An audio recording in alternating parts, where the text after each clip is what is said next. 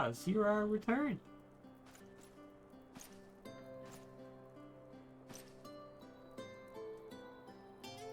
Have you been well, you and the others? We have no shortage of troubles, but we're well enough. Hi, Gibby. And things are much the same for you as they were here. My lord is doubtless enjoying himself.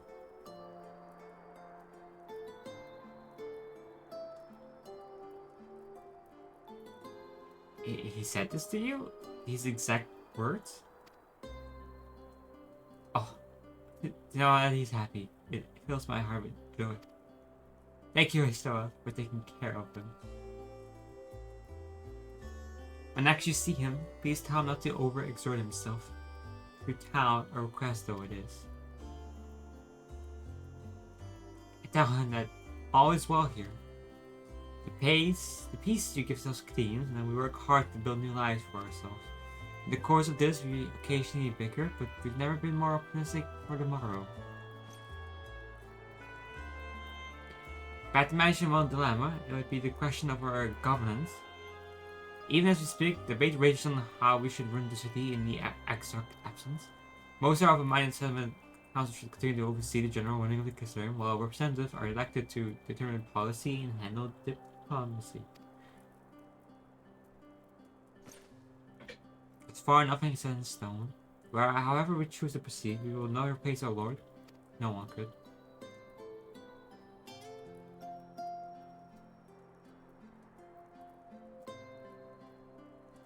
Have you recently observed any unusual phenomena? No, I cannot say there have been. First that you should ask me this question. Some days ago, Ryan came and asked the very same. He was rather unsettled, in stark contrast to how cheerful she has been lately. Ryan has been dedicating herself to the restoration of the empty, you see.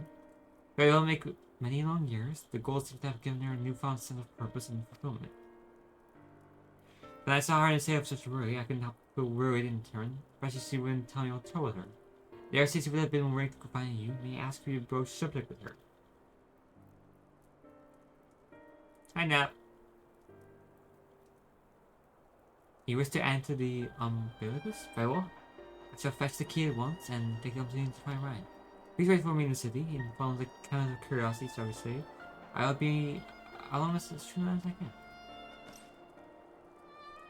Okay, Chris, I've been doing those trials, the empty trial series. I'm currently at like the last one I feel.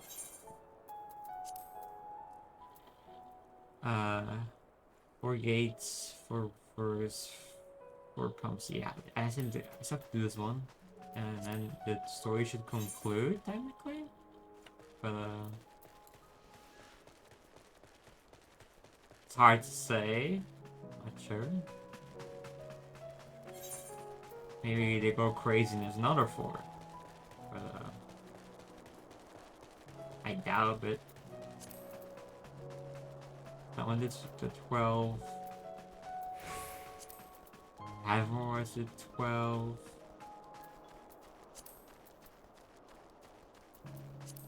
I do have to find. Maybe I have to do this one first. Because it's the raid series. But I, for some reason, can't unlock the Shadowbringer one yet. Which is kind of weird, because, like, why can't I? The NPC should be maybe over that way.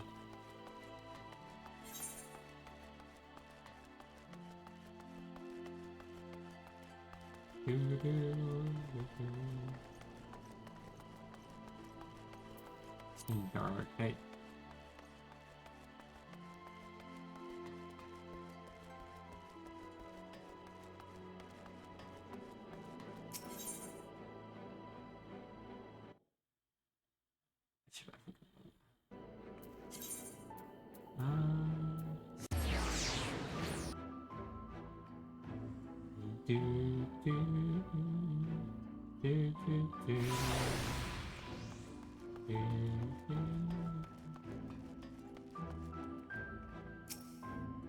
Following event cannot be skipped. You may wish to cancel any pending duty findings. Oh, it's this!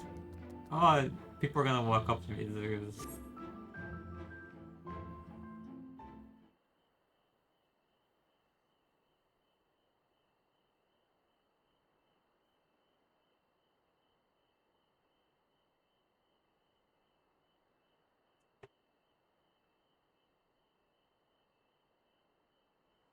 Do my old eyes deceive me? Is that truly a shot?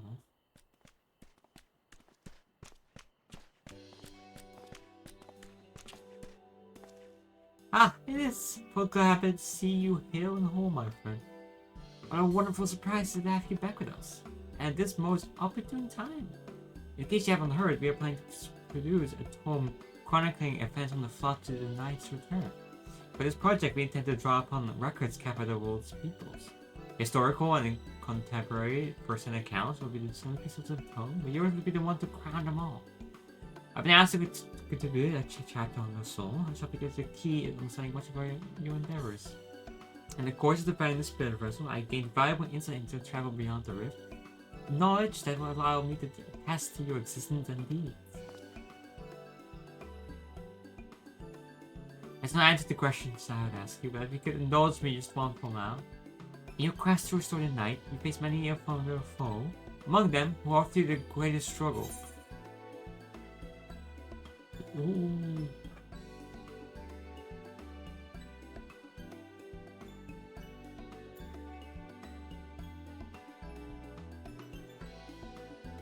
Well, I technically Hades. I mean, I feel like Valkyrie was like... Actually, Valkyrie was pretty okay.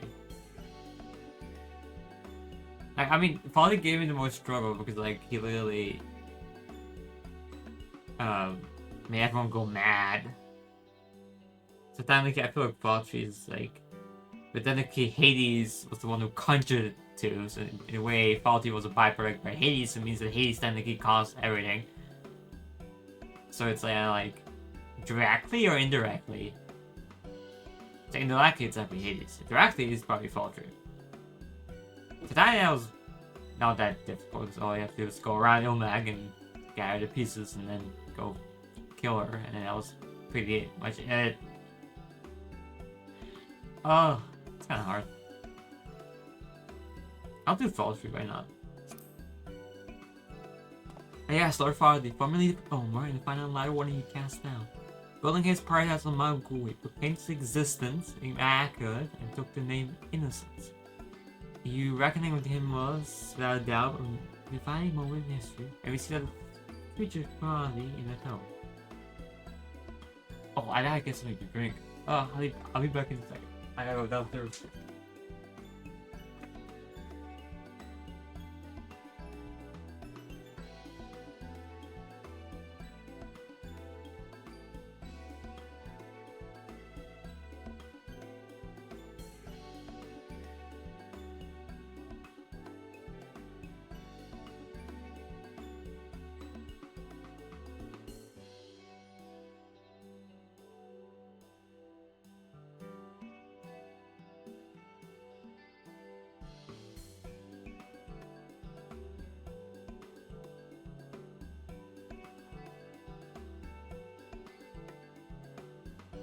Okay.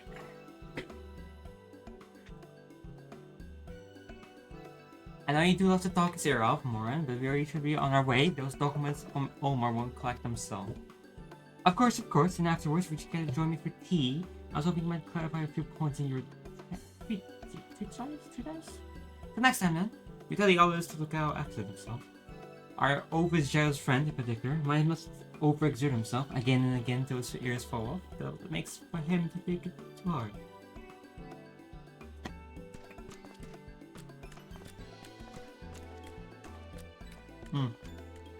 Anyway.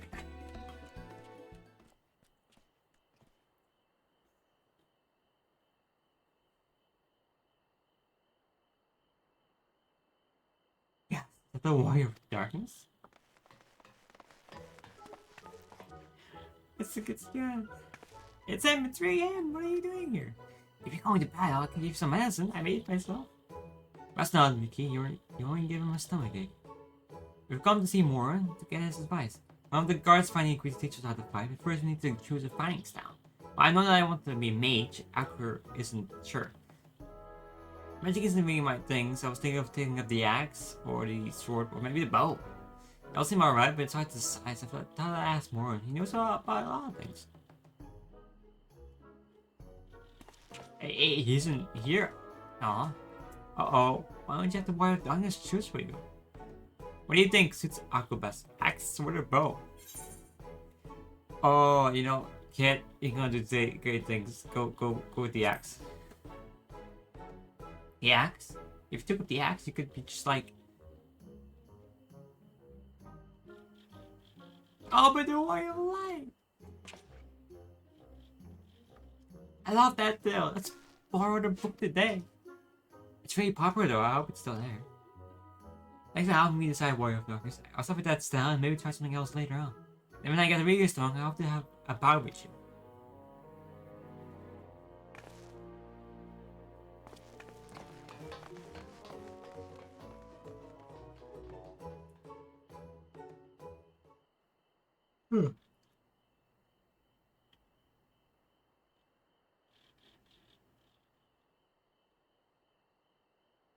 Such fun he's been having basking in the race of musty old bookworms and wide-eyed younglings. Does he spare a thought for me? Of course not. I actually forgot her this time. I feel so bad. I waited and waited and waited. He won't so much acknowledge the presence of this beautiful branch even though they're right here. Which the hardest thing our sapling is. Cold, cruel, and heartless. Theo? Anyway. Don't you have more important things to do, Your Majesty? I have no end to important tasks to attend to, but unlike some, I know what my priorities should be. And since I did myself become a twisted old tree and says such unkind things. Disappointed as I am, I'll overlook it in this once. I know you have a lot on your mind right now. So my adorable sapling, what was on the first obstruction, is it? Haha, how do I know this? Joined as we are, spying on you is as simple as signing down the back of a rainbow. Word that I could aid you in your quest, but the fate of the fairy book is bound to that of the star. Whether it goes, so too do we fall. Is that way? The most I could do for you is spare you the pain, but giving you the sweets of eternal dreams. But if escapes is not to your liking, then you must struggle with your fellow mortals. Ah, they are the ones you were waiting for. I wonder, what manner of conclusion awaits at till then?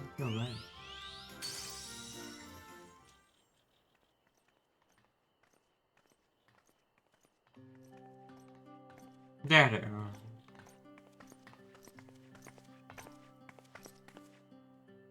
My apologies for the delay. Ishtaras, it's so wonderful to see you again. You doubtless have much catching up to do, so I shall leave you to it. I've taken the liberty of unlocking the umbilicus, as you may enter at your leisure. Thank you, lady.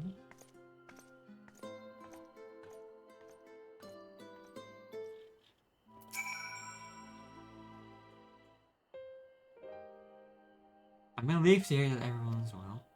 I had this feeling like a pit in my stomach and I was afraid that something might have happened. And maybe I'm overthinking things, but it's just that... I'm the Oracle of Light, but I've never spoken with Hyden, never once heard her call. Even so, I've always had this feeling deep inside me. A connection to something immense. These past few days, though, that connection has wavered. As if that immense something was distant, then close, and distant again. And then the other night, I was jolted awake by a feeling that had been completely severed. While in some flush area, I went to open the window, and to my honor, the sky was ablaze, like during the star shower. And I blinked, and everything was normal. The next day, no one said a thing. No one else had seen what I had seen. As far as I could tell, nothing was out of the ordinary. I began to wonder if it was just a figment of a half-remembered dream.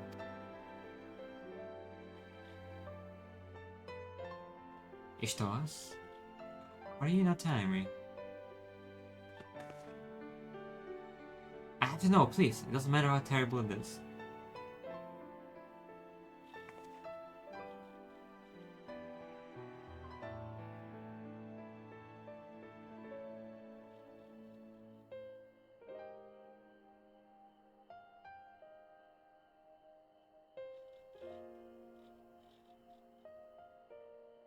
It was my imagination then.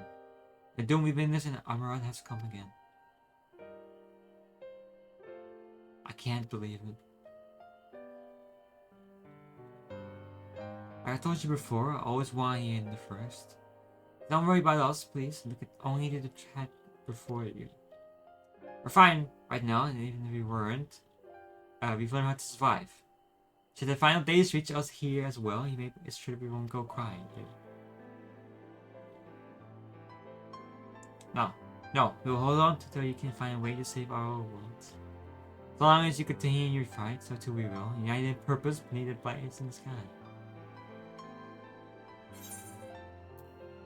Got a weapon. Anyhow.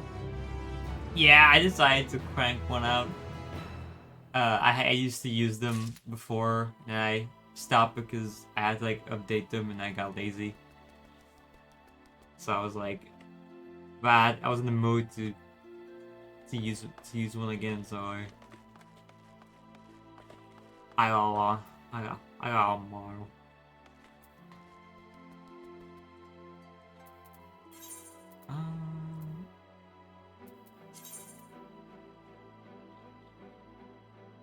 Speed levels.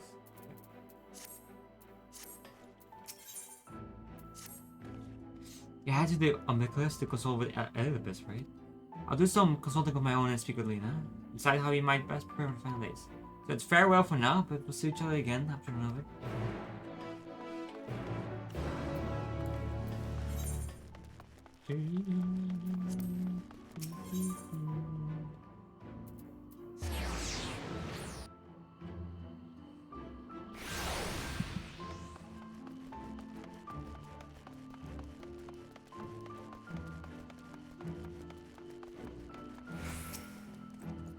Ah, Master Stoas, we're back. The captain has told me all. I gave the word and I will show you the awkward.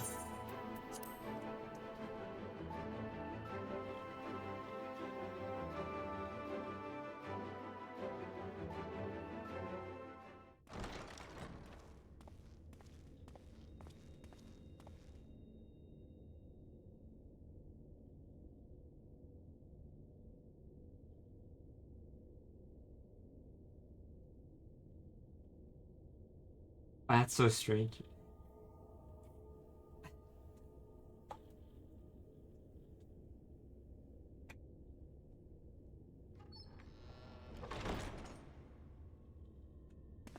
It doesn't feel too long ago that we're all standing there. It's weird. It's been like a month or so, or a month or two, but it doesn't feel that long.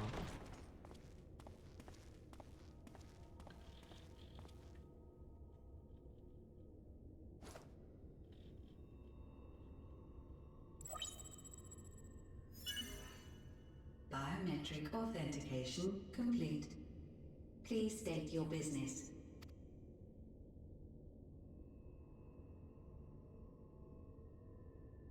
Acknowledged. Reinitializing Circus Tower systems. Searching for Elidibus entity. It's such a cool concept that he's stuck in the inside of the tower. Target located in subterranean core power accumulator. Projecting image.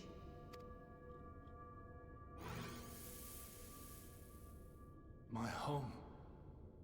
My friends. No more than a dream.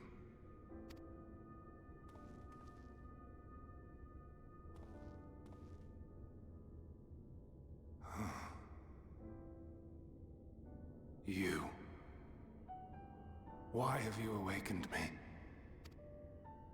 I no longer sense those places beyond, or Lord Zodiac. You must explain all.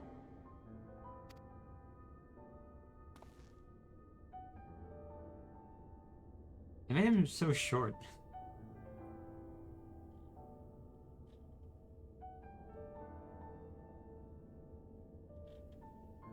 So, he is fallen, and my brethren's souls returned to the star.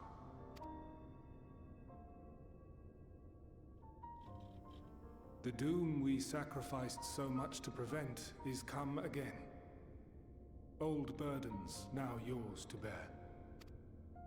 But if this is Fandaniel's design, then I, as Elidibus, have a duty to fulfill. Your unsolicited act has restored to me some few memories of the convocation.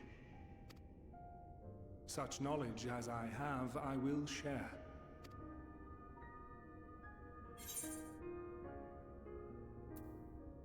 Thank you. I do this not for you. I merely perform my duty, as I have ever done. Where to begin? Ah, the end. Your understanding of what caused the final days is consistent with our own.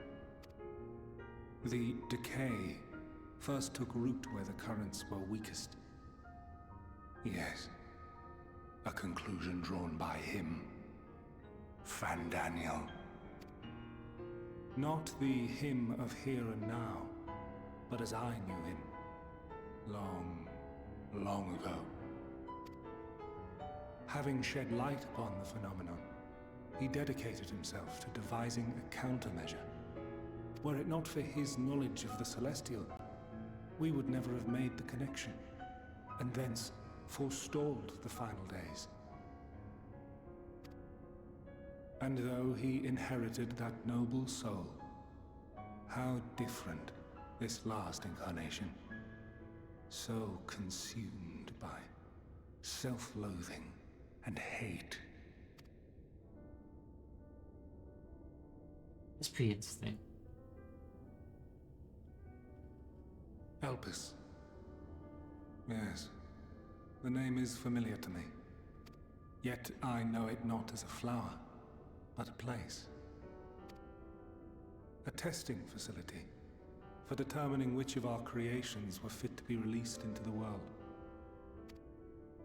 Many worked there, and before joining the convocation and assuming the title of Fandaniel, he was their chief. He was Hermes. Hermes. That is all I know. The crystals tell little of the lives the 14 led prior to their induction. Elpis itself would tell even less. Nary a ruin has survived.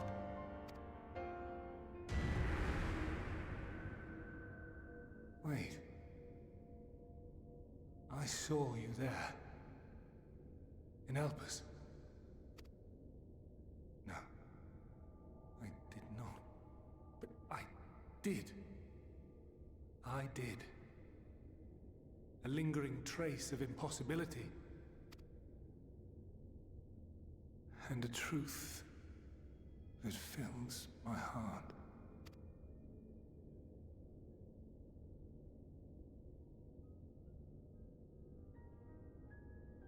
My memories remain clouded, I fear. However, they have revealed to me one possible course. You must travel to Elpis, to the time when Hermes served as its chief. In glimpsing the Exarch's memories, not only did I make his summoning magic mine own, I also mastered the workings of this tower, which, having absorbed my empowered essence, now harbors an abundance of energy. As such, I believe I can deliver you unto the past, unto that place and that precise moment. Given the eons that must be traversed, the gateway will not be fully formed. Your form will be less tangible still than those warriors of light I had summoned. In all likelihood, none will be able to see or hear you. Yet even should you manage to interact with others, you will be unable to effect meaningful change. For the reality you wish to save, the reality to which you must return, exists as a result of the final days. You cannot reshape the past to undo the tragedies of the present. Cannot unmake the sorrow and suffering fated to come. In full knowledge of this, will you still entrust your life to your foe and make the journey? Oh, that's mine.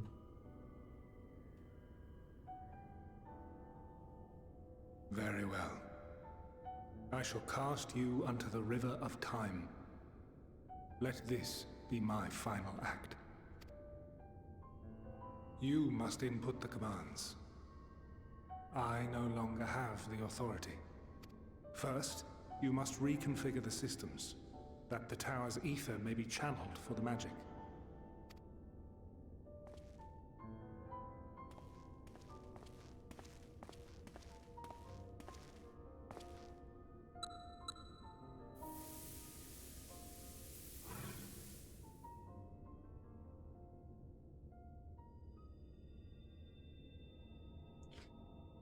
The preparations are complete. The gateway will soon open. Return at once to the ocular.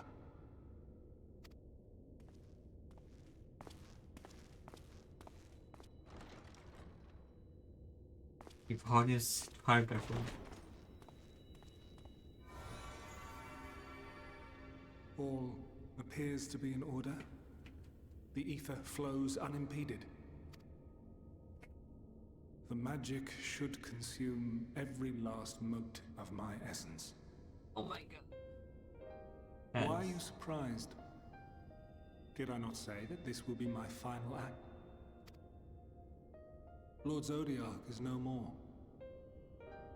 There is nothing for me here. The ones I love and long to see again are waiting in that promised land, beyond memory and dream.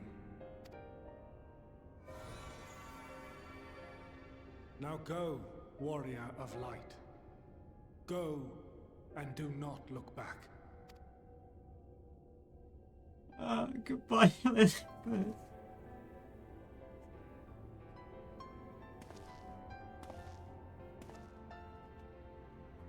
Well, Heidelin, I take my leave of you. Yours is the mantle of the last of us. May you have the joy of it, the burden and the solitude. It falls to you now. You and your champion to save our star. Oh, Lord.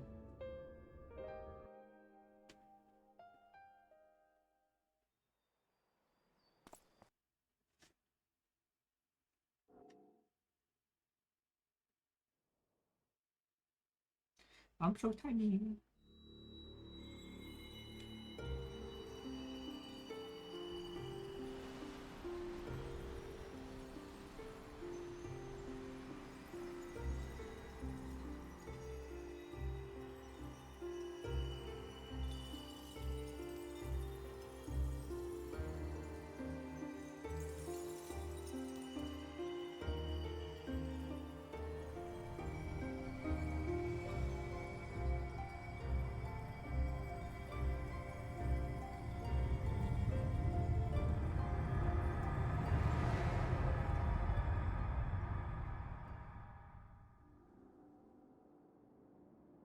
Bang.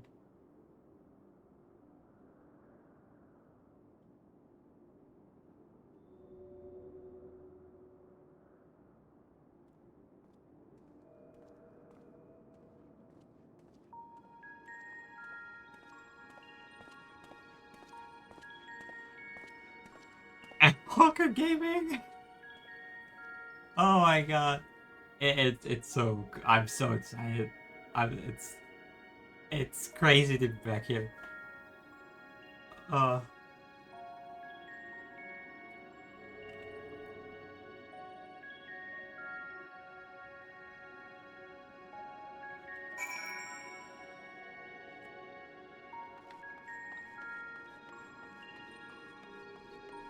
I'm so fun. Is it good so far? Yeah, of course it's good so far. Yeah. The device is reminiscent of an ether, right? That's possible to attune with it.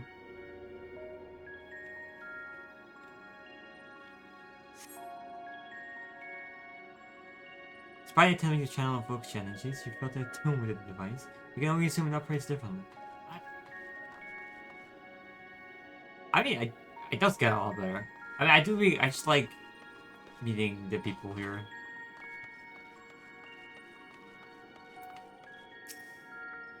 It is the right place, yes.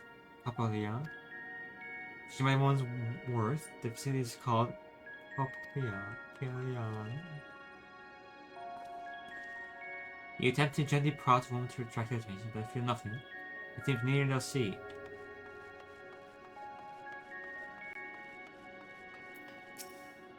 The man stands dutiful by the eternal device, a guide for the facility in all likelihood. You attempt to get the man's attention, but if he sees and hears you, he gives absolutely no indication. As the lady was warned, the appears to form is intangible.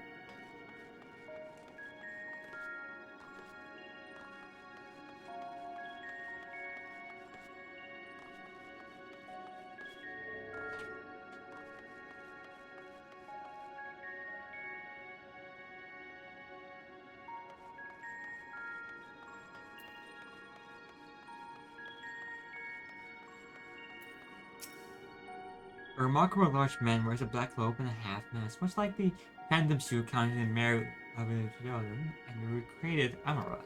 It would seem you have made it to your destination. What is he yapping about? You gesticulate wildly and shout all manner of greetings and obscenities. What do you mean I dropped some? What the? Why would I do that? But this man does not so much as glance in your general direction.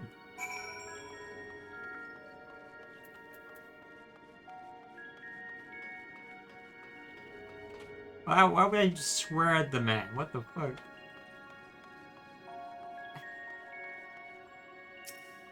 You suspect this door leads outside. Well, how can I open it?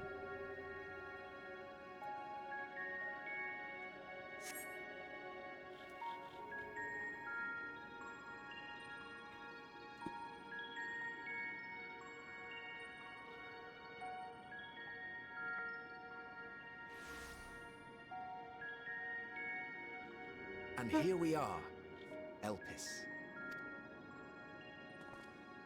Well, well, how rare to receive you in person. To what do we owe the honor?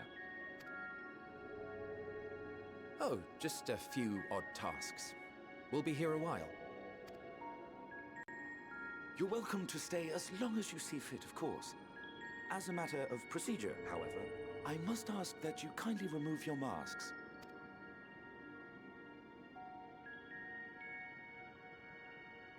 Come now. Is this truly necessary? Surely you can tell who we are. Really, her Who voice. you are, perhaps, but I am far less infamous. Regardless, if we do not follow protocol, 'tis our hosts who would be held accountable. So, please, do favor us with your handsome face.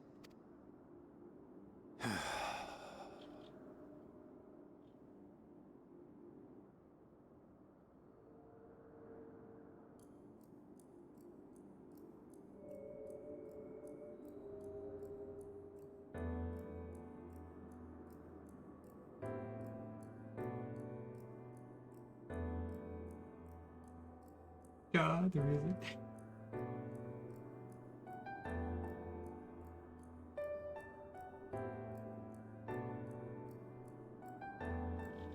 Satisfied?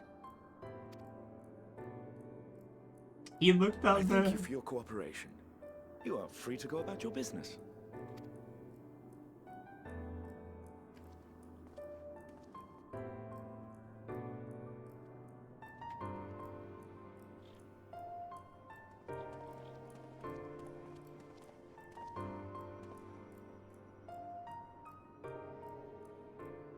By the by, you see it too, yes?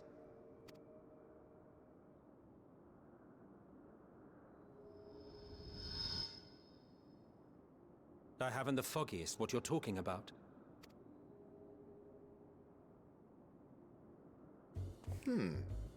That's odd.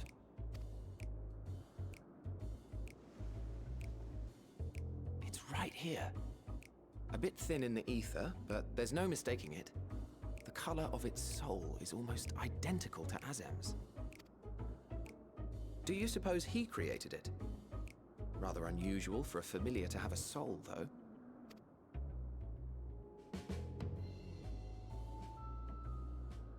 Don't ask me. All I know is that it's trouble.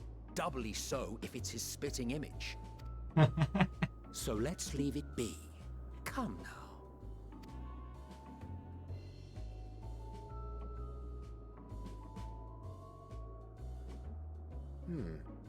It's trying to say something, but it's literally too intangible to form words.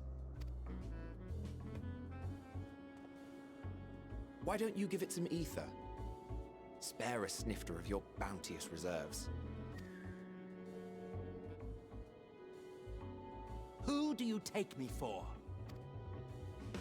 Why, a dear friend, of course. One who wouldn't let acts of kindness, such as my accompanying him on errands to far-flung outposts, go unrewarded?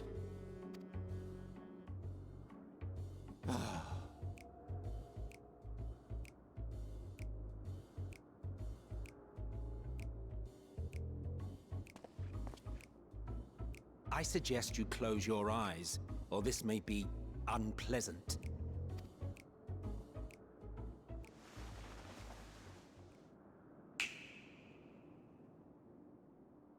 Yeah.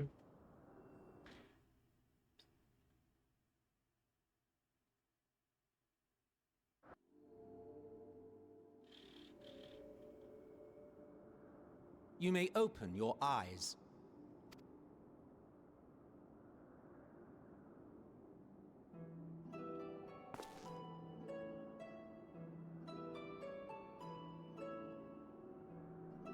I'm big man.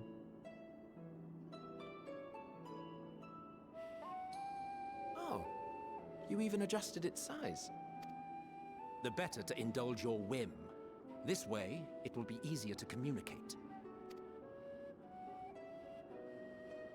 How very thoughtful of you. And may I applaud your artful reinforcement. Without further ado then. Greetings! I am Hythlodaeus, Chief of the Bureau of the Architect. Sulking beside me is the most honorable Emmett Selk of the Convocation of 14. And how might we address you, my new friend?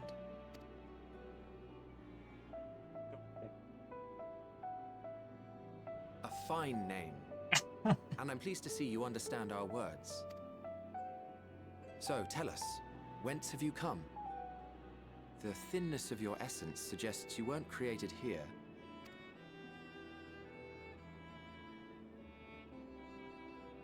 You do not know? Or cannot say? Allow me to ask a different question then. Ah yes, Ishitawa's boy toy. A fine name indeed. Very cultured you are. What brings you here?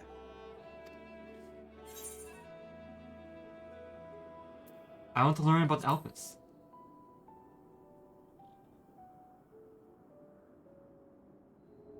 Well now, the same as us. Perhaps Azim wished to come too, but had to settle for a familiar. If he truly wished to be here, then he would be. Right you are. My apologies if we've given offense.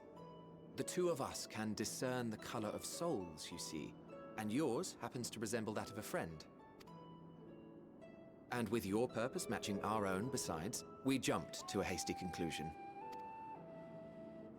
We are here to speak with Hermes, the chief overseer of this facility, which we also intend to tour in order to gain greater insight into the man's work. We, I say, though this is Emmett Selk's charge. I am here only to serve as his guide. And I should be happy to serve as yours as well, by way of an apology for the misunderstanding. Wait, are you suggesting that we bring it along on official business? This thing we know next to nothing about? If you harbor suspicions, better to keep it close than leave it to its own devices. Wouldn't you agree?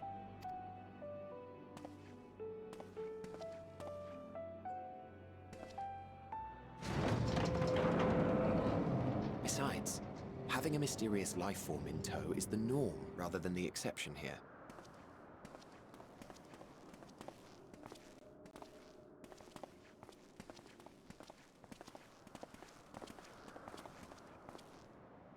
Your designated government cowboy. Welcome, my friends, to the testing ground of creation at Heaven's Edge. Elpis. Oh. The world on thunder.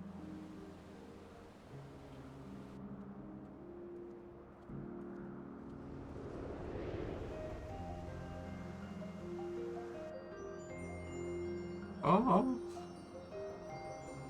This presence.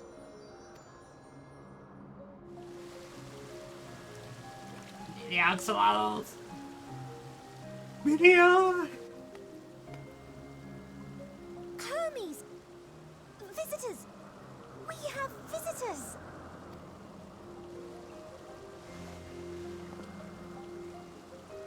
It's so crazy to me. Apparently, the Japanese voice actor of Mitsuyon also voices Frier in the anime, and it's like such a.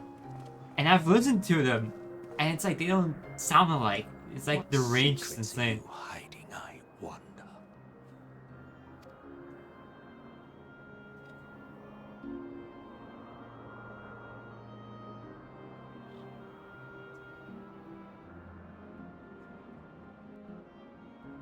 I cannot wait to fish here. It's hardly my first time here, but the scenery never fails to take me better way. Why? It feels as if she could reach out and touch the heavens. Now, begin our guide too. Perhaps you already know these things, but for the sake of thoroughness, I will start with the basics. Using concepts to give shape to ether, creation magic allows you to bring them forward anything you desire, be it inanimate objects or living beings. Anyone may conceive of a concept, they must all undergo evaluation at the brow of the architect. As part of the process, living beings and certain arcane entities may be sent here to Elpis for in-depth observation and study.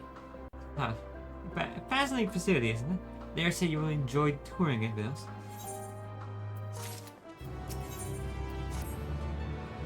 And our friend Hermes, aside from overseeing the facility, he also conducts his own research. Chances are that he will be at the main observation hub, so I will seek him out there first. Tired as you are, freaks that out a little too much. Our dear Emmett Selk wishes to keep a low profile for his errands, so do you know how to make a rope? The basic concept will do. No, in that case, Emmett Selk?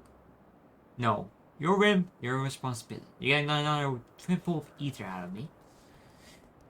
The way you scream sometimes, thinking it wasn't an nigh bottomless front of magic. Very well, I should make a new rope. Perhaps you can assist. Go, let's search for the requisite material.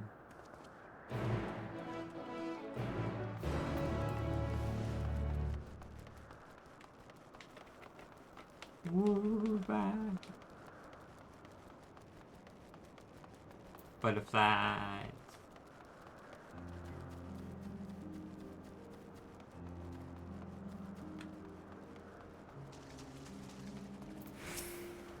Yes, the creatures should survive.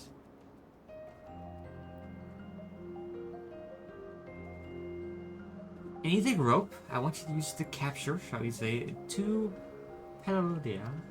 There are 3 species here, I believe. I need 2 different kinds to serve. Now, I should mention the strength of the rope is tied, no pun intended, to the strength of its user. If your ether is still thin compared to ours, you need to weaken their Pelodia first. Good luck. You.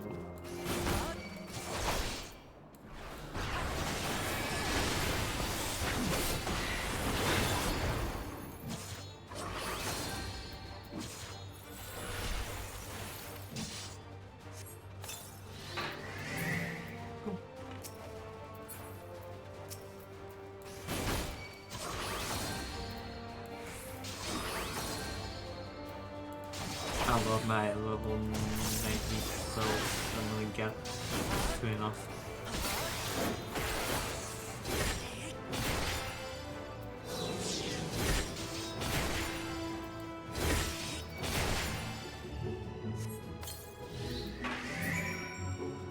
Oh.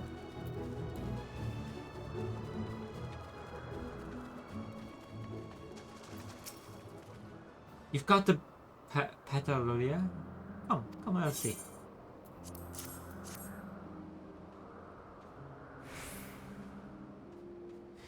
Yes, these fine fellows will do nicely. And now for a spot of reversion.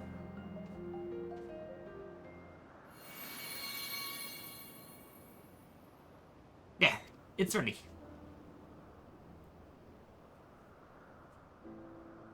It's nothing fancy, but then we're not trying to stand out.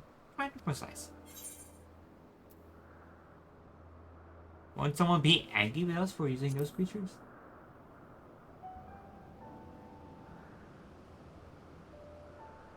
Oh, it's fine. There's no one around to tell us off. Besides, we can always make more Petalaria. They need only a tiny amount of ether. It makes some. May take some efforts to get the formula composition right, but anyone familiar with the concept should be able to manage. Well, and good to disguise and educated. We won't fool anyone who can see a word down. Fair point. At the very least, I should spare you unwanted attention from casual observers.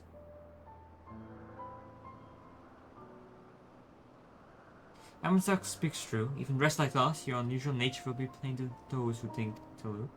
With someone question your presence, don't make up excuses. Much less try to explain what you actually are. No, best simply say that you are familiar. The question is, whose? And of course, exams. If you say you're going to him, people will give you the benefit of the doubt and all outlandish behavior. Exploiting our associate's absence. For lack of his presence, absolutely.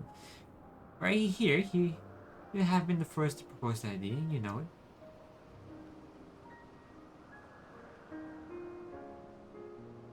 At that, your story is settled. Now let's continue with our errand.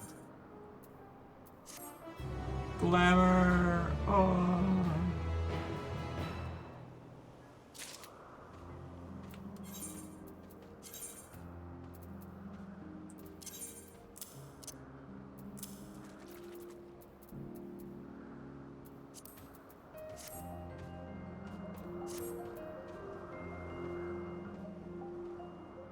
Am I slaying?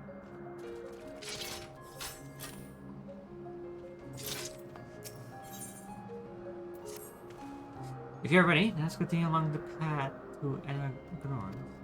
Place serves as an observation hub on this Arizona belt. Someone there should be able to point us in the direction of permits.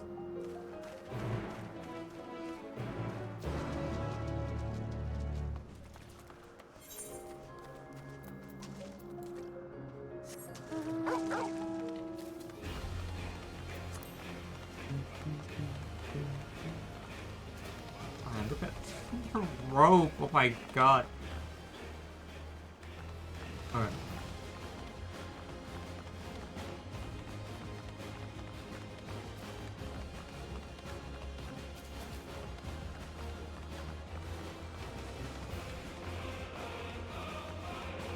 Heavy wind?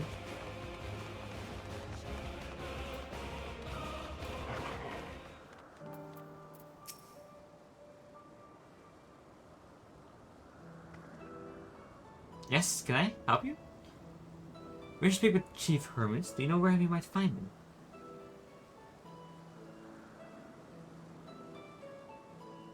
Well now, by your mask, I assume you were 1 to 14. I wasn't aware that was to be a physician. Between you and us, it's something of a surprise. Your discretion in the matter would be appreciated. I see. Our lips are sealed. The Chief should be out conducting observations as usual. His focus of late has been aquatic creatures, so I expect you will find him at the one of the pools here.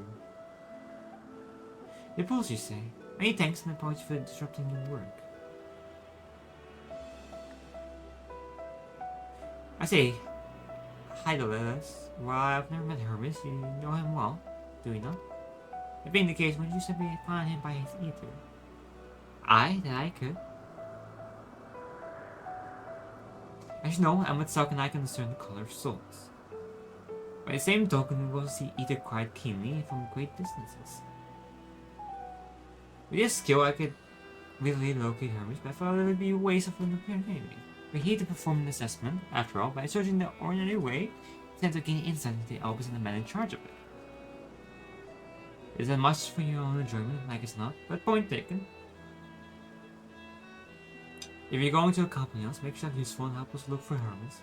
According to his profile, he has short, dark hair. So you know it's because we're an elpis that we don't have our crowns up. A special exception due to the need to be aware of dangerous creatures. Elsewhere, we do not exhibit our individuality. It's unseemly. It is all common sense, but I would not assume you possess any. It's a rare treat indeed to be able to search for someone by their appearance, and I thank you for humiliating me. Come, let's find our man.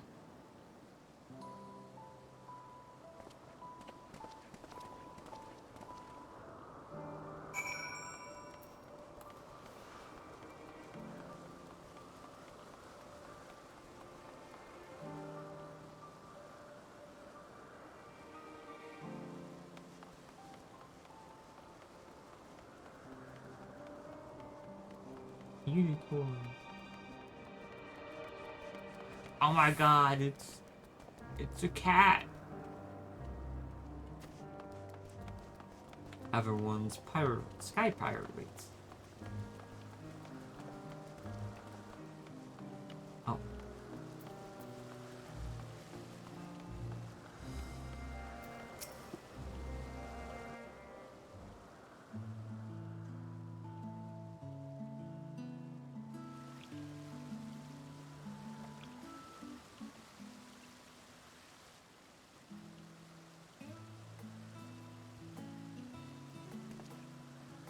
Oh. You are... Oh. Different. You're different too. You and me. We're alike. Friends. I want to be...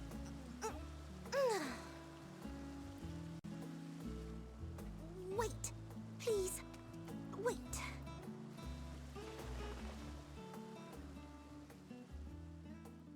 Greetings and salutations. Can you hear me? Do not be alarmed. I mean you no harm. I wish only to hear your words, share your feelings, and know your thoughts. May we please be friends?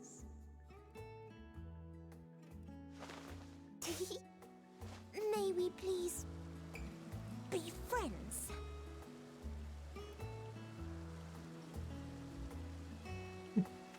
Ah, I see you found him.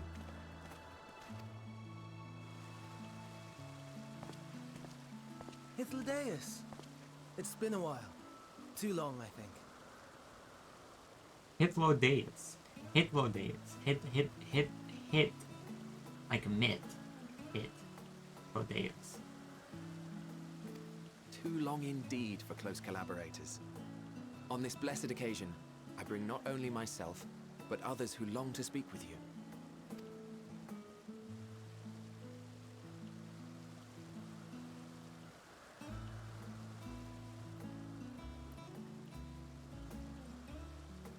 You are of the convocation. Emmett Selk at your service. Do I have the honor of addressing Hermes, Chief Overseer of Elpis? You do. You have traveled far for it. Given your facility's purpose, its remote location is something of a necessity. Would that I didn't have to rely upon a guide. Oh, you wound me. Have I not ever been an attentive and helpful friend? But moving along to more agreeable company, this one we chance to...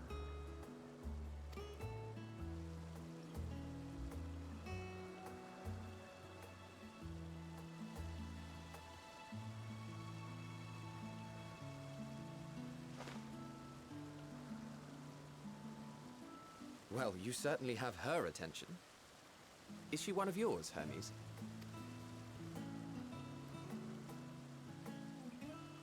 Her name is Meteon. It means shooting star.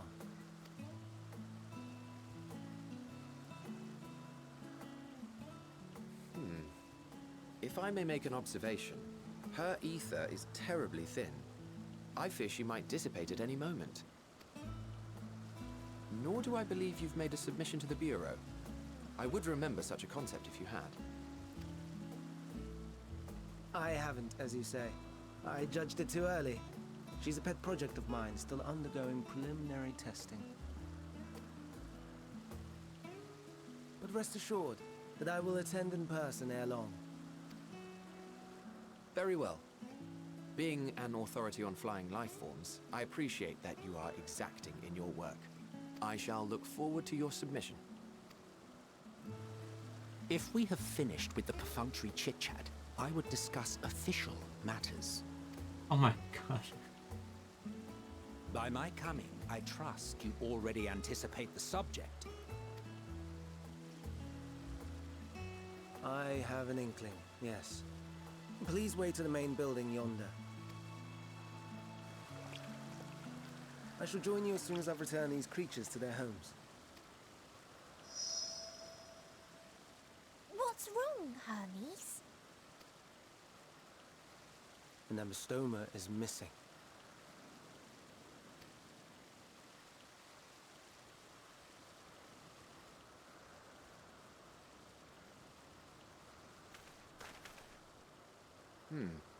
I may have found it.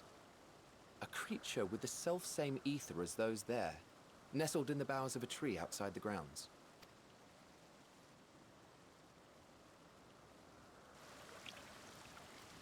You're saying they can climb, with their sorry excuses for limbs? The fashion has been to imbue aquatic creatures with the power of flight, ever since the words of Metron created a sky-swimming fish. The ambystomas too can fly, if only slightly, and they could conceivably climb a tree. Whether they can come down safely, however... Excuse me.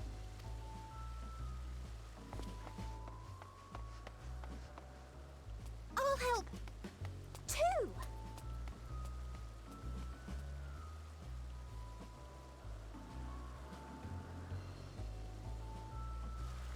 And what are we supposed to do with this lot?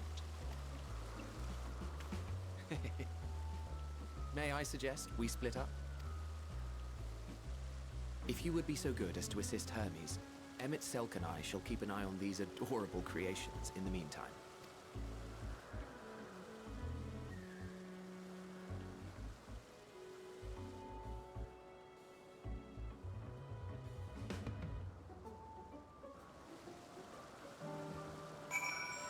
Oh, the big color change.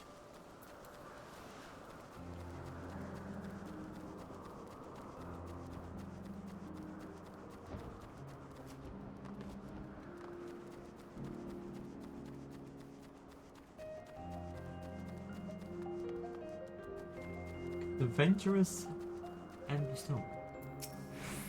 Since Hermes and Metuna found their quarrel, a creature known in the ages and bestowed. Yet though it has been safely extracted from the tree, Hermes appeared to have found himself in quite a predicament. Yeah, you can say that.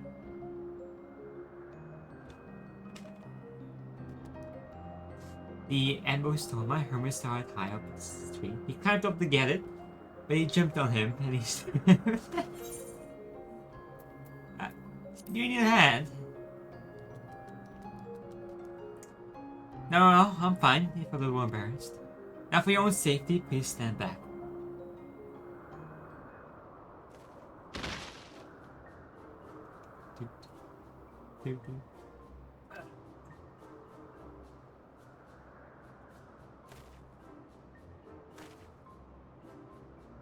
Hermes, are you alright? Quite alright, yes. My apologies for making you worry, Meteor. About you and, oh. Sure is a boy to your color. An intriguing name. Somehow reminiscent of a new creation. Thank you for coming after me.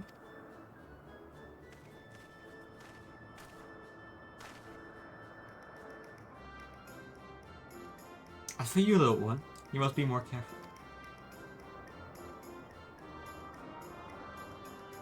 You may be able to fly, but doesn't mean you cannot fall and hurt yourself. I forgot all about its fellows.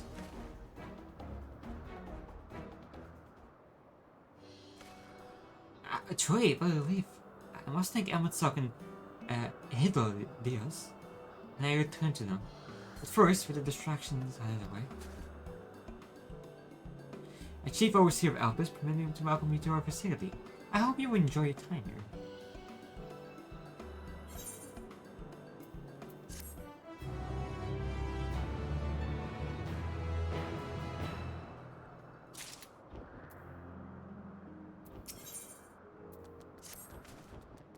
Oh, mustn't keep the others waiting. Let's return to Enagnoris.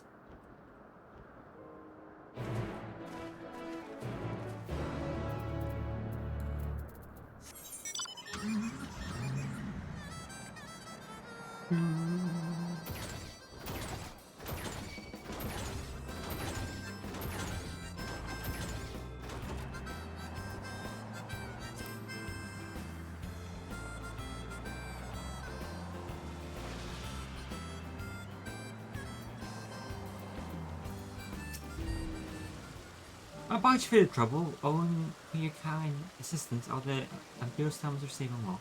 I hope sending someone back to their space. You're going ahead and to the main building. When entering, you'll see a table and chairs, a meeting area. You may speak there. Very well. They cannot have the creature slip away again.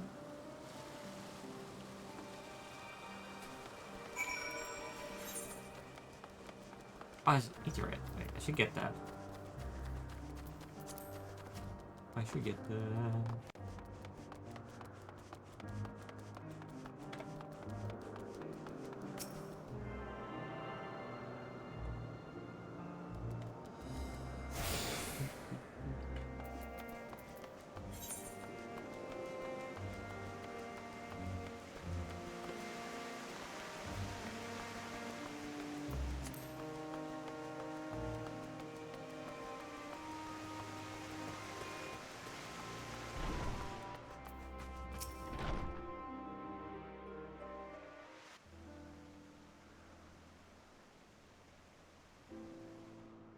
This appears to be the place. And here is where we part ways. We will be discussing highly sensitive affairs. Only a select few may be privy to such knowledge, and that does not include someone who cannot or will not divulge their origins.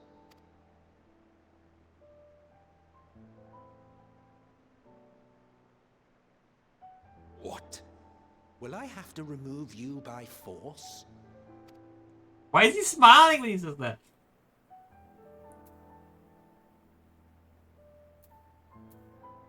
There are reasons I cannot speak freely.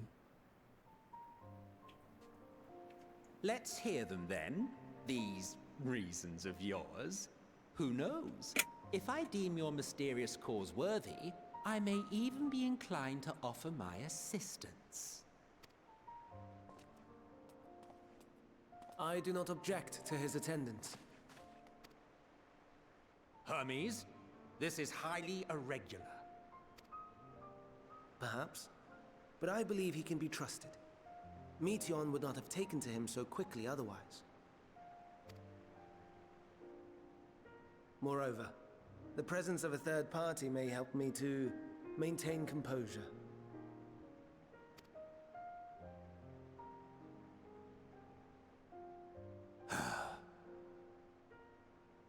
As you wish, then. Behave yourself, do you hear? Yes, sir.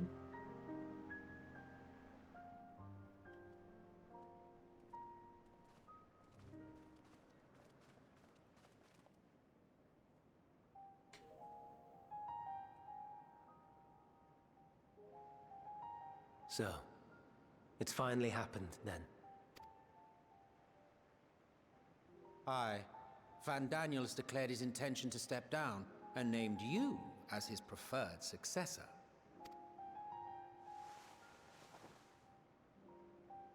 In recognition of your knowledge and your works, the Convocation is giving the recommendation due consideration.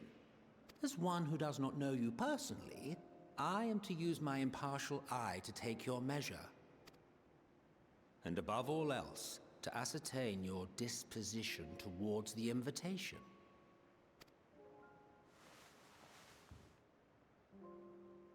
I understand that you and Fandaniel are close. He himself was once chief overseer of Elpis after all. I should not be surprised if you knew before anyone else that he wished to relinquish his office. I did. He told me that when he fulfilled his purpose, he wished to pass the torch to me. A torch you seem none too pleased to accept. Are you so averse to serving on the Convocation? No, it's not that. For a humble researcher like myself to even be considered is an honor beyond words. No. What troubles me, what I struggle to come to terms with, is the very fact that Fandaniel is stepping down. If any. Does this not mean that he will return to the Star?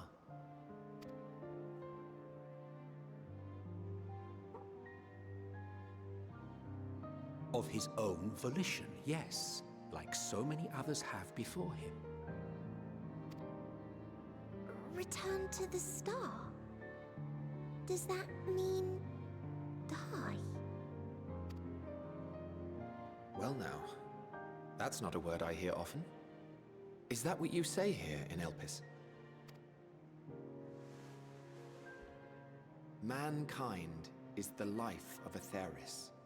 Each of us, a drop of blood flowing through its veins, bearing sustenance. In our finite time upon it, 'tis our duty to make it a better place, that all who call it home, now and in future, may abide in happiness. To that end, we have dedicated ourselves to the pursuit of enlightened creation. And by our efforts did we transform this once untamed wilderness into the peaceful paradise you enjoy today. To return to the star whence we came is a privilege afforded to we who have so loved and nurtured it.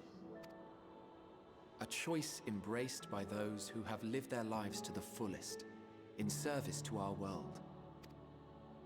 And when they depart upon this journey, it is beautiful, always. The 14 are no exception. 'Tis believed no occasion is more felicitous than the fulfillment of one's duty. Our office becomes our lives, and to retire is to return, or so the majority of us hold. Some few have elected to eschew custom.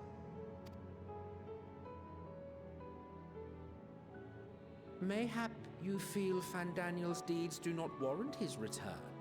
Yet you should know his accomplishments as well as any. During his time, he conceived of countless outstanding concepts. And channeling the wealth of experience he attained here in Elpis, he brought forth many new specimens. I know of all this. I do.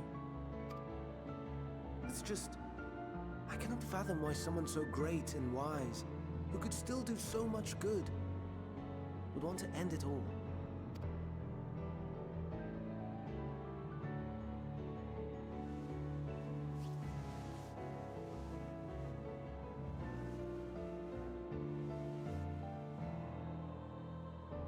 Oh no. I've made her upset. Forgive me. I know I requested your presence. Might I trouble you to take Meteon outside? A change of scenery would do her good.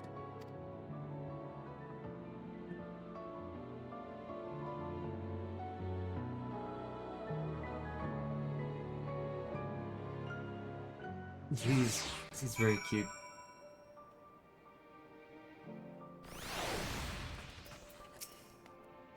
I'm sure he does. I didn't mean a walk. Perhaps we can go for a walk. That's a fake door.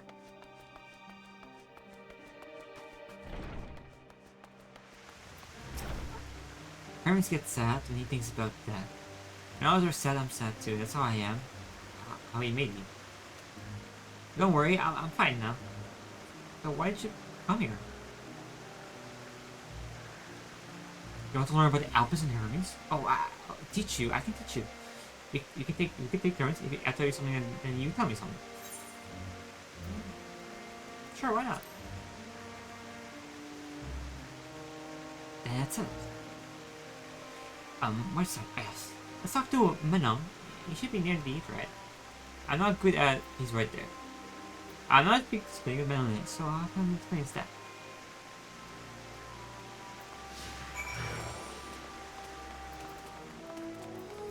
Oh, I accidentally clicked.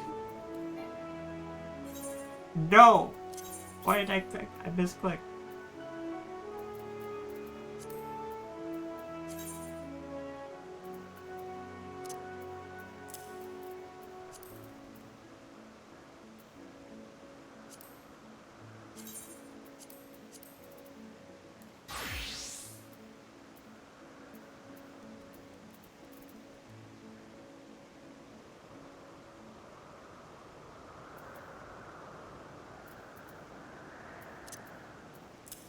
Hold up. Let's go here. Ah, the Etherhead. Anyone can use it to teleport anywhere. Well, maybe not anywhere. Not to the ground with the other owl. They actually need teleports. Oh, and permission.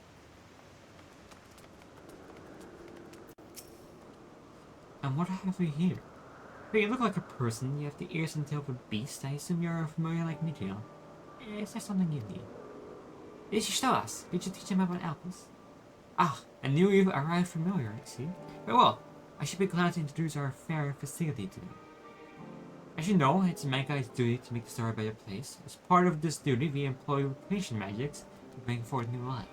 However, we cannot simply use our work to the world for it will lead to chaos. You know, any of our life forms must undergo extensive testing to determine if fitness to exist.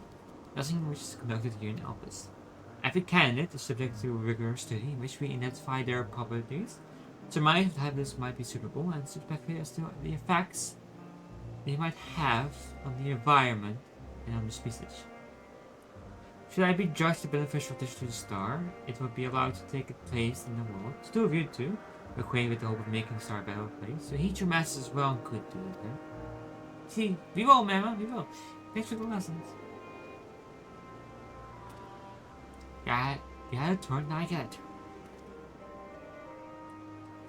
Where did you come from? From a place far, far away. You probably don't know it. I don't know how much about other places.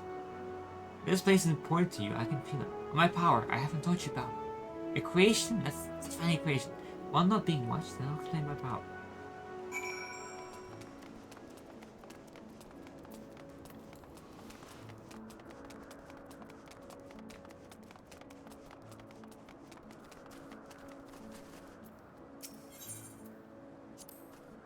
Spriggets? What are spriggets?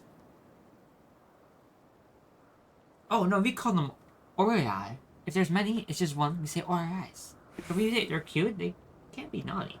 Unless they run off with concept of crystals, and Hermes is to run after them. Pretty fun.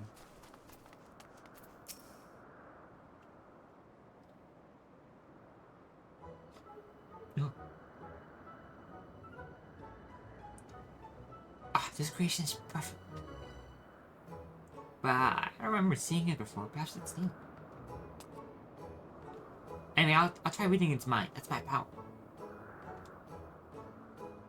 Sure, Bill.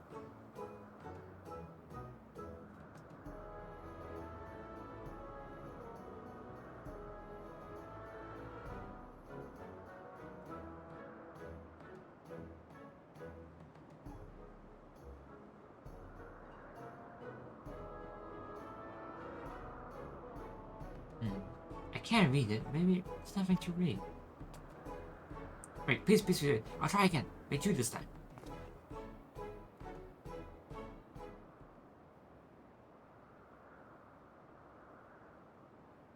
Greetings, can you hear me?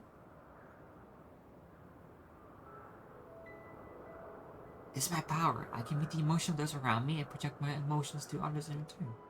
I'm not actually speaking to you in your mind, rather you're converting my emotion to words and intention. Process performed subconsciously by intelligent life forms. This ability is vital to my mission, for it allows me to interact with intelligent beings even should they communicate via unknown languages or other non-verbal means. As a consequence, I am competent in speaking. Yet though I struggle to express myself in this fashion, Hermes wants me to speak as much as possible for anyone who has thoughts and feelings that they very interested in having. I harbor an affection for you, one that is difficult to define. Aside from the fact that your shared common traits with us, your thoughts are complex, prismatic. They draw me in and leave me wanting to know more. Out of respect of your privacy, I will refrain from using my power when speaking with you. Nevertheless, I want you to know that I wish to be your friend.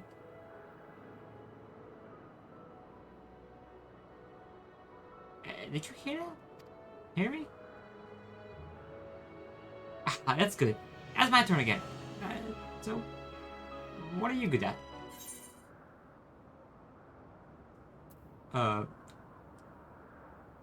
Actually, I'm pretty mediocre at everything. Fighting.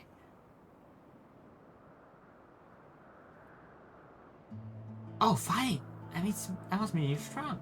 Harry's just strong too, but he doesn't like to fight. Even creations fight him.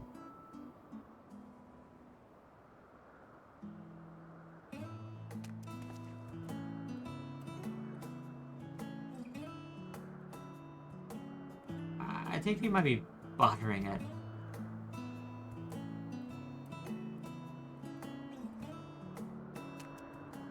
Let's keep going. We're going to see which a UT next. A UT. Exit. So you see the small building, not on the west rail.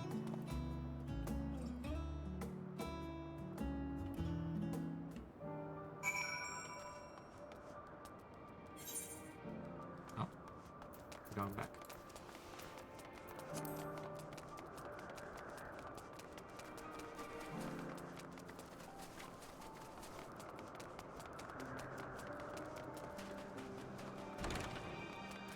Her running is kind of funny.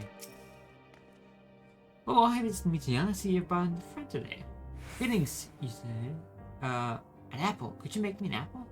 A kind Hermes likes covered in syrup. I want to share it with your straws. Oh, I can do that. Hermes is certainly partial to them, but you know you can't eat meat. You weren't made to do so. But I like it too.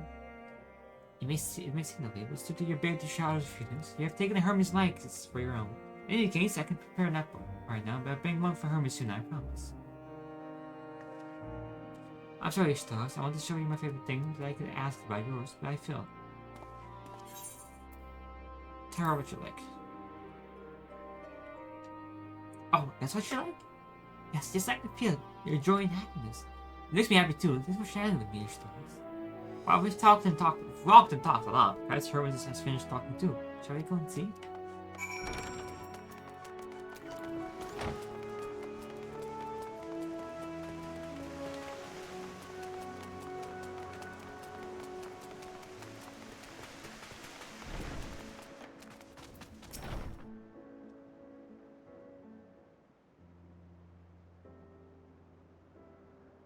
There you are. I can see the fresh air has done Mithian good. Ishtar always wanted to learn about you and Elpis, so I taught him. About this place, about my power, and about your favorite food.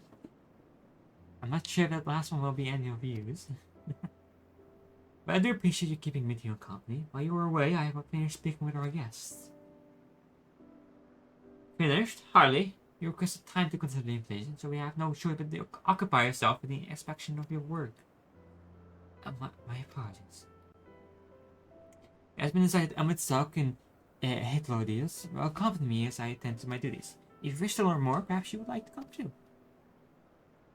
I'm compelled to remind you that this is in no way associated with the congregation. We simply chance to meet at the proper island. There's no guarantee that the matters we'll discuss will remain private. I do not mind. See the joy this present brings me to you. I cannot imagine our mysterious friend harbors malicious intent. Ishtar is kind, really, truly. Tell me as much as I taught him. Are you coming, of course, to watch Hermes? You're about to learn lots and lots.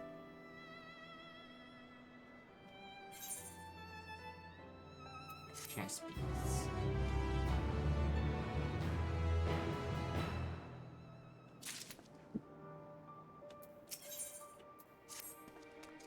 Everyone's ready. There are a few creations I need to check on. First, we shall return to the spot we found our wayward MB stone. If you care, when you step outside the hub, for there may be more unruly creatures about.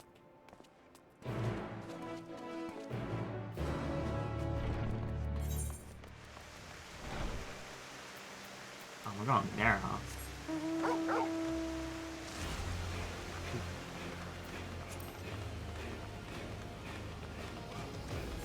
Is this place, or is it? I think it's this side. Not that side. Oh. That place sucks.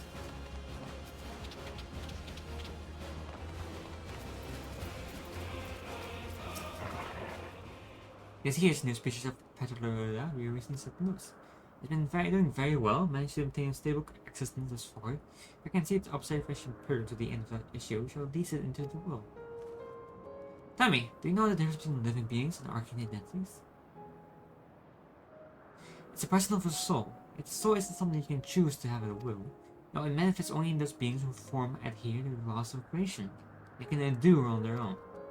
Beings that do not fulfill this requirement, as those mysteriously born of magical nurture phenomena, do not have souls. No matter how much it might resemble flora or fauna, if it lacks a soul, then it is considered an arcane identity.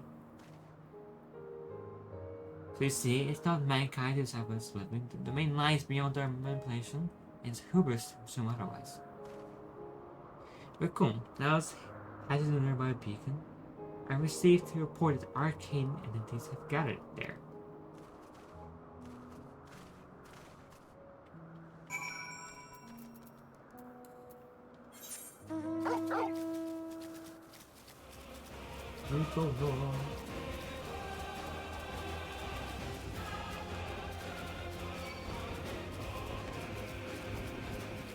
Don't sack me.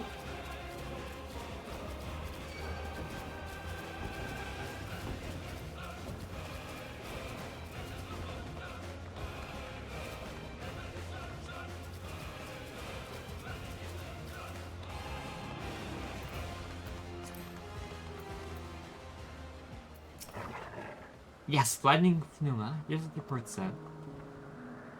Although we call this creature a beacon to its form, it's in fact a magical device. By manipulating the balance of the elements, it keeps the eyes everyone takes the sky with Terracon. In the course of the operation, it will shift towards a given element. Right now, the element's lightning, which draws the pneuma here to replenish the ether. The Priest Mithion is busy. Which you can't just mean set and feed the flow.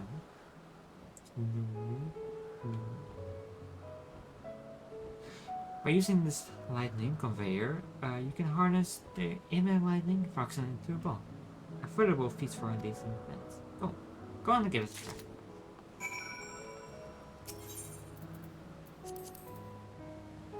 Oh.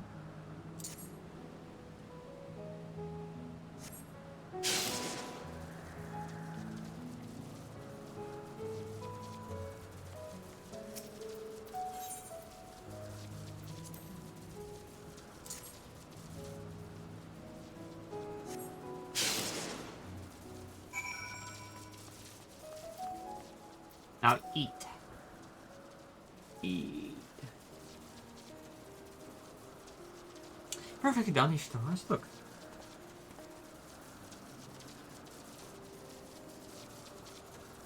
See how they gather to feed? How they express themselves through their actions despite their lack of words?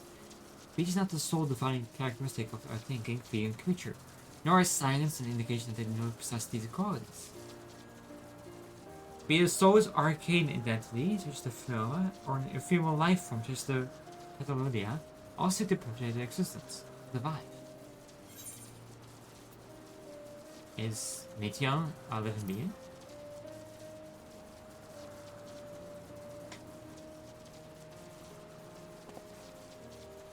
Good question. I can answer it from a theoretical standpoint, but ultimately falls to the blow of the architected past judgment. Dude, those were the exceptional visions just Hitalidians, and maybe it was certain her true nature. But to me, it doesn't matter. She's herself, and that's all I need to know.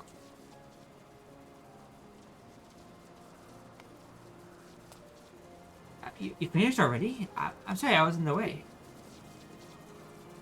Not to worry, my dear. They missed nothing of note, and we still have plenty of work for them to observe. Next, we will head east to the Mountain Dew. I need to speak with some observers there.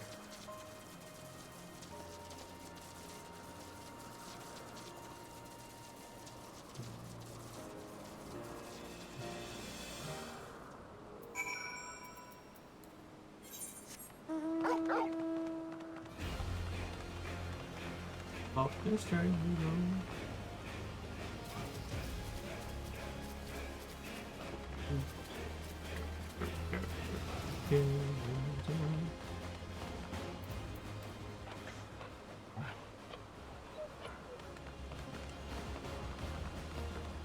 Oh.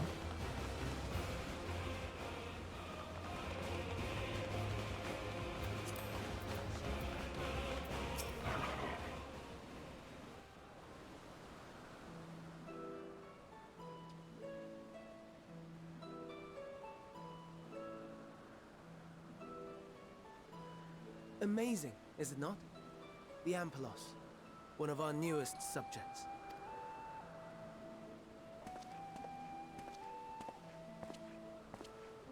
So, how are we coming along?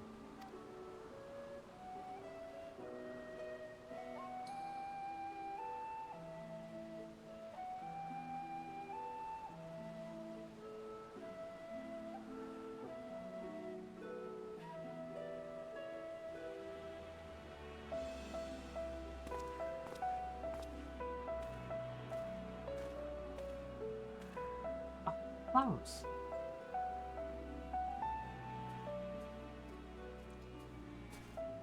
This place is elpis. Those flowers. Elpis. Entelekis. Like me. Entelekis?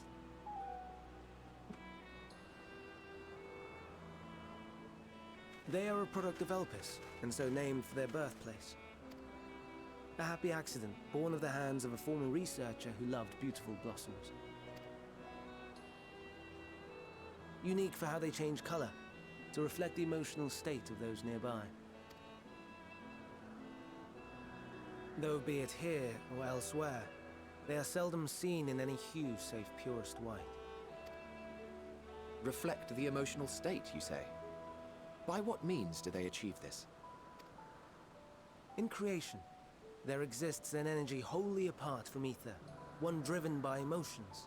In like manner to how we manipulate ether, this flower is subject to the influence of said energy. While it has no will of its own, it is sensitive to the prevailing emotion in the vicinity, and reacts by altering its color and vibrancy.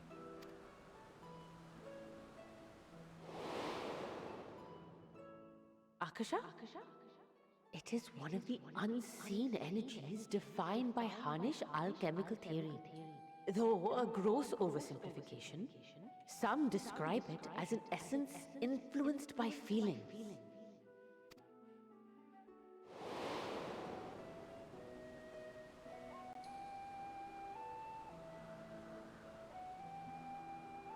Akasha.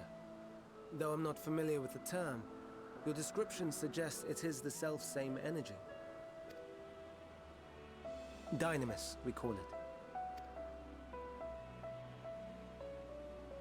And those entities like the elpis flower that have the ability to interact with this energy, converting emotions into tangible phenomena, are Entelekis. That's me! That's me! An Enteleki! That you are, my dear. And no ordinary one at that, but the first possessed of free will. Wait. A form of energy other than ether? Dynamis? I've never heard of such a thing. Hardly surprising. Dynamis cannot be seen, much less felt. And though its existence has long been theorized, we had no proof until the flower's serendipitous creation. What's more, Dynamis is far weaker than Ether. Under normal circumstances, its effects are drowned out by the latter, on account of which, beings comprised of and reliant upon the Ether, like you and I, are unable to make practical use of Dynamis. 'Tis a truly esoteric thing, known to but a select few scholars. Makes sense why Meteon's ether is so thin. Almost non-existent. Intriguing. Then, given the limitations you described, why create Meteon?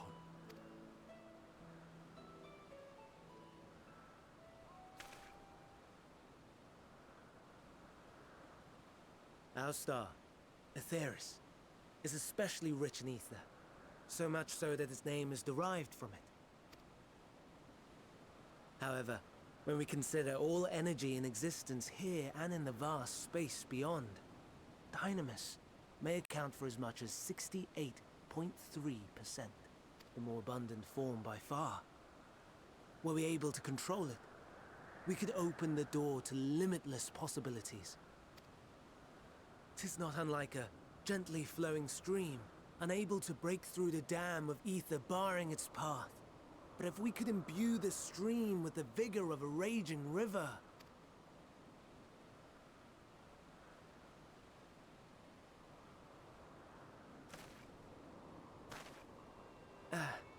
Not that I have such grand ambitions. Nay. I merely wish to create a being that could traverse the great expanse.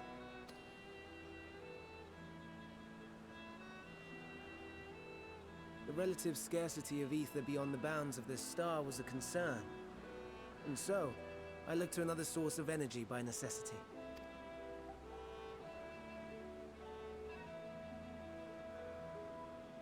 That being Dynamis.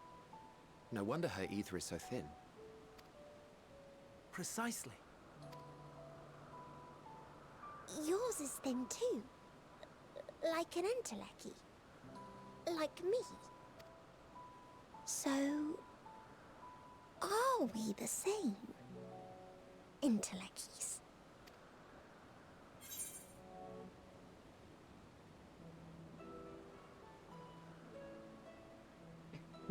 If I'm thin, it's because Alma's talking to a probably job.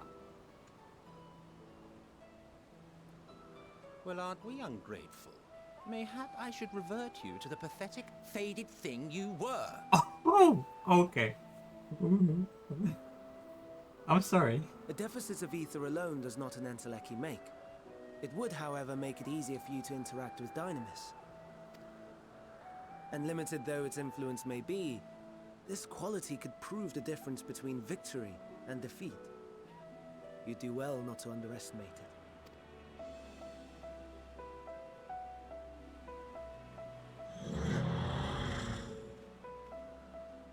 Oh dear. I'd forgotten about the poor fellow. You must excuse me a moment while I go and verify a few more things.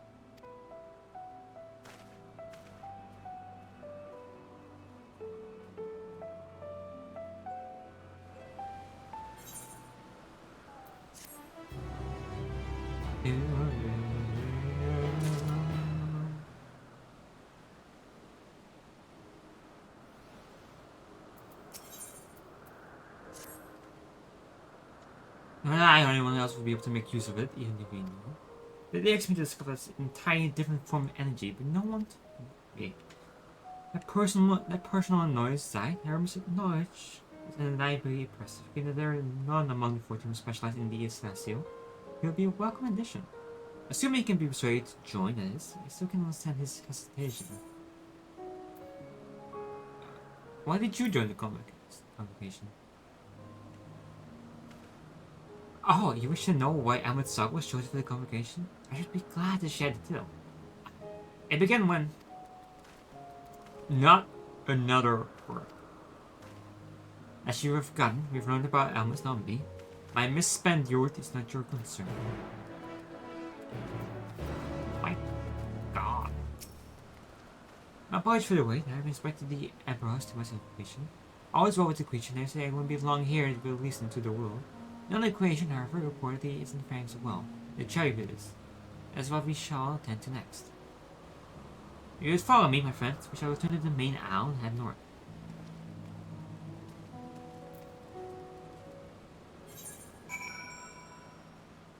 Right there. Card time.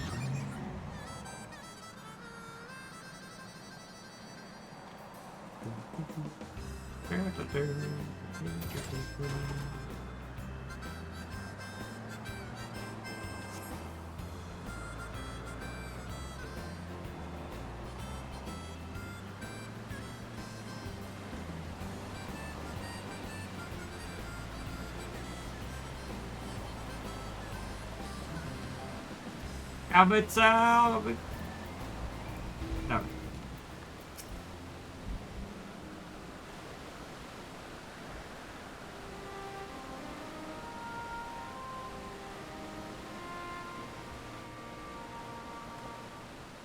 I understand there's a problem with one of the cherubis. Yes, that's right. As you know, the cherubis is based on a sea creature. Owing to judgment enhanced the ability to wind, it is capable of flight. The specimen created from the concept could all fly without the issue, but a problem arose in the subsequent generations. The third generation creature was born with an etheric balance leaning strongly towards water. The aquatic origins returning itself, it would seem. The result being its affinity to wind is diminished and it cannot fly. No matter what we try, we can't get it to rise even the slightest bit. For such change to manifest in such a few generations, I fear they are too unstable. Blah. With your permission, I will forward the creature and recommend to the brewer that the concept could be revised. With its etheric balance running towards water, the cherubis will indeed struggle to manipulate the wind. Yeah, too early to conclude that it cannot fly. Having thought at first, it may simply have developed a fear. I shall transform and fly with it, helping it to manipulate wind until it finds its wings. What, you really need to go such lengths.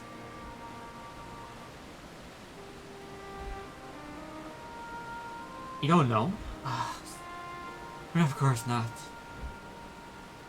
Transformation is an art of which one manipulates a vast quantity of ether to construct another body around oneself. In practice, this allows one to assume any conceivable form and thereby transcend the limits of one's flesh. It's convenient though it may be, transforming in one presence of others is considered to be and glorious in the extreme. An own code and seemingly as running about locals. Shameful. Right from the stand you make a habit of this. Nothing of the sort, it's just that when I transformed, I can build the wind and fly. It may seem excessive, but what's our shame next to the lives of these creatures? They deserve a chance and we owe it to them to do it all in our power. Be that as it may.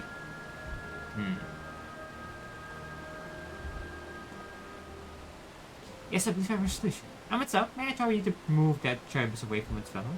Somewhere out of sight.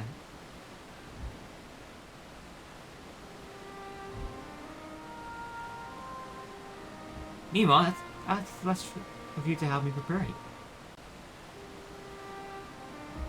What mischief are you scheming now?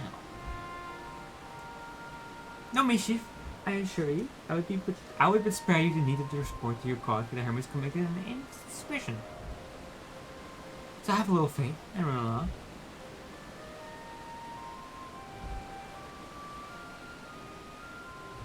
After Shidoma.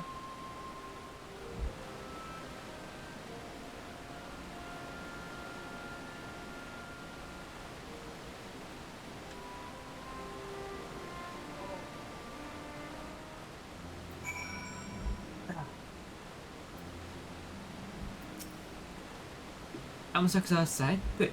Let's speak of the plan. It's a stroke of genius, really, if Amonsak trained the cherubins.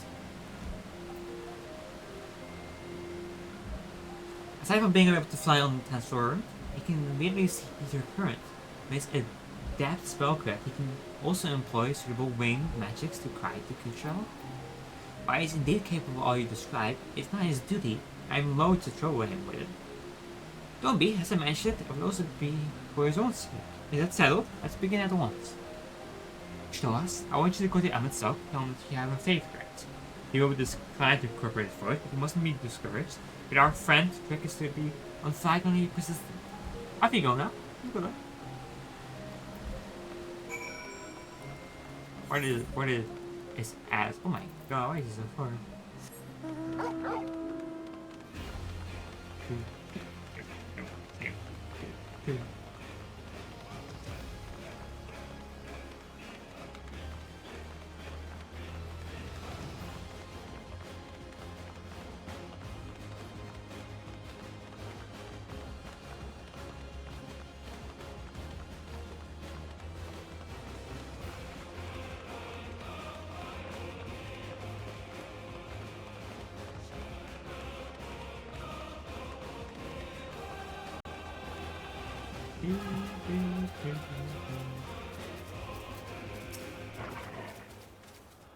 Well, our preparation for the scheme is clearly not a scheme complete.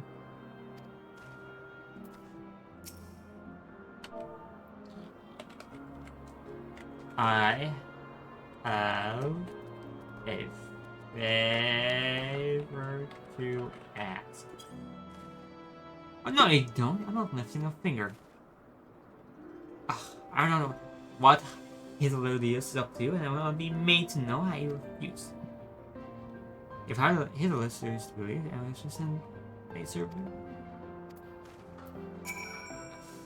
Making me say please and stuff is, in a way,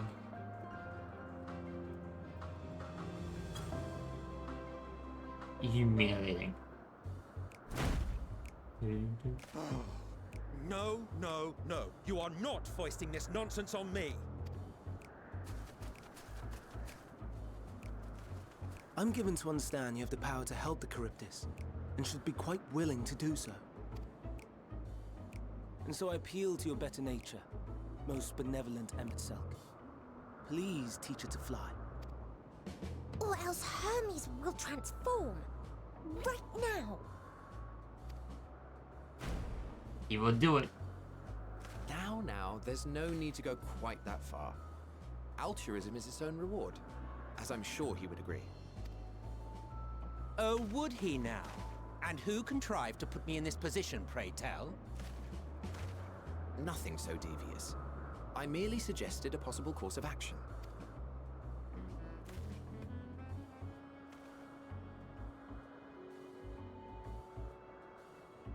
Please, Emmet Selk. Please.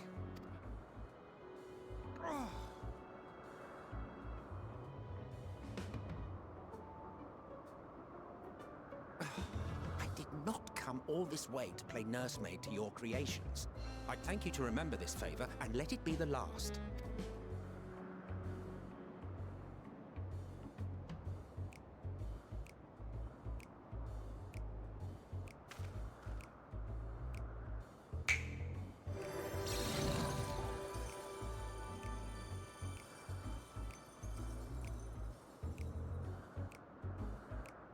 I will aid it once it is taken to the air. It falls to you to shepherd it skyward.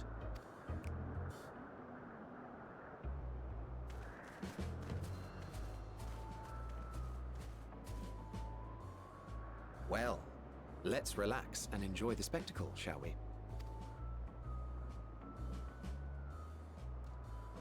We shall.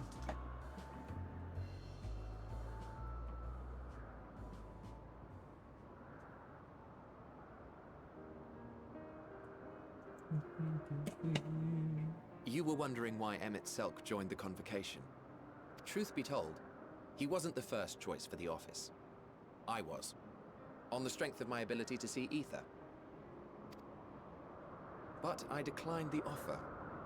For though my vision is exceptional, I am pedestrian in all other aspects. Worse even, quite abysmal when it comes to manipulating ether, for example. Couldn't transform even if I had a mind to do so. What good is the ability to perceive a problem if one cannot act to address it? Emmet Selk has no such shortcomings. He excels in vision and manipulation both, the latter to an extraordinary degree. If there is a mage more powerful, I do not know of them.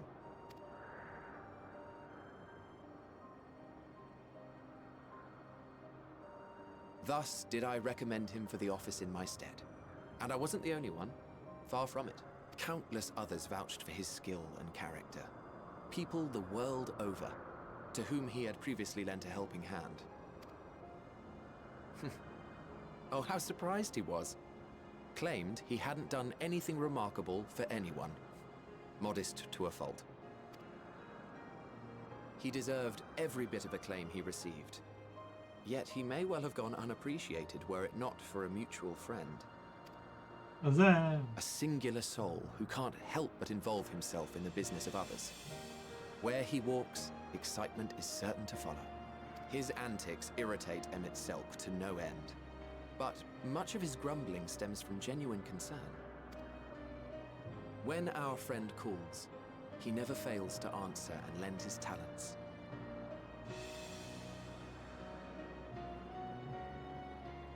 And in the course of doing so, he himself came to be recognized and respected by those around him.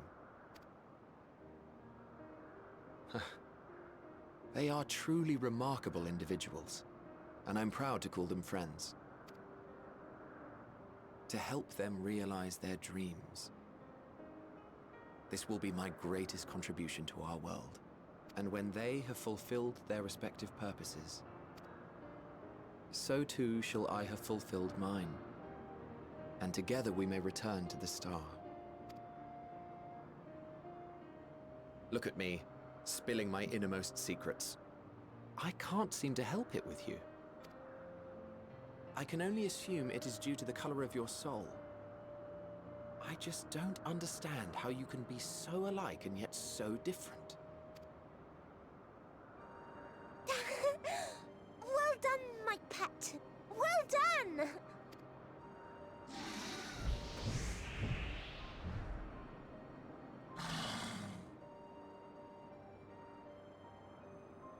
Ah, yes. I dare say the Charybdis will be fine here on. Why don't you go and signal to Emmett Selk? Let him know that his arduous task is at an end.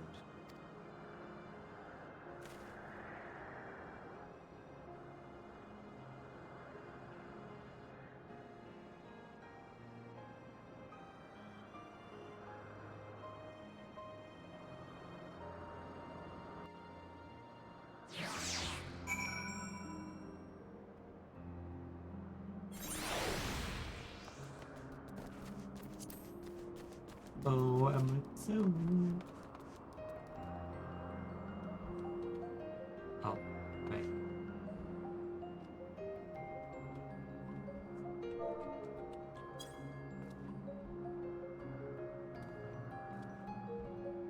Much from his referee, Emmett signaled the student begins to descend from the Charybdis. With Charybdis.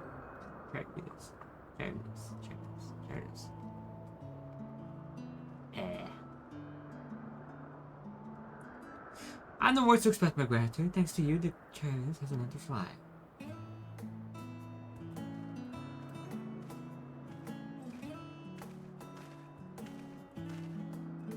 And you saw us, and I could relax and have a pleasant chat. I'm sure you did. The creature needed some small assistance at first, but soon it was flying more or less on its own. I doubt you will need to repeat the lesson. That was truly impressive.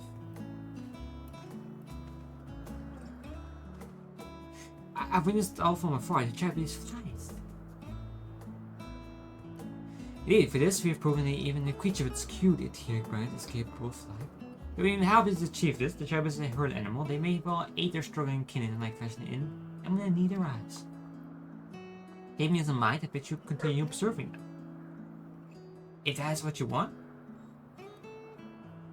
Be that if I may so, I'm hoping that this if the realistic possibility comes to pass, would it not be simple to have the concept adjusted? That way we could guarantee the anomalies such as this specimen are never born in the first place. These creatures are already here. We will spare no effort in giving them a chance to survive. As you wish, Chief. As you wish. I like how he just kind of walks off. No. Hermes. I'm fine, don't worry. Well, that concludes all my present tasks. Let us return to Agnarois for now.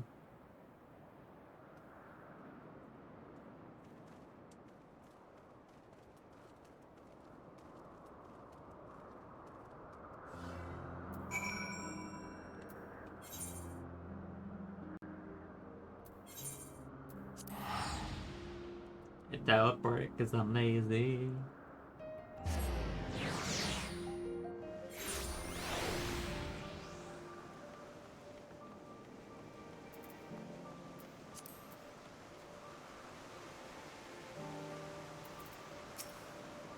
What? You want to apologize to force me to help you, do? Save your breath. You didn't force me to the enemy. I maybe you chose the most expeditious way to have done an impediment to our business. And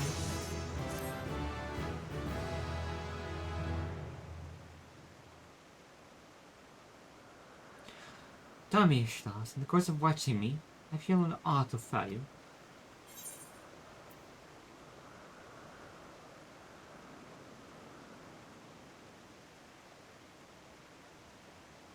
I'm not sure what I'm looking for, but I don't think I found it yet.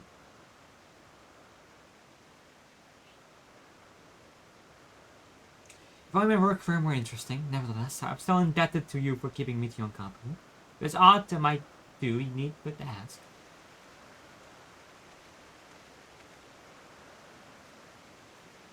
Chief Hermes, what good fortune to find you here. Is something the matter? Yeah, I cannot. I'm afraid it's done it again. No sooner did we release one for observation and set upon the nearby occupied stalling. Was the creature hunger or somehow provoked? I just fed them myself and the occupants were keeping a wild brat. It's the nature of the wagon that is to blame. Their innate fishiness. Temperament aside, it's an outstanding creation, perfect in form and function. But it may not be suited for release. I don't doubt that the brewer will set its concept for preservation. In any case, there's no point in postponing the inevitable. Those who referred them all and once the paperwork's in order. Where's the scene of the incident? You still have to pass the 12 wonders. As you make your way, you should proceed on the left. I don't know if the door is still there, however. Hermes, wait!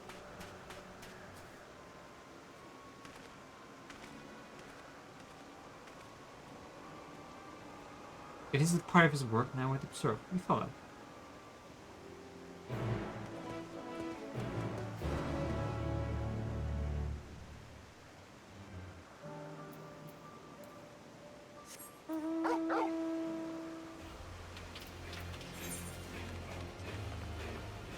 Oh, we got blue quest.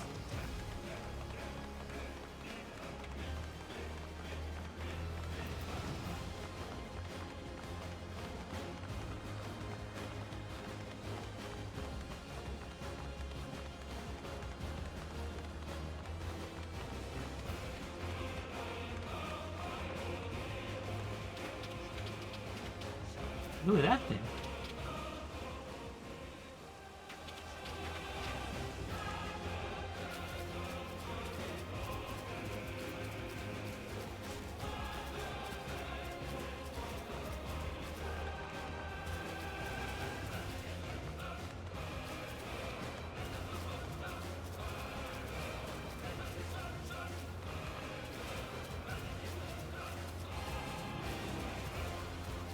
Oh, there we go. Okay, that's a cool. Ah!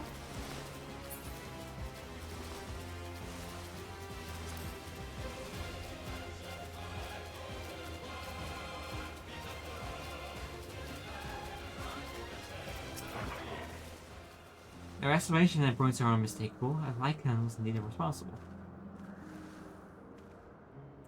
The creature is nowhere to be seen. Bill must have taken it away. The man makes his base at 12 wonders. I shall go and seek him out there. I would suck and I would search the area for good measure, just to make sure the Lycan did not escape. But thanks, that was me at the 12 ones we finished. I will go on ahead before we starts. Come, it's down this path and over the bridge.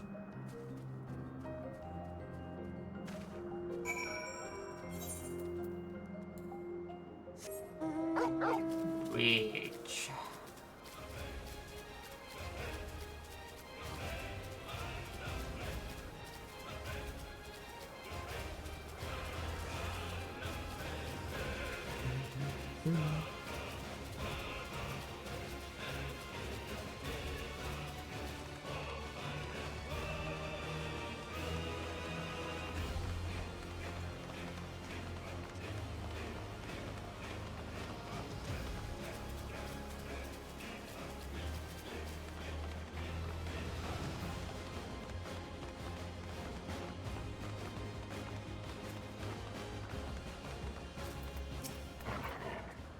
Here it is. The 12 wonders who is looking for doors. Let's look for doors too. He's a man with the long blonde hair, I think. I know him well when I see him. But he must not accompany you. Look at you.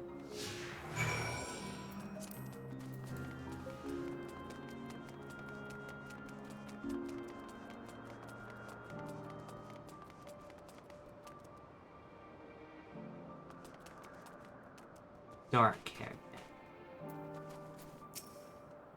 Once I get back and record today's results, I should be finding able to put that report back. Not doors, our hair is long to put as well.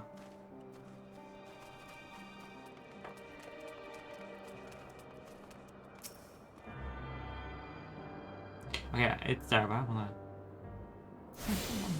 talk to them.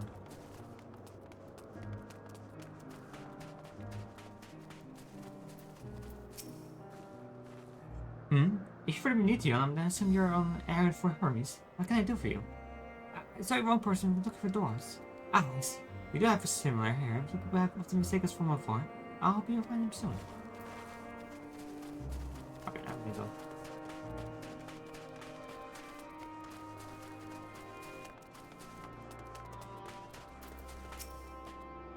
Doors, that's Doris. Well now, if it isn't meeting you, what brings you here?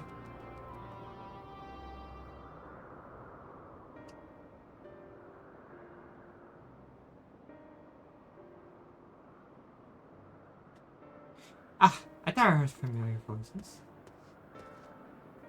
I didn't realize you two had decided to help me search for doors. Thank you. You're in charge of the Lycans, I believe. What are they now? Are in the fields and restraints, fancy as they were, and well turn them to kitties. As I've submitted my report, I see them referred without delay. It's as he says, these beasts are indeed quite ferocious. You're not 14? What brings you here? Not that you can need to concern yourself with, as you were. We've heard the news that the Lycan style occupies. As the observer in charge, you're of the opinion that they are not fit to be released? I am. Their abnormal aggression and exceptional strength makes for a highly problematic combination. It matters not where they are released. Lycans often try to other species. Okay.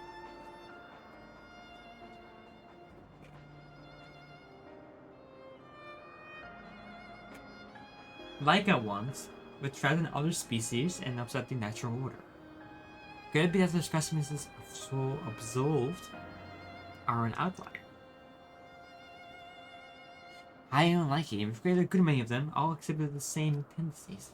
Even when we used Kairos to begin with a fresh slate, their behavior was unchanged. Kairos? Remember the reconfiguration system the chief himself created? It allows us to erase and alter memories so that you may observe creations in different environments, conditions without needing to remake them from scratch. Quite impressive, and potentially dangerous, depending on the intensity of the etheric immersions. Astaroth may wish to have word for you. Rest assured, I've kept all values within prescribed limits, and to prevent misuse, its applications are limited to those authorized by the Chief Overseer. Do not misunderstand, to manipulate a subject memories and intrusive act activity of the horror, it's still preferable to execution. Come now, Chief, let's not be so melodramatic. I was born of ethers to make being reduced to its original state. I know the distinctions concern you, but we mustn't lose sight of the bigger picture.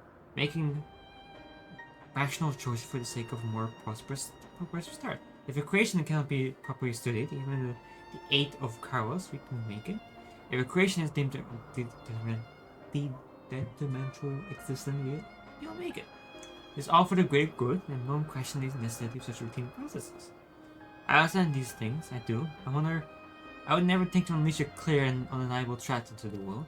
Yet, insignificant though their individual lives may be next to our creation, it is all the like I want to have.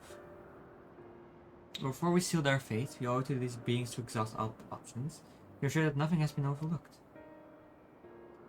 If you insist, let me provide you with the full report, and we may take it from there.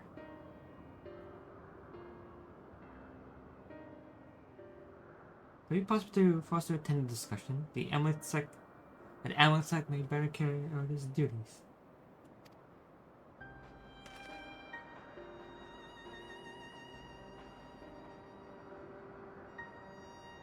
By all means.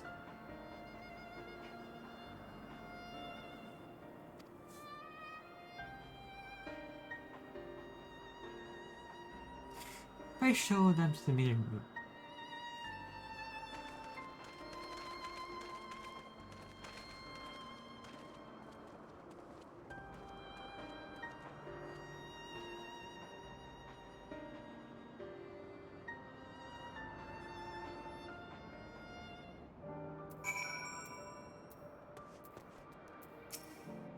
The man, other beings are just things to be used and controlled like magic. That's what Hermes told me once. I heard this discussion may take a while, during which time... Midian, are you feeling unwell? It's not me, Hermes, it's you. I won't go into the meeting, I'll stay with the Stars. Low though I am to impose, may I leave Midian in your care again? I'm in your debt, if you'll excuse me.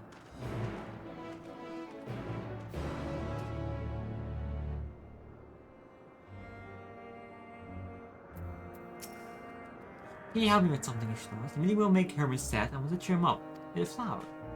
Hermes likes flowers the most of all the creation in Elpis. Most creations are expected to be interesting or beautiful or strong, better in some way, but flowers are different. They're designed to suit our emotions. What we feel and want to convey, Hermes likes that. I can't make flowers, but so I'll search for one, and I want you to search with me. I started there, at the 12 Wonders. I did, okay. Twin balloon.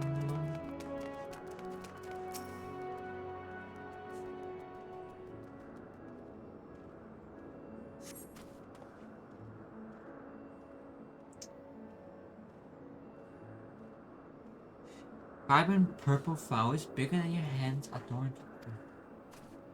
Oh, so big and bright, I love them. But they might be too bright. I can think of the recipe for the Hermes set. Biome? Biome.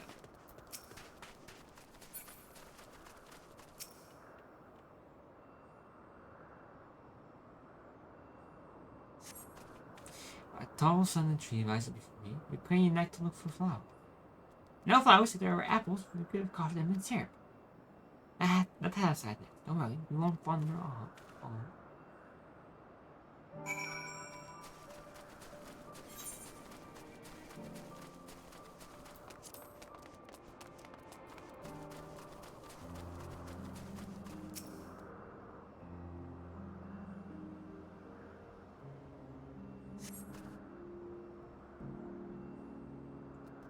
An array of beautiful flowers grow in the bed, and a mix of colors forming a pattern.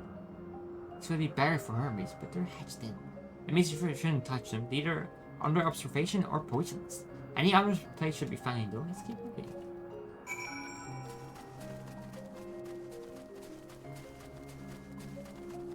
Familiar plant.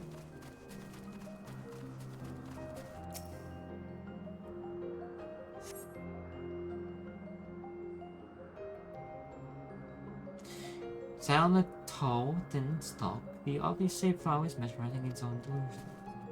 Oh, a Conian. flower that can move. When Hermes wasn't looking, it shot seated. Not a good gift, maybe. But you're good, Ishtar. Spotting flowers. We'll find something soon.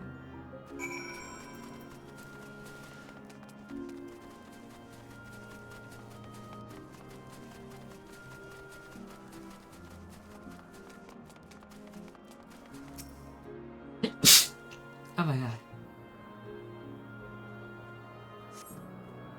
Despite nothing promising nearby, these vast common looking grasses with some few tiny flowers. Nothing around at all. Oh my god.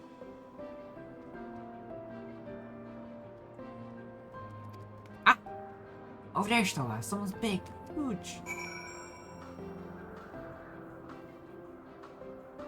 I don't think we want to go there.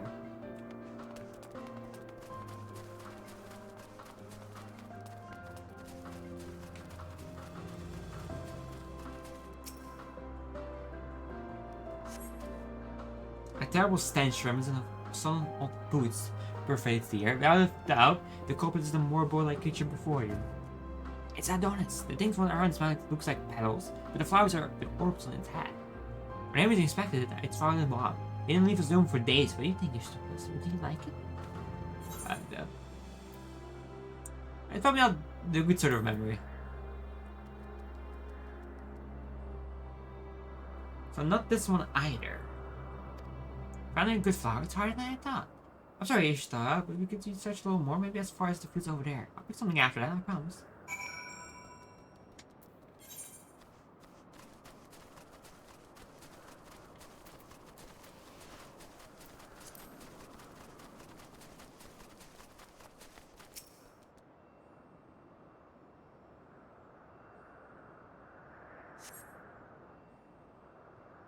Lush green fields stretched out before you, and ending where the sky begins. Ah, that's not me.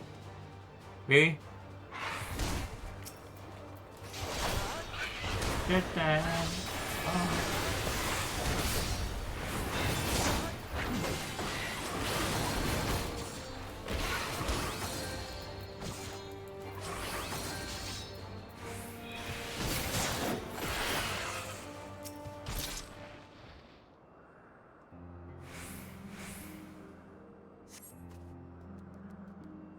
Lush green fields stretch out before you, ending where the sky begins.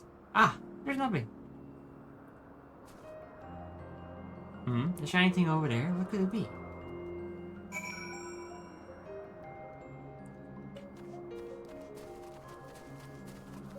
Yeah, there you go, I agree with that.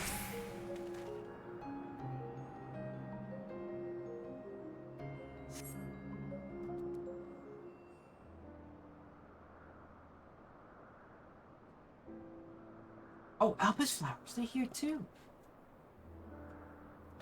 Hermes likes and dislikes them at the same time. Like me, they're antileaks. Like me, they feel pain and turn dark. It's only for Hermes though, for others they're always white and bright. That is very interesting.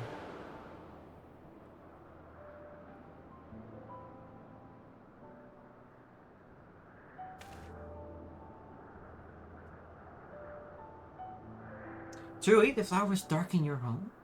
Then, do you have it too? A dark emotion?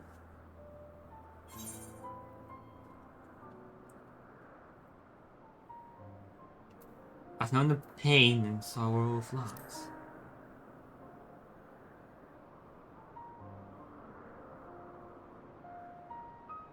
I see. Hermes has known the same. The feeling that part of you is gone, again and again, but no one notices. Please, stars, I want you to lend it to me, your pain and sorrow. I want you to make the flower dark in front of Hermes. He has been in a dark place since before he created me. He needs to know that he isn't there alone. The artists are sad too.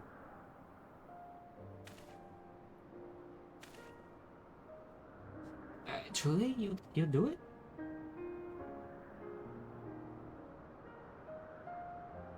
Thank you, stars. Thank you so much. To me that I can say. I can't wait to see how Hermes reacts. Let's go back and fetch him.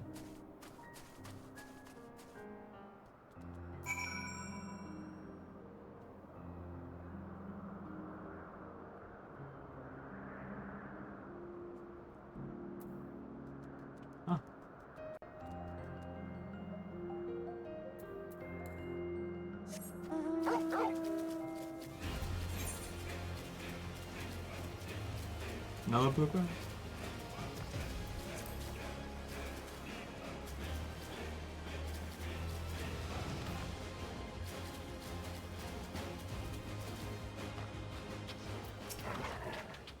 It seems you're still talking. Let's wait until they're finished.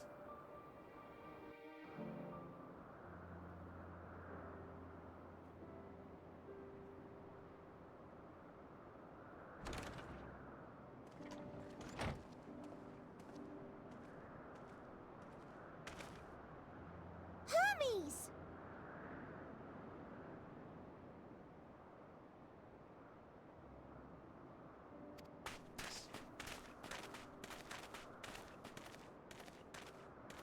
Oh, you were waiting for me. You've finished talking?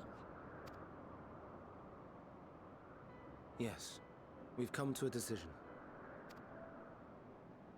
My thanks for keeping Meteon company. Emmett Selk and Hythlodaeus have already retired to their rooms. There is room for you too, if you would follow me. Wait! I want to show you something first.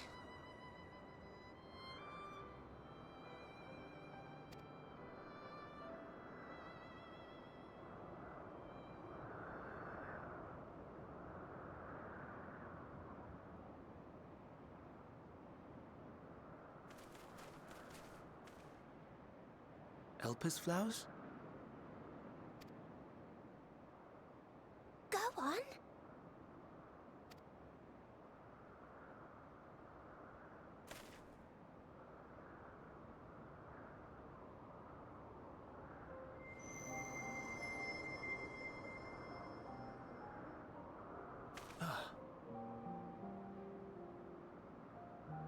You're not the only one, Hermes. Others feel sad too. You're not alone. I see Meteon has shared much with you.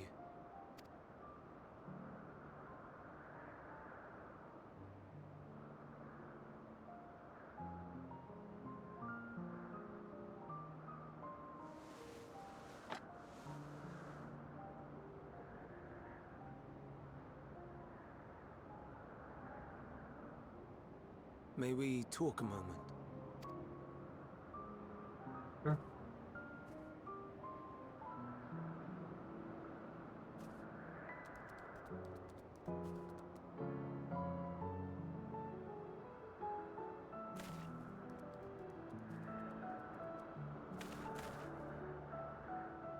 I do not think it wrong that we live for the star, that we strive to make it a better place. And yet, in carrying out my duties here, there are times when I am plagued by doubt. Do you recall what Hythlodaeus said when we first spoke of my nomination? Death is the privilege of those who have fulfilled their purpose, a choice they embrace of their own free will. And when they depart, it is always beautiful. Perhaps it is, but only for man. Creations that he deems useless are discarded with nary a second thought.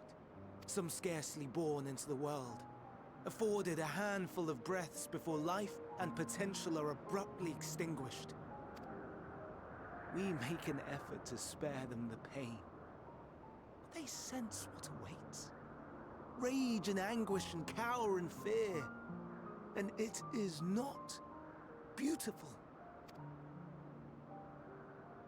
Yet no one cares. No one.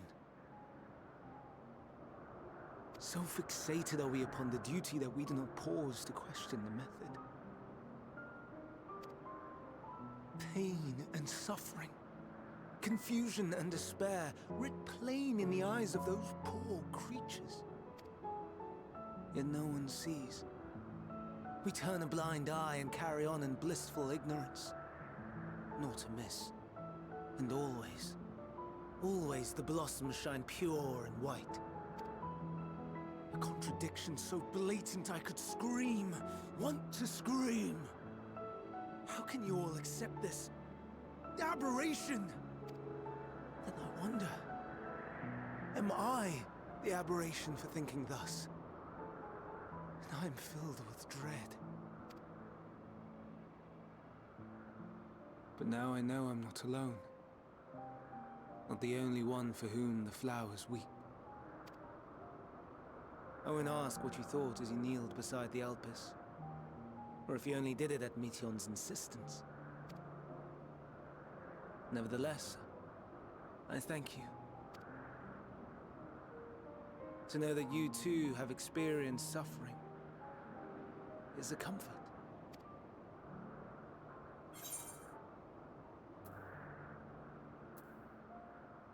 Now I can be of service.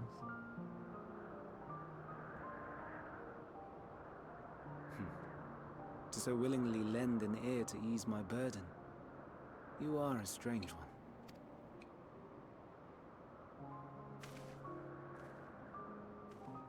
The stars in the heavens. Know you what they are?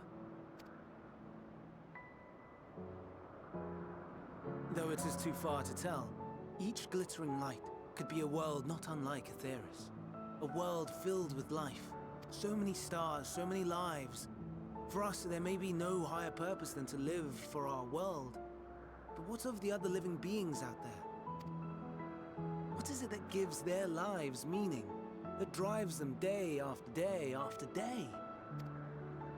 To pose that question to our undiscovered cousins, I created beings of Dynamis, who can traverse the vast emptiness between the stars. Meteon and her sisters. Sisters. She has a great many of them, and they have already departed on their journey, traveling to one star and then the next in search of life. As one might expect, exploration on such a grand scale is rife with difficulties, and thus far I've naught to show for it. But I have faith that we will make some manner of discovery ere long.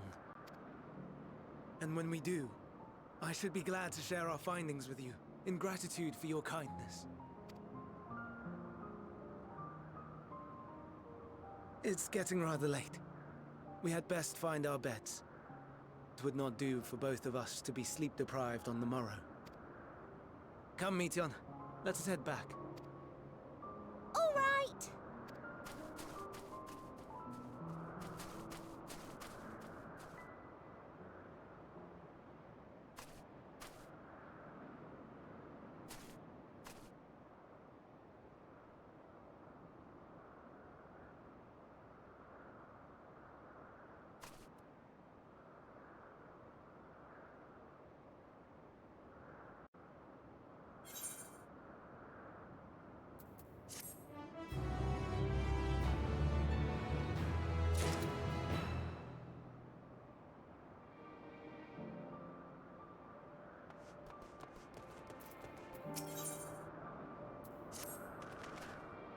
In all too brief interlude, perhaps, it's time I attend to my next task. As I myself neither hit of ladies are aware, we are further guarding the fate of the Lycan ones. 7 were created for observation. Now 7 must be unmade. Doris has followed the correct protocols, and as she will see, I can find no fault in his judgment. The Lycan ones will disrupt the natural order, ravaging and consuming other species until their self-star and perish. They cannot be released into the wild, and they cannot be allowed to remain in elpis. I attempt to position the above architect they have constantly preserved as a restricted purpose hazardous life form. Hydalis has pledged to support me in this endeavor. And whatever the Bureau decides, the existing Lycan ones have served their purpose.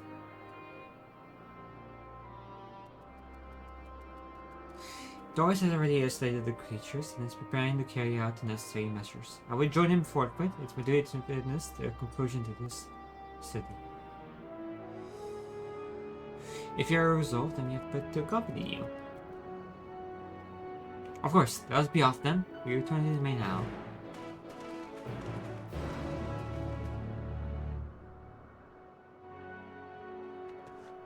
Me now. Oh, it's right there.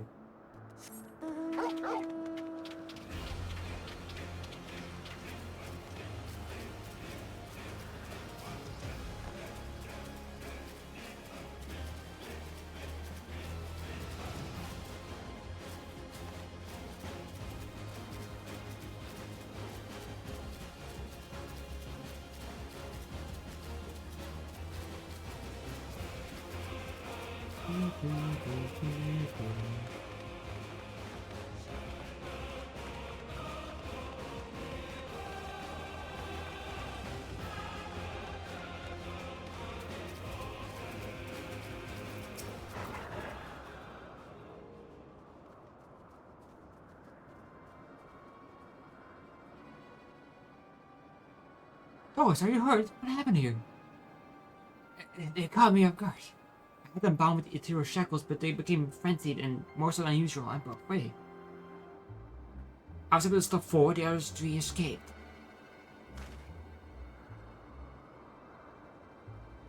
I see them. Two have taken to the air above the 12 wonders.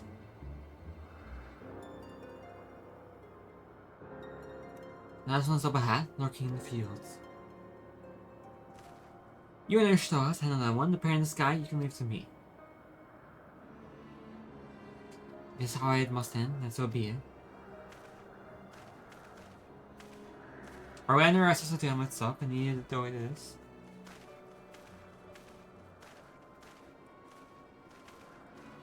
Midian, you are to stay here with Doris? What happens? The like ones I must be referred. I will spare you their pain and mine. It's my burden, not yours, but if you are intent on helping, then please follow my lead.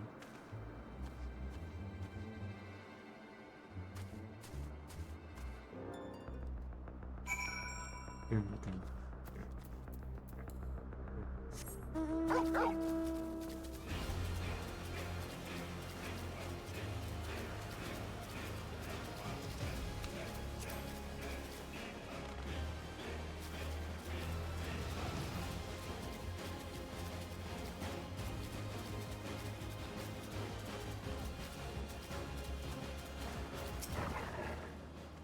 I appreciate the help, and I mean it is necessary.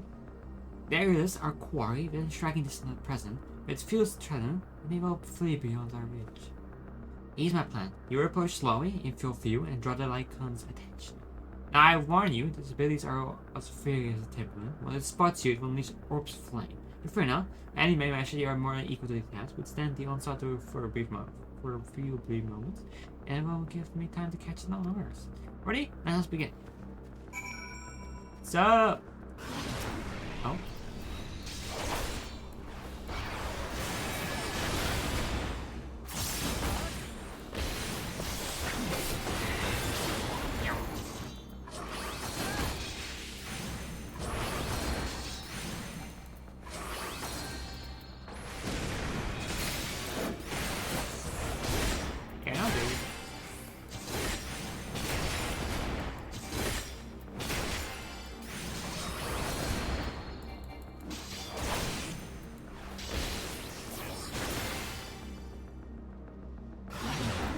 What the?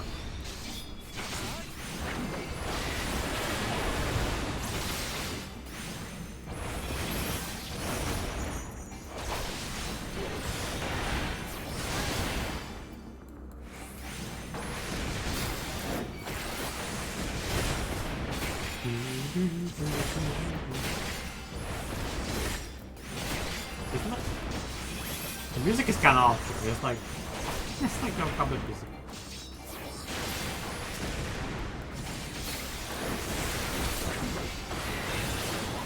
Surprisingly, wow. Weird. Oh, there's the station.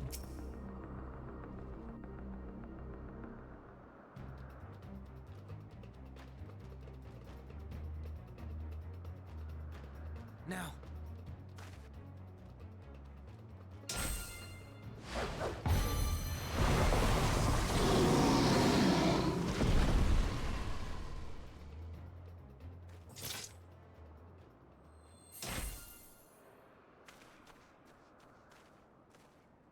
Oh.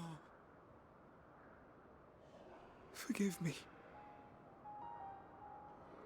Please, forgive me. May you and your kin find peace. As wherever your souls may drift in the underworld, may you find tranquil seas.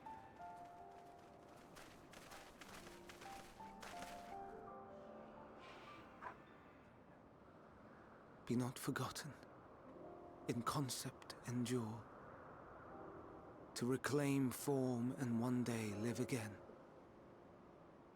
Serve not the star, or any purpose save your own. Live again, if that be your desire.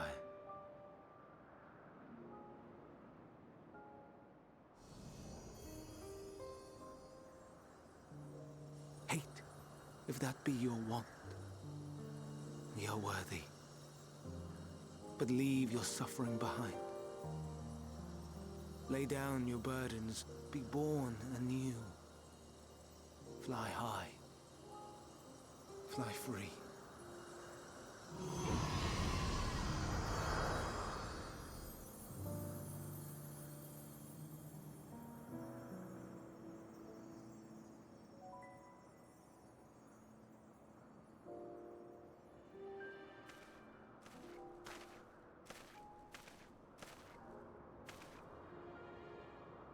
Join the convocation, Hermes.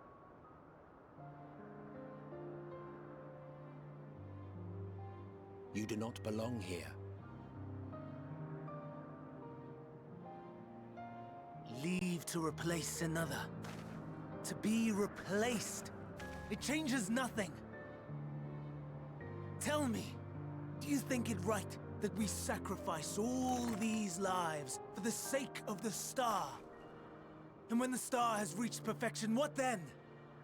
If all who are satisfied choose to die, shall we all die in satisfaction?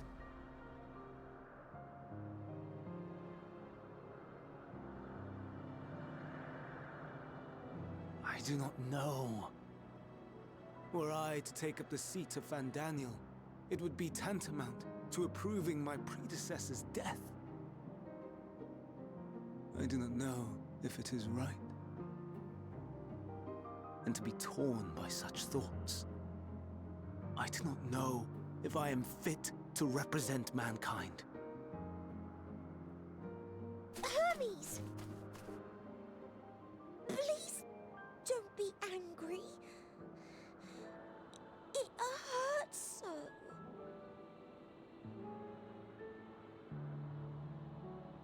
Forgive me.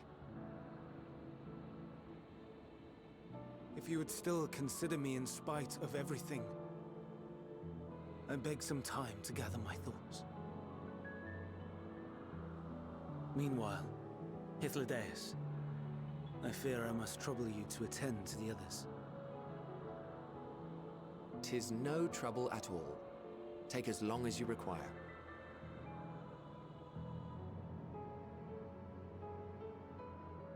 And you, my friend, I pray you find that which you seek.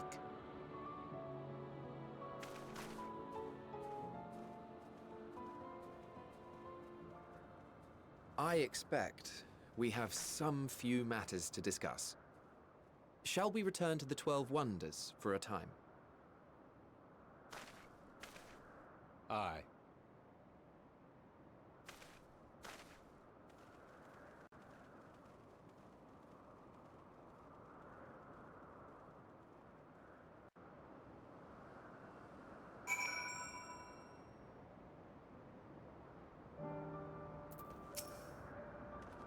The other Leica ones have been taken care of. The incidents in shop and life in Elpis continues to normal, or ends.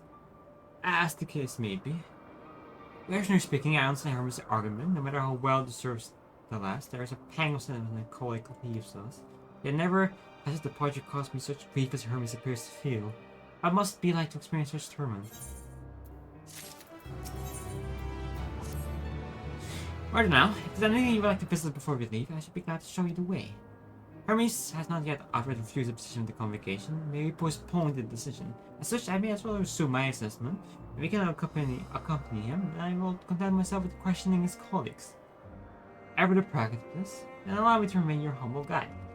Whatever you wish to ask, will you continue along with us? Yes. Wonderful. Our fellowship travels on unbroken. I say we explore on our part of Elpis, and there are new encounters there to be had. If you will follow me, we will head first back to Anagornex.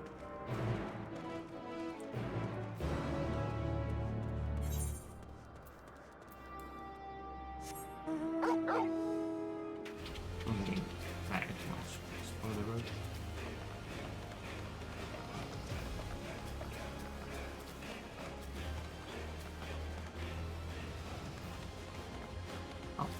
grab that.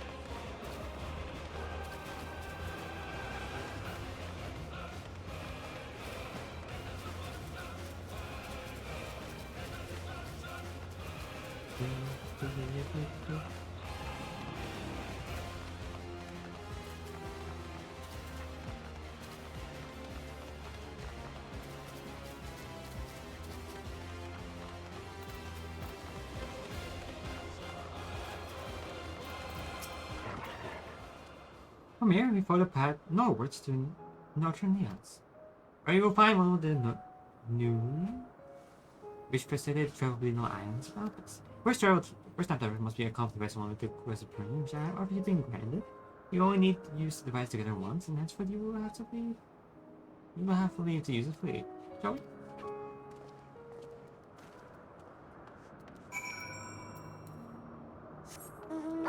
You shot.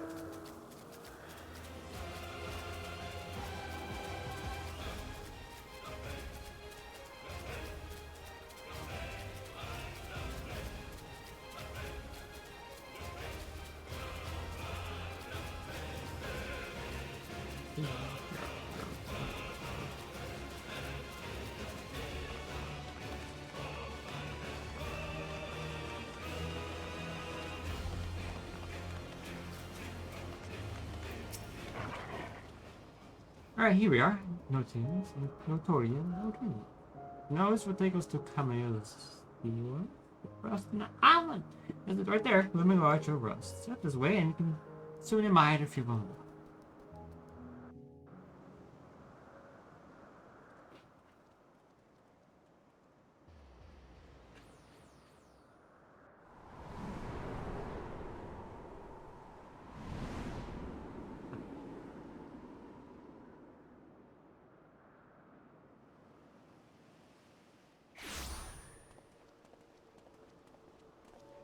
I present to you Calamelios Zephyros.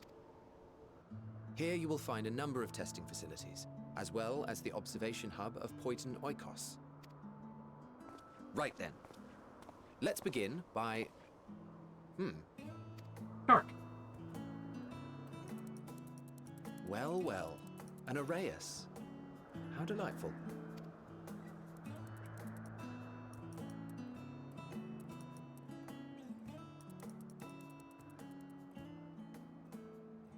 And what, pray tell, is that? Ah, that's a new species of shark. We approved the concept but a few days ago. Sharks are among the most popular sea creatures. Rare is the day when someone does not submit a new concept. At first, they were largely orthodox, consideration given to such things as size and environmental impact. And then a whimsical someone thought to bestow it with flight.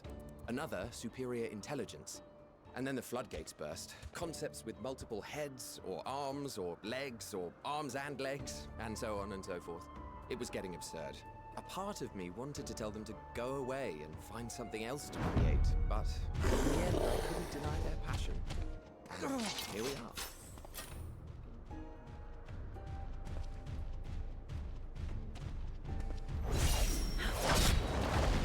Oh!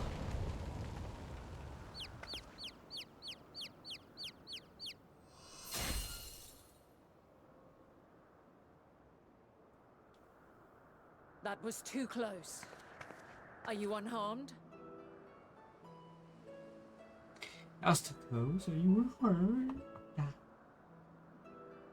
It's Venom. Well now, if it isn't a pair of familiar faces. Banar, that we should meet you here.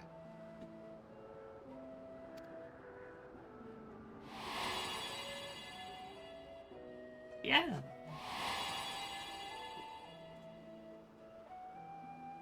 As I mentioned earlier, the better part of the convocation holds that when we retire is when we return to the star. Well, she is not among said majority. Even after stepping down, she carries on with her work. Vanar is her name, and she is the previous Azem. Oh my god!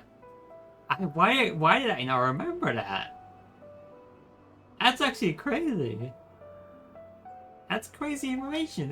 Why did I not put that in my memory banks? It has been a while, Hythlodaeus. You look well. Less so, Emmet Selk.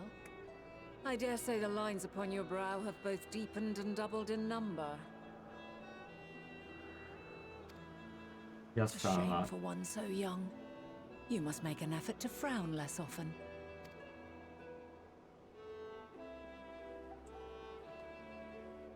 Easier said than done, thanks to your unruly successor.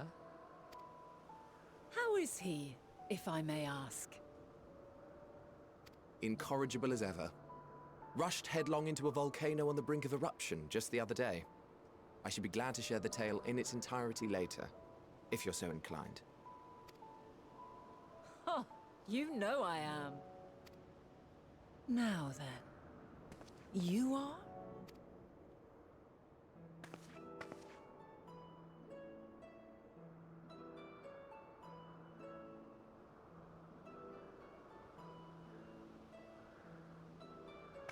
Does she know?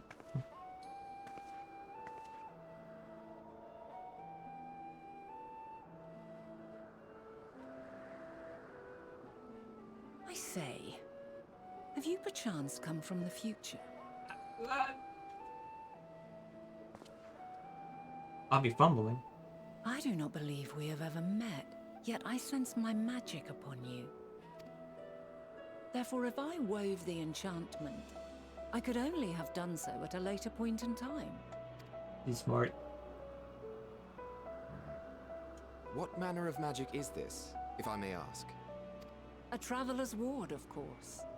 It prevents the corruption of one's ether.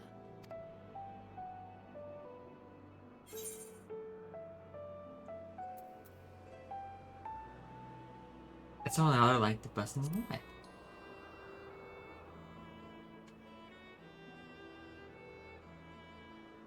I see you are not ignorant to its presence.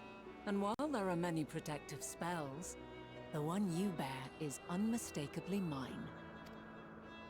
Hold on. From the future? That's absurd.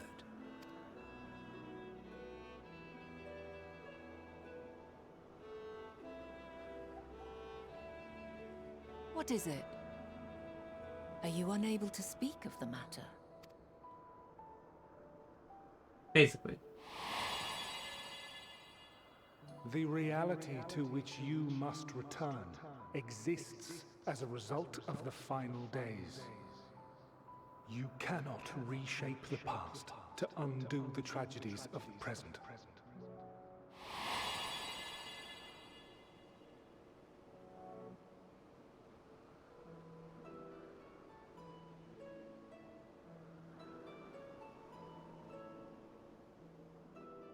So, your actions here will not change your history, but they may yet affect the course of ours.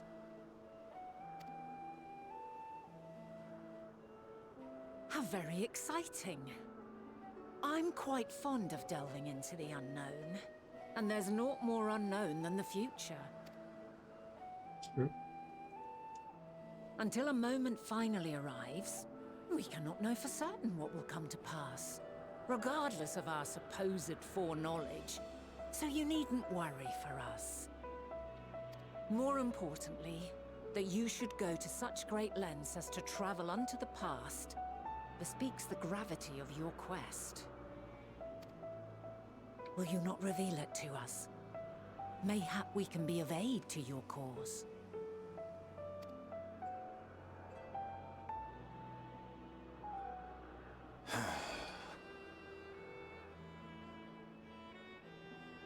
If this is true, then you've been keeping quite the secret to yourself. As a representative of the Convocation, I will hear it all. Your identity, purpose, everything.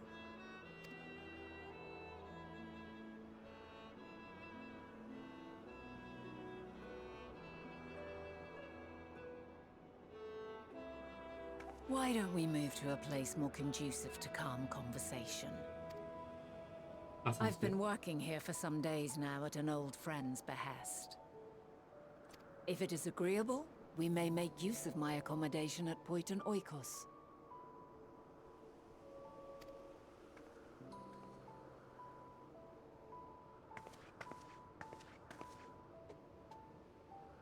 We were meant to meet. I am certain of it. Else I wouldn't have marked you so clearly, and sent you unto myself in the past. It's precisely the sort of mischief I would get up to. And quite inspired, if I do say so myself.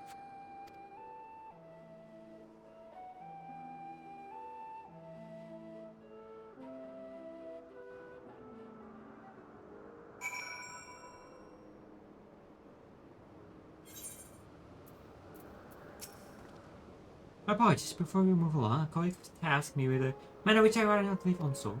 It involves running a certain concept engraved crystal and the quick-fingered Orias while we've made off with it. An Orias, I think you might have seen the culprit before being struck by the epicenter of the shark. Would you like us to follow its typical trail?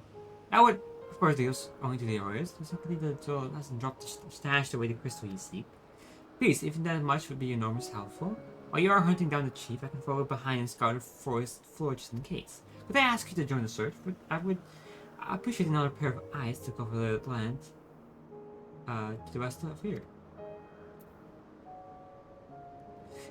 Many thanks. There's a small bridge leading into Proteus. Oh, let's meet up there once we've also exhausted our efforts. Are you a bot?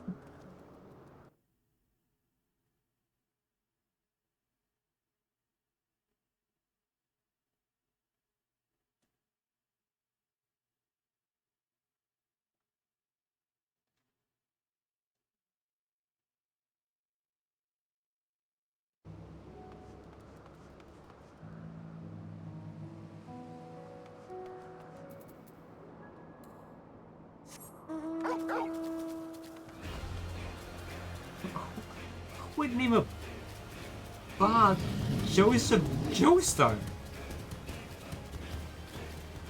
Why is he named Joseph Joestar?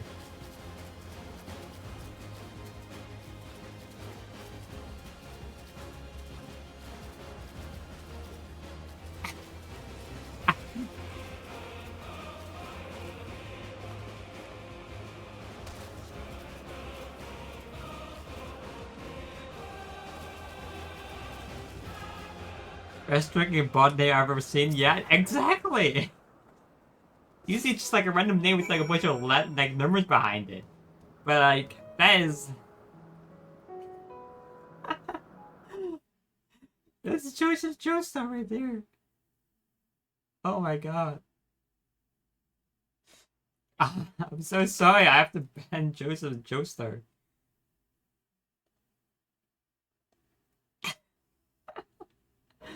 Oh my god. I never imagined myself as the main villain of the JoJo part, but here I am.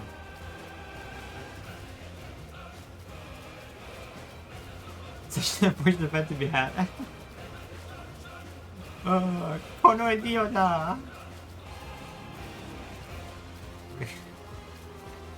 You know, maybe if bots just came and like get more spheres and their names are all anime characters, I would probably that would be more of an event. That would be more fun, I think.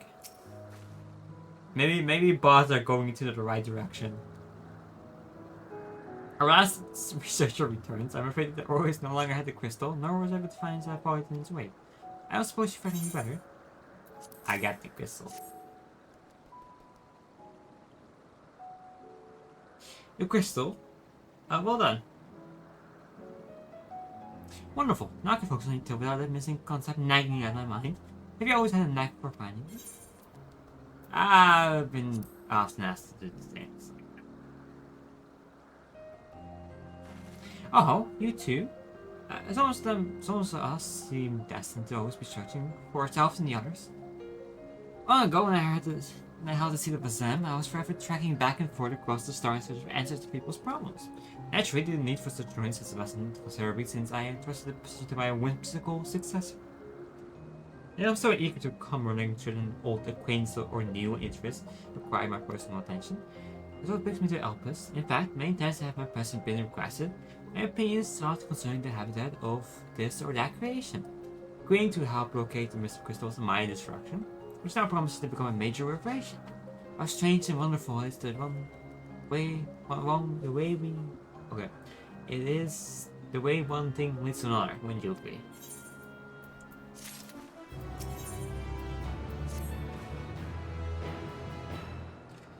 Thank you again for your timely help. Now then, I must return to...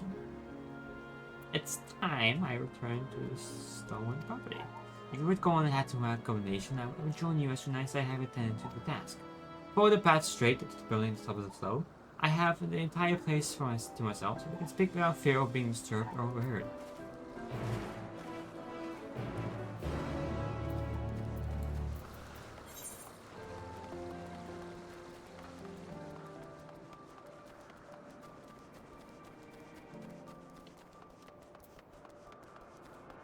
Oh boy.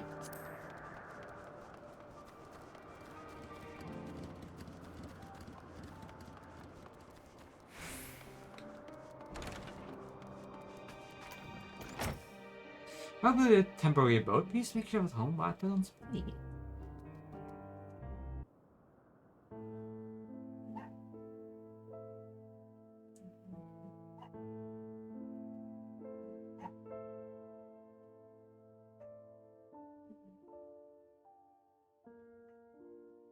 Ah, a wonderful aroma.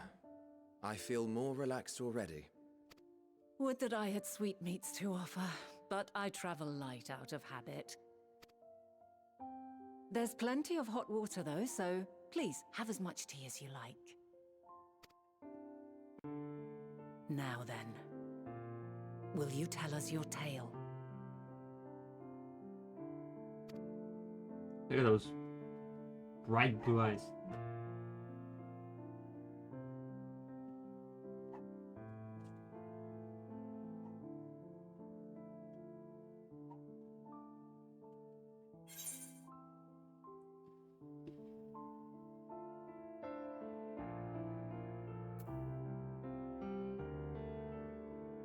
Oh, it is so hard. A calamity called the final days has befallen the world.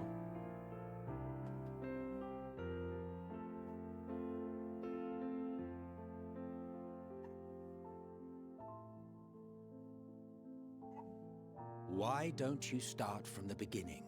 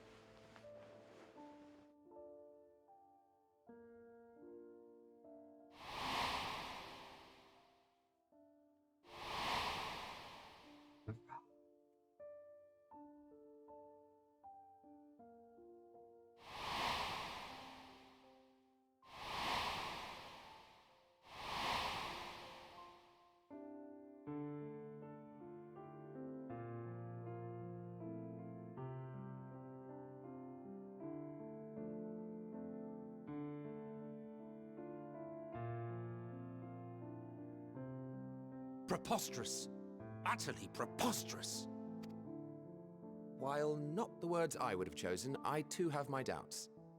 Much of it borders on the incredulous. What of you, Vanar?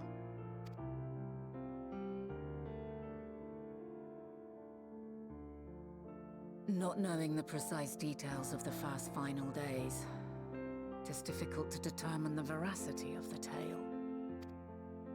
Supposing it is all true, I must ask myself why I would do what I did.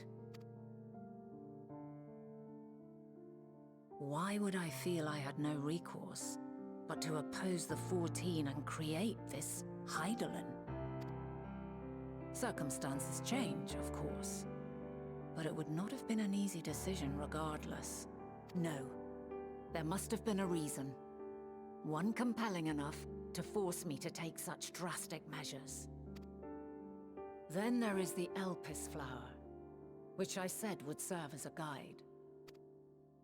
That it's of import to your mission is plain, but your presence here leads me to believe that this place also holds significance. But what could it be? What are we meant to accomplish? Might it not be simply thus? In the future whence he came, the final days could not be averted. Mankind has no choice but to flee the star.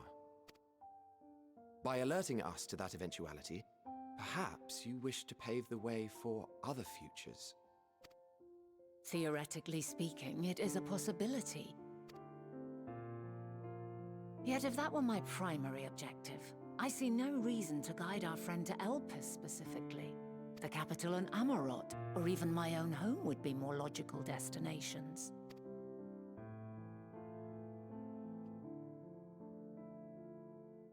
True, true.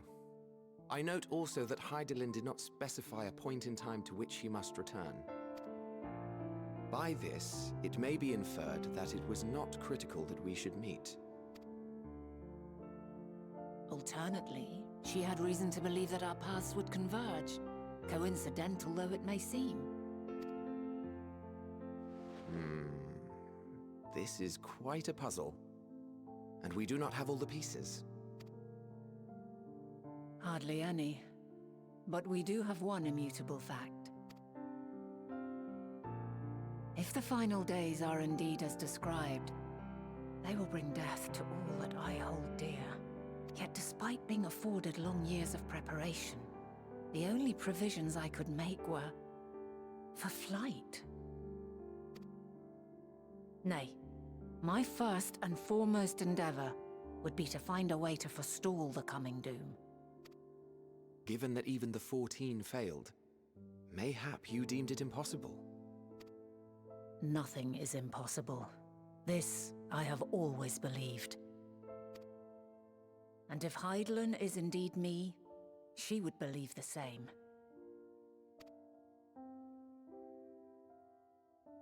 Listen to yourself. Are you seriously entertaining the notion that you are a messianic figure in some far-fetched tale?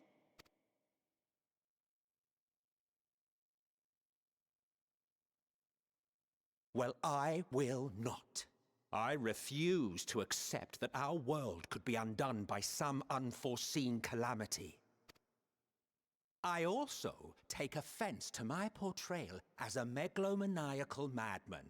To sacrifice oneself for the star is a noble act, and I would hold those who gave themselves to this zodiac in the highest esteem.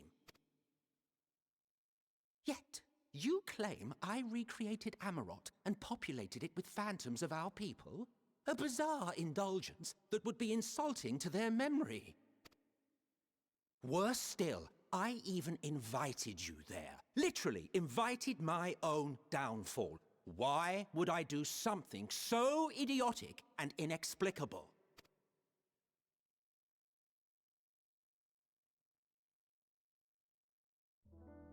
Now, I will allow that the hypothetical task of restoring our world would be daunting in the extreme. The thought of having to bear such a burden for 1,000 lives horrifies me. But I would never forsake my duty. I would never forsake my brethren.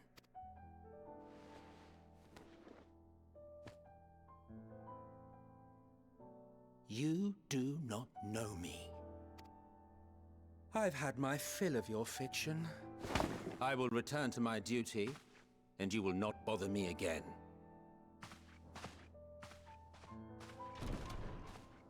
Emmett Selk, wait! Very reasonable reaction to, like, what I would say. You know. You've seen much of Elpis already. If you have any observations to share, I should like to hear them.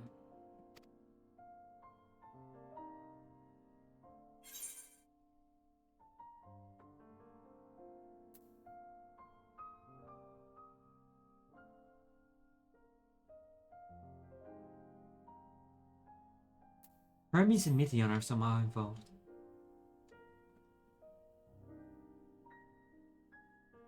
Hermes and his creation Meteion, you say?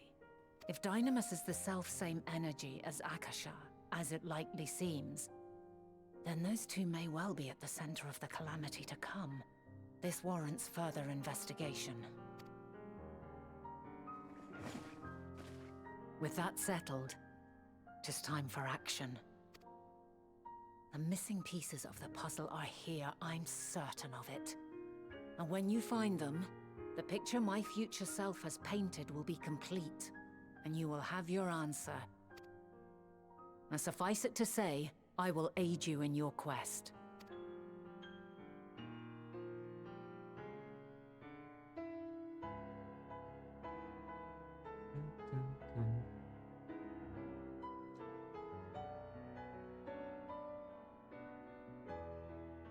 Have faith. If Emmett Selk is the man Azum described to me, we've not seen the last of him.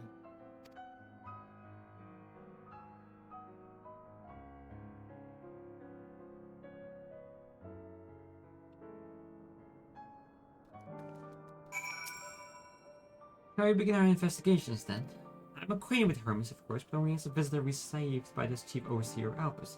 The man himself, I know only that which is common knowledge. So I suggest we fall back on this tried and true method of conversing with the oracles. The observers reveal if he can surely tell us more of Hermes and Meteion, and I have a good idea of where we might begin.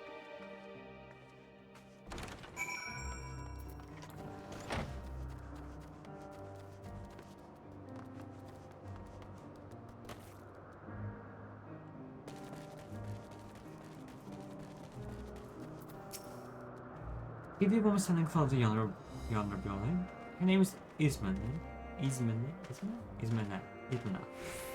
the one who made arrangement for my stay in Elpis, and from what I recall, she has held her position for quite some time. Chances are she can provide us with some insights. I want to ask you questions and help with drawing out answers if I need be, but I leave your choice of topic up to you. Question for me? Well, I suppose I have no other pressing duties at the moment. You can ask some questions. Alright.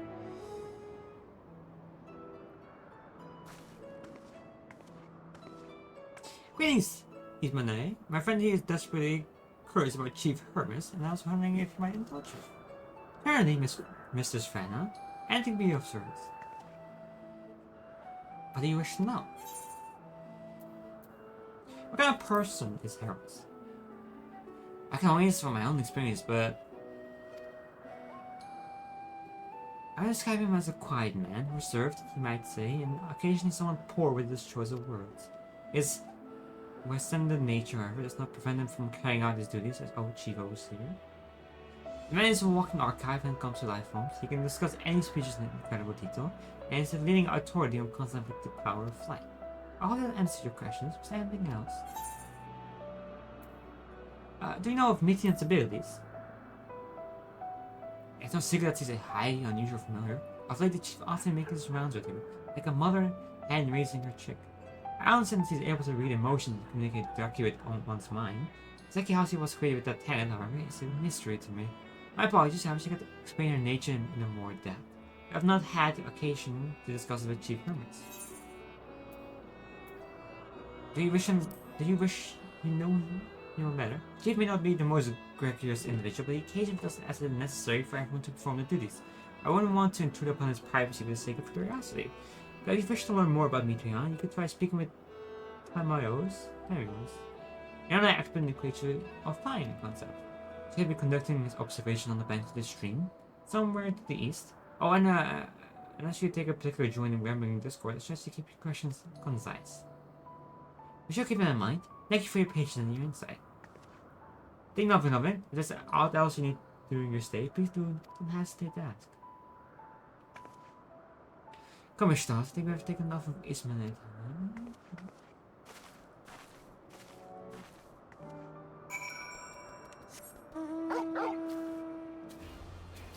What?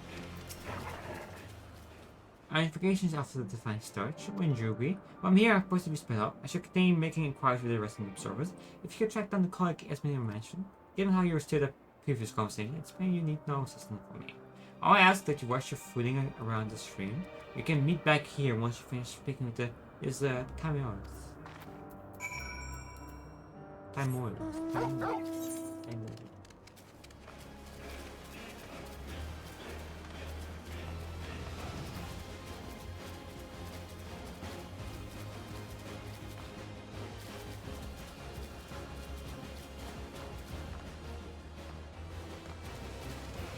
You.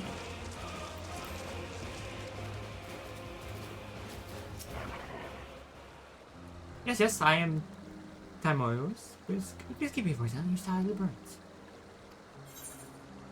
Begin asking questions. Yeah. So what is it that you wish to speak about? What do you think of Chief Hermit's flying creations? Chief Hermit's work? A worthy subject indeed. Those beings which soar through the skies, majestic and graceful, are ever revered with the creators. Even now, with so many threads in existence, the flood of newly imagined concepts continues unabated. Outside of the chief creation's part of is how they benefit from his boundless knowledge of the celestial realm. Birds that climb so high that they disappear from view, others which traverse the boundless sky in moments, and all without riding the currents. I know of none save he who would consider such marvels. Even we who would prize elegance of form above all else are dumbfounded by his genius. Meteon 2 is why not mimic his process? What, you mean plagiarize? Now see here, when I take up the thread of the creation and begin to weave, I must do so in the belief that I am giving birth to something beautiful. If, in my heart, I knew I was operating in another's inspiration... Oh. He launched into a yapping feed. What's Blob yapping about? At such an inconceivable disgrace act would be observing not to almost scorn. Therefore, despite my adoration of Meteons as a concept, I've made a conscious effort not to delve too deeply into the earning works of her nature. I know she has a gift for communicating with via emotions, but otherwise her abilities are a mystery to me. If Chief Hermit should choose to submit Meteon's concept to grow the architect, they will design to be restricted for public scrutiny. Analyzing a colleague's creation for that step is frowned upon, to say the least. So of course, if he came to me, a fellow artisan, looking for advice, it would be an entirely different story. I can tell you more of Meteor nature if you like. No. Now that I just explained how I was frowned upon, I couldn't possibly circumvent conventional practice by... Unless you were sharing such information in the hopes of receiving a constructive opinion on the application of advanced creation magic, then I would be practically upgraded to. Yeah, keep him yapping.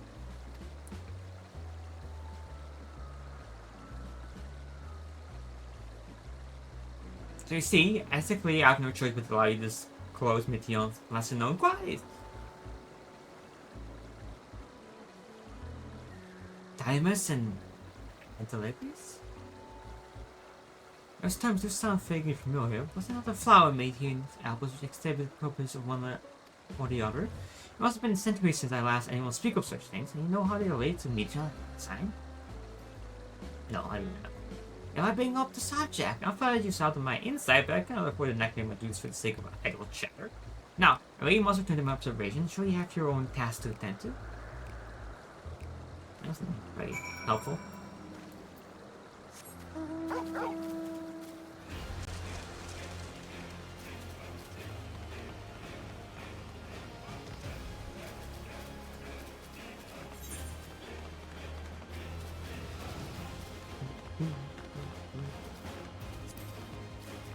How's Vana doing? Vana. Oh, good timing. I finished my own investigation on Uncle. So happy any new findings this year? Vana. I see. Even an expert in the field has little understanding of Meteon's capabilities, let alone an awareness. My questions result in much the same answers. Hermes' colleagues view Meteon as his personal project and could provide no details beyond those which you just told me. Which leads me to believe that the only person with any significant knowledge of Dynamis is Hermes himself. Yes, we made some progress here, but more information is needed if we are to research any definite conclusions. At present, the strongest link we have to the final days is the power of the Dynamis, and their antagonism which can control it. Yet, most scholars are only vaguely aware of these terms, let alone study them in any depth, except for Hermes, it seems. So I'm inclined to stay our current course and learn all we can about the Chief Overseer and his familiar. Another subject, are there aught else of note you can tell me about Meteon? Aside from our unorthodox method of communication? She and her sisters were created journeying to the stars in search for intentional life. I rather wish you had mentioned that earlier. In any event, would you care to elaborate?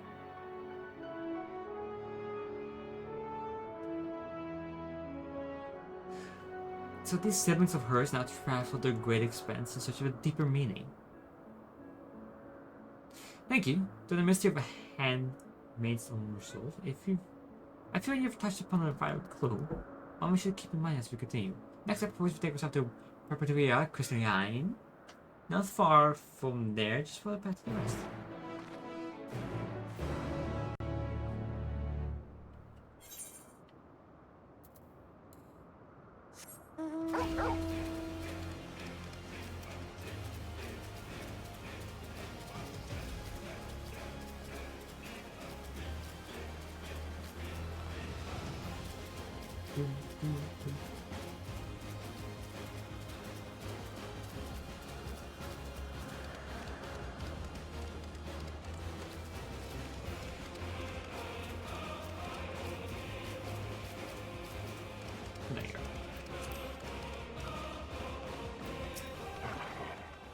This tower and the one further along a boat part of the Perpetuia Christiane, facilitated by the Chief of Elpis observation on destiny records. Despite how many they appear from the outside, the interior is actually a vast area of magical interconnected spaces, which, while fascinating, is not the reason we are here, is it?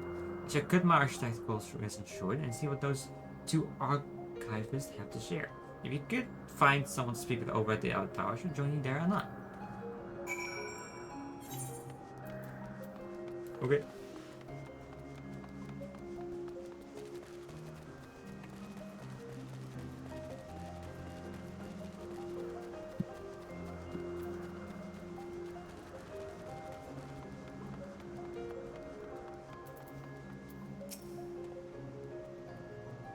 You have questions for me? Certainly. Just to know why I could quit my current appointment.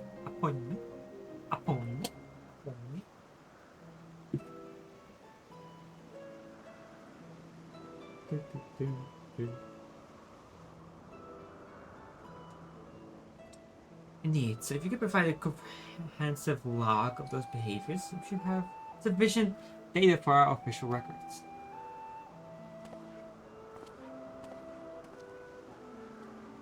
Now, what was it that you wish to speak with me about?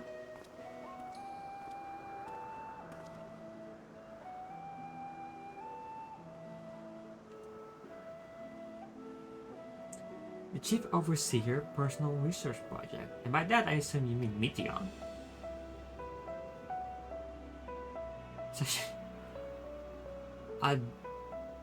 Document the stories that are difficult to track. After all, hardly a day goes by without seeing a research trail by one creation or another.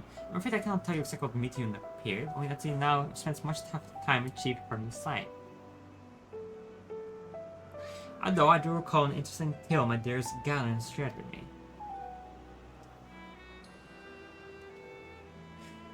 Galen is my partner and a fellow researcher here in the office. He was killing late one night when he caught sight of Chief Hermes sending Meteon heavensward, a host of them. Several days he would speak of that scene with wonder, describing it as one of the most beautiful spectacles he had ever witnessed. Sounds like a story we should like to hear. Mrs. Reynard, I thought you had already turned to service. Permit me to thank you again for your invaluable contribution to our concept and placement proposal. I do not mention it. I should say my original plan was to leave after the task, but I've since become engrossed with Chief Hermes' research. Would you favor me with a tang of sight which is so delighted your galleon? Of course, when you could hear it from our lips directly, if you prefer. At present, he should be observing a shipwreck in the Metabois Talisay. He does enjoy her time there, watching the sea creatures hunt and play, gazing upon the salty waters of the world oceans. We create in such sublime detail. I imagine you must find similar joy in indulging your boundless curiosity, Mistress Vanna. Even though such pursuits much continually and regretfully delay your return to the star. Indeed they do. So rest well deserved and long overdue, I should think. How greatly have you proposed for the wisdom of your community during your travels as a Zand? What would elpis be without your earlier academic work? The theories that you developed served as the basis of many techniques still in use today. Man is a creature of contemplation, but none embodied the nature which much as doing passing as you. I do say so, there's not a soul alive more worthy of a return. I shall rejoice the day you depart on your final journey. I will be honored. Well, shall we take this opportunity to meet with Galen in person? Yes.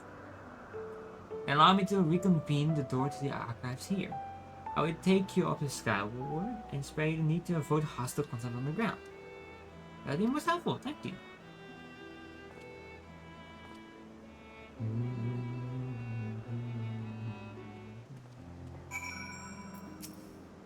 I've opened the path to the skyward.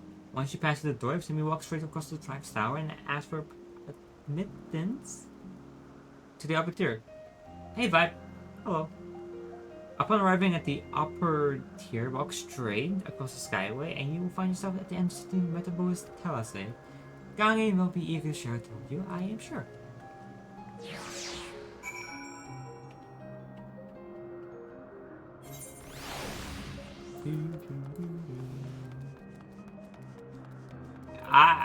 My quest is currently 87.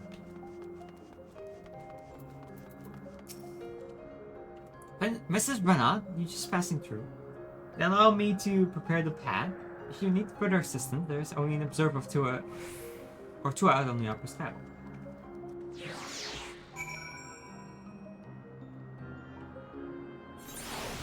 We're getting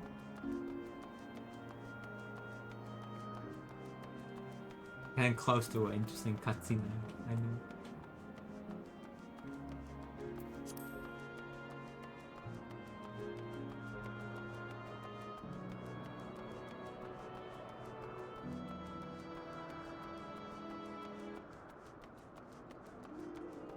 There you are.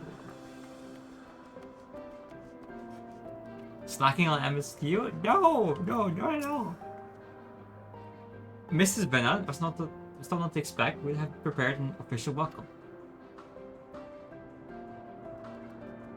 I got like a month till Dawn Troll hits, so like I'm good. I have more than enough time. Please, there is no need for fanfare. I only wish to speak with Ganin that might be arranged. Yes, Ganin, of course, I will inform her immediately. But she may be engaged in testing phase. You could be in for something overweight, which I let you know your business is urgent.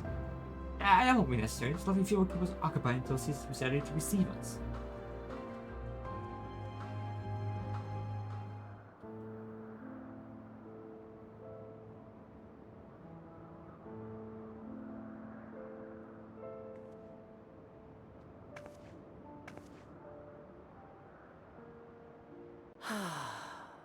A delightful breeze and a breathtaking view.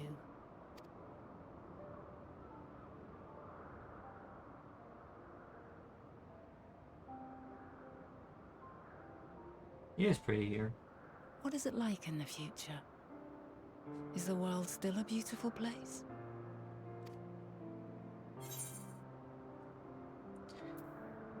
As beautiful as ever.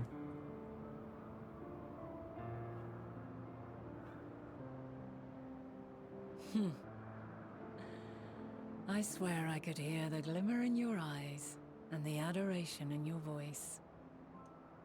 You're level 23? Oh my god, go play the game! What are you doing here? While we wait, will you not tell me about your adventures? Well, not the portentous events which led you here, but the simple delights all your own. By learning about the future world, I may gain insight into future me's plans. But more than that, I have an interest simply as a fellow traveler. Short of going somewhere oneself, there's naught more stirring than hearing another's account. No. Okay. Okay. Alright. I prefer watching someone else play the game. Oh, that's fair, actually.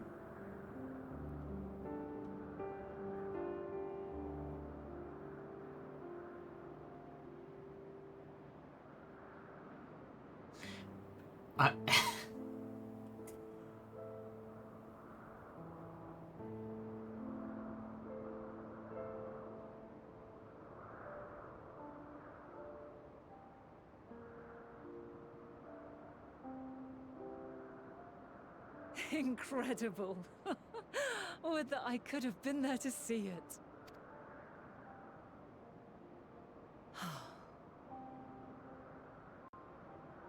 Yours is a harsh and unforgiving world.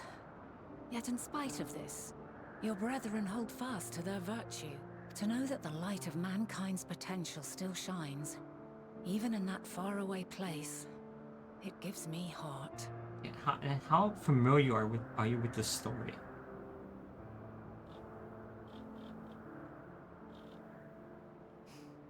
Thank you for regaling me with your tales. I will treasure every word. As you know, I was once a scholar.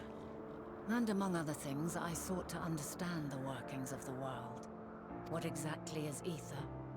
How formed the laws of nature? Whence sprung mankind? Riddles and mysteries beyond counting. Over the years, I have managed to find answers to some few of them.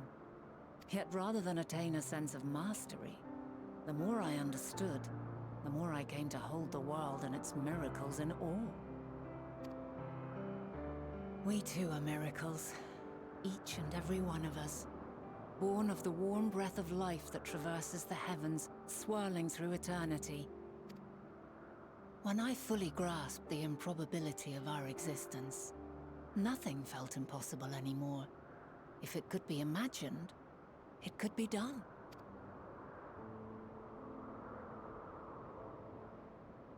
A passion swelled within me.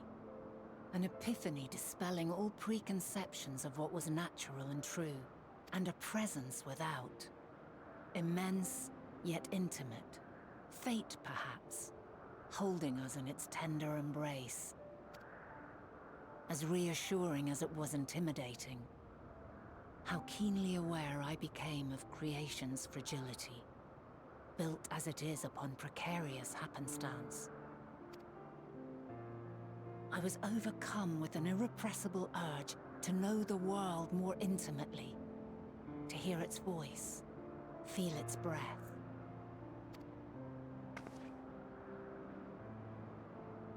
I ventured forth on a journey that very day, so very long ago now. Freed from presumption and prejudice, I saw the world through a newborn's eyes. Everything fresh and new, and so beautiful. Lands that stretched on forever. Skies one could drown in. The heartbeat of nature, silent yet strong. And amidst it all a people. Beacons of light and life. Laughter that warmed my heart like naught else before. They are my meaning. And my purpose, my love. And so long as they need help, I cannot return to the star. Perhaps my future self is still waiting for it.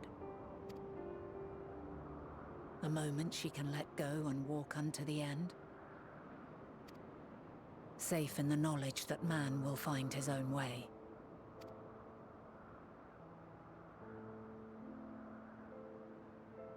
You, who are our future, tell me this, and tell me true. Has your journey been good? Has it been worthwhile?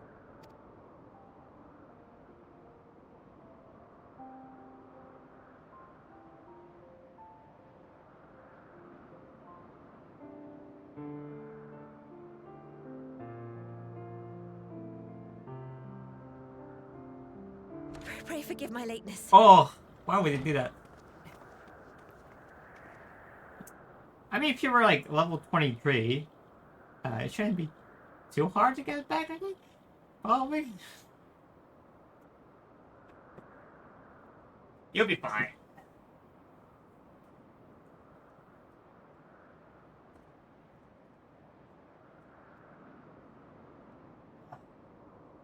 Open my window, hopefully my neighbors won't come through. Opportunity bit. I remember when I used to play this game, good times. It is my favorite game, I must admit.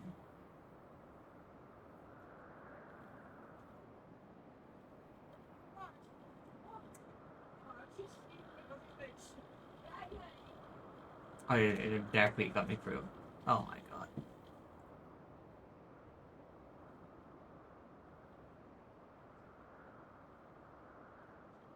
I have no neighbors, and for some reason, they decided to congregate outside in the front porch instead of the back porch, and well, they're probably that means they're probably a friendly bunch, but I moved rooms since then, and now they're basically just right outside, so it's kind of like annoying.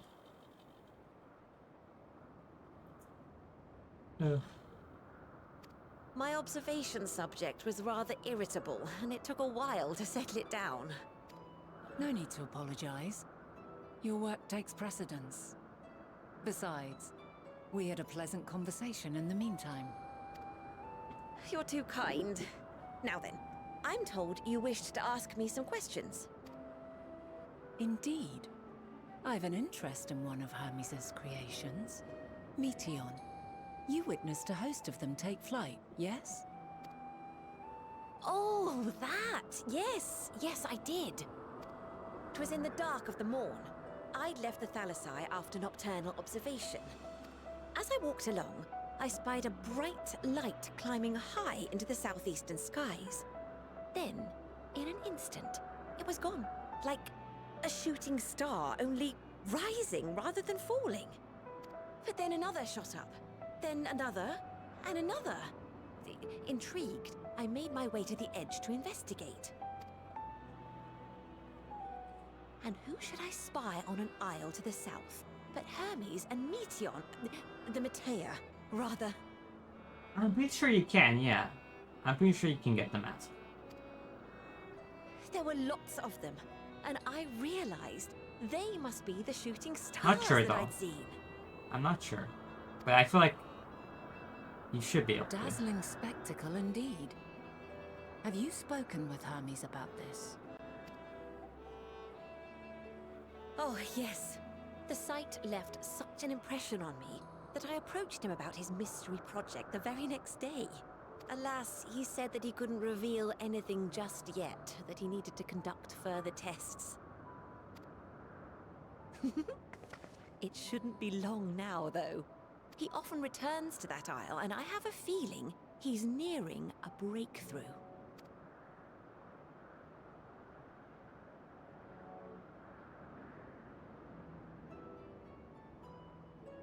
Splendid. We are likewise eager for the details. Well, that is all we wish to ask.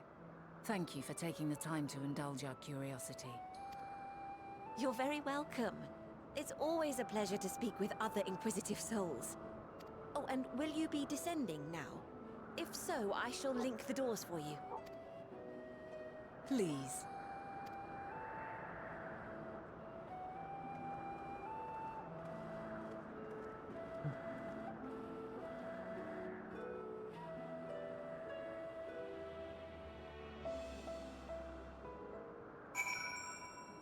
Oh,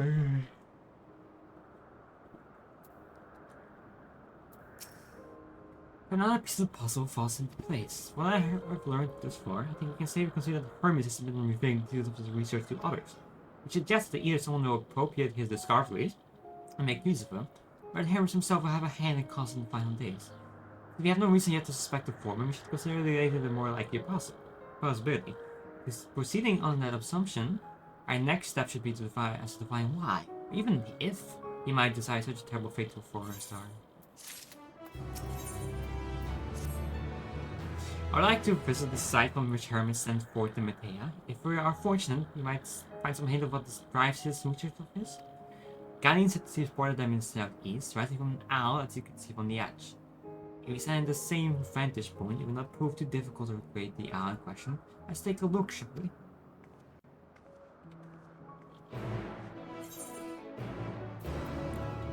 Oh, we're gonna go. I've had the.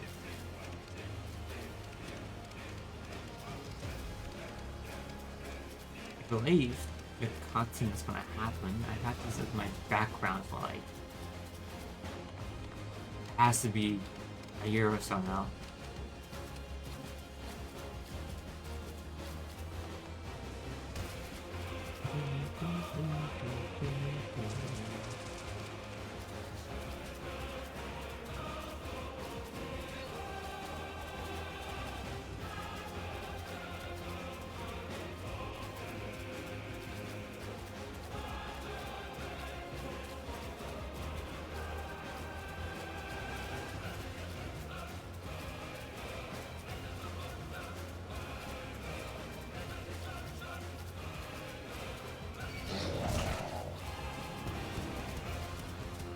Get up.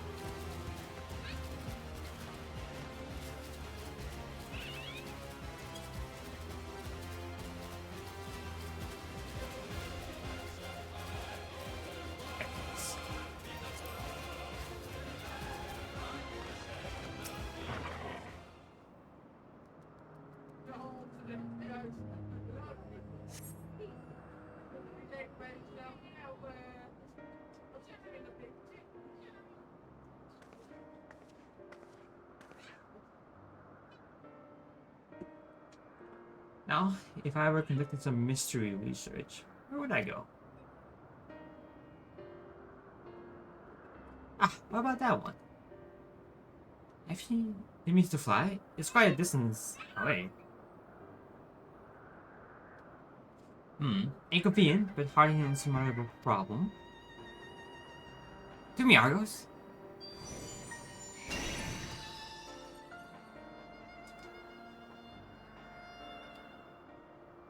Our friend, would you mind creating a double to carry show us here over the island?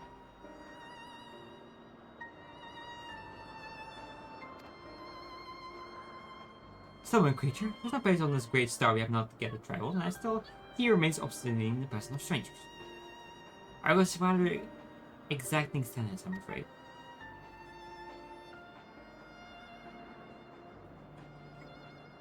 What? You've ridden him before? Your before meaning my after. Not all confusing that. Interesting, it's certainly not unthinkable. But speaking of the here and now, the quick solution for us to face off in the sparring match. Demonstrate to him that you are capable of holding your own against an even battle, and you should convince Argo that you're already on his back. And besides, I might even teach you a thing or two Oh boy.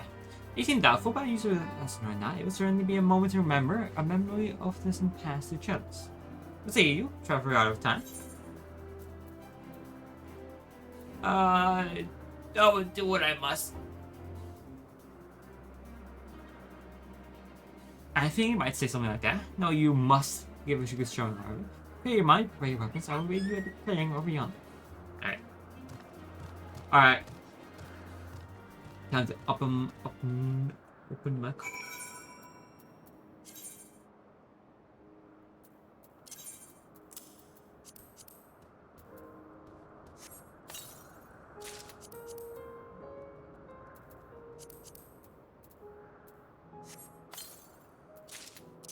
I want to save the gear I currently am wearing because I kind of like it.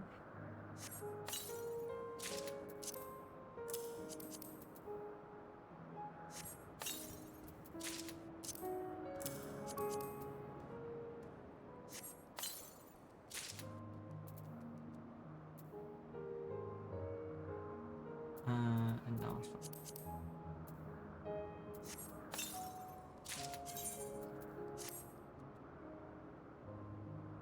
Ooh.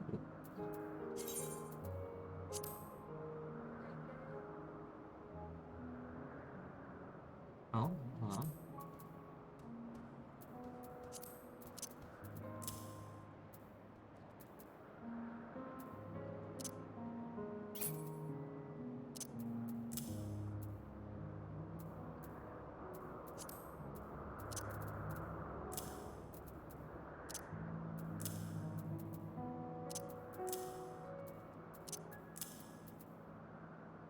There we go.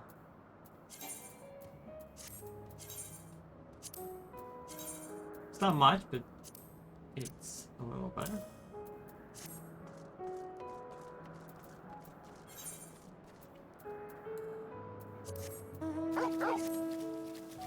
No, you didn't have to look at that.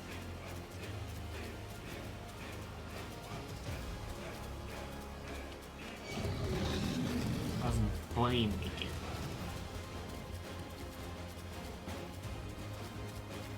Besides, no one's around to be it.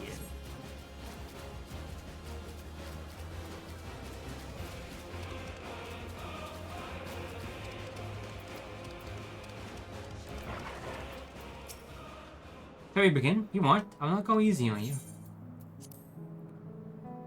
Level 88. Ooh.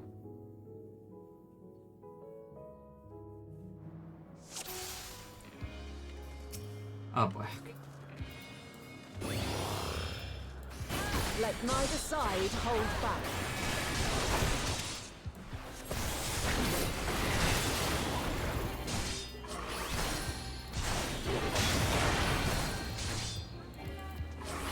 Yeah, it's so strong. My blade sings!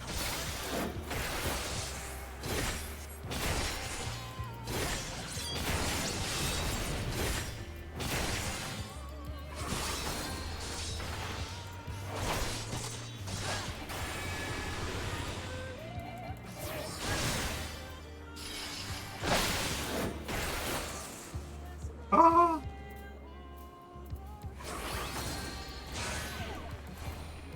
Ah, it's still in there.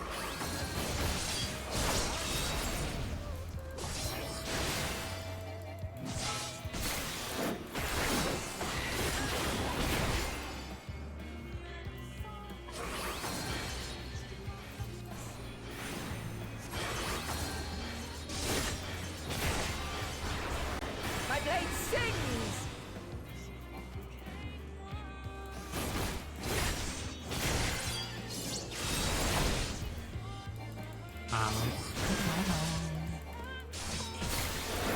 Impressive. I shall have to try something different.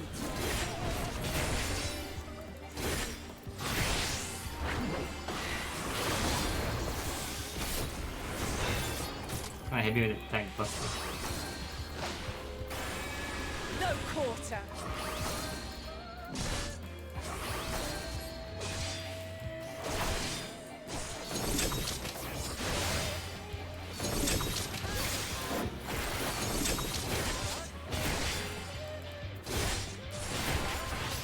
Have a taste.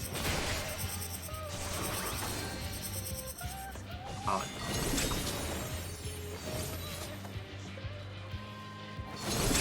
Ah, come on.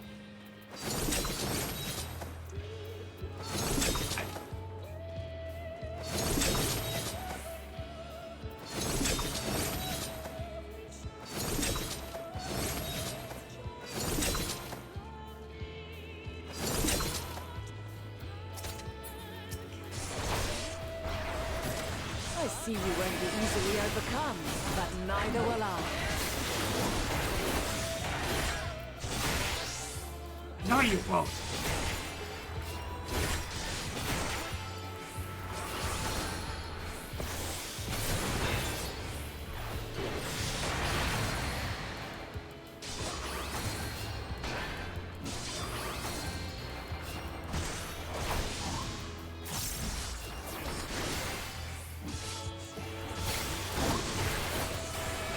Prepare yourself.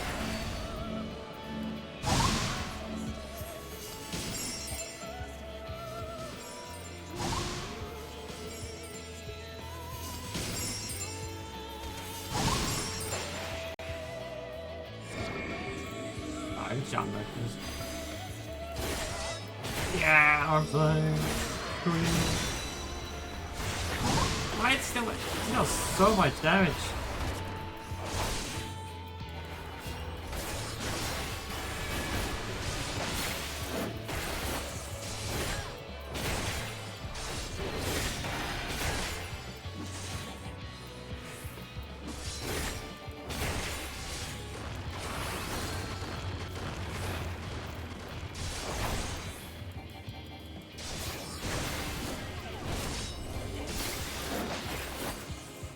Very well. Let us move to the final trial.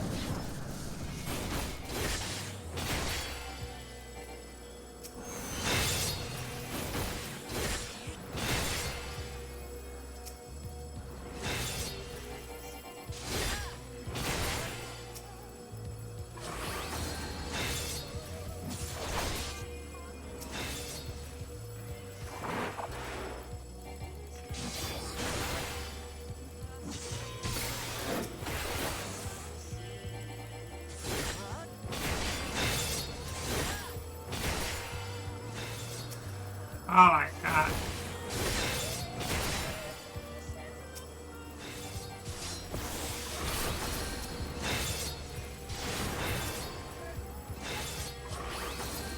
Oh! Okay, those goes faster, you know.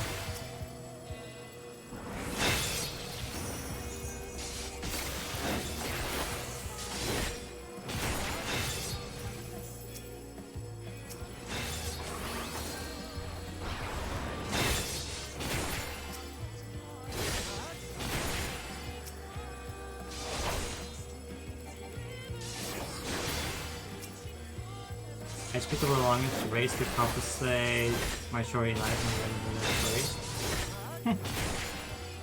You can always, if you finish the first expansion, you can free Fantasia, which basically a potion you can use to change your race and everything.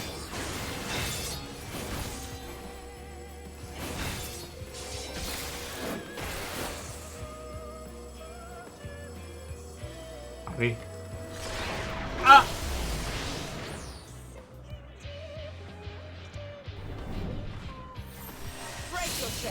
Shed your burdens and show me your strength of will!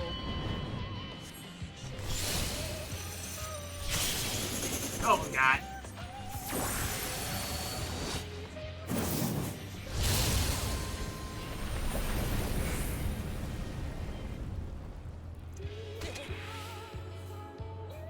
You still stand. The people of your time are more resilient than I had dared hope. I have seen enough. Oh my god.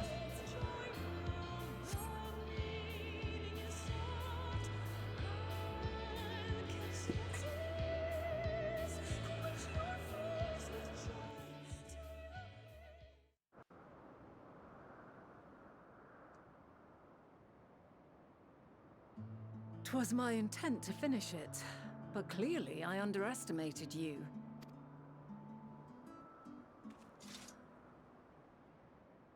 One would think I never learn. I made the same mistake with Azam when we first sparred.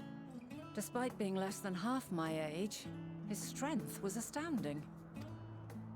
As is yours. 'Tis plain you have weathered considerable hardship. Far more even than your tales would suggest. It seems we have both learned much on our journeys.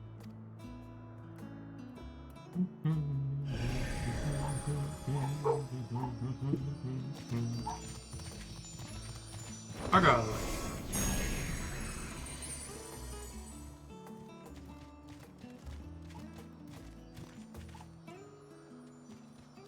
Well now, I dare say he is warmed to you. A boon to be sure. He never forgets his favorites, and is ever eager to come to their aid.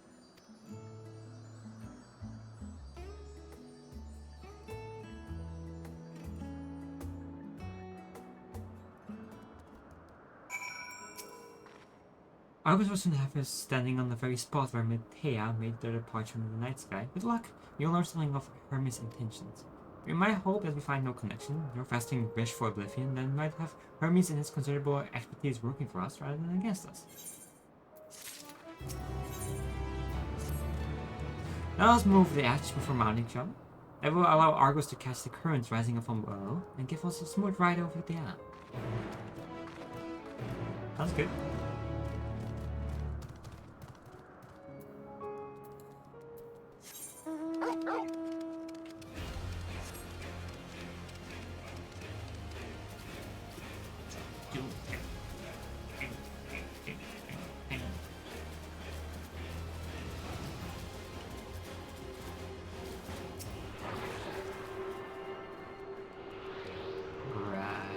Okay, I moved away. Just did that.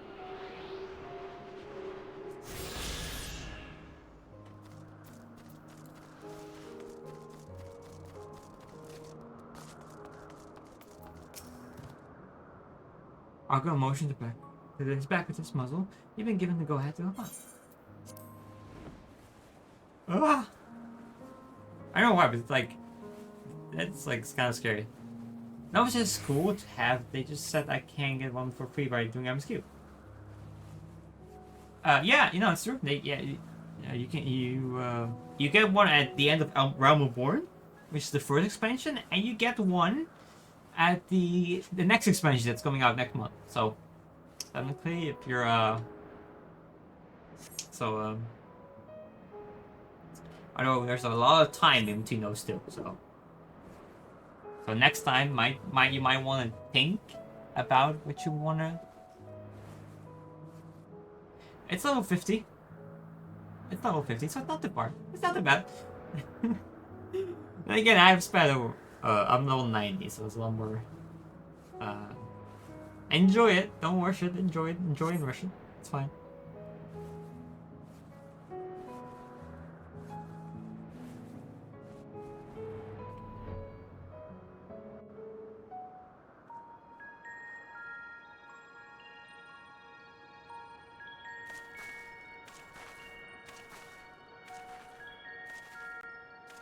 Quite a small place, lacking even the most basic equipment.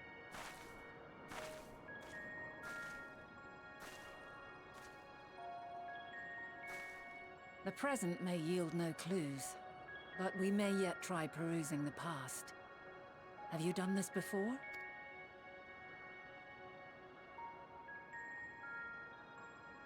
So you cannot control the power freely.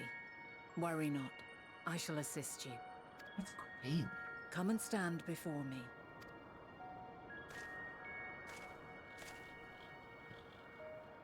There are two ways to see the past.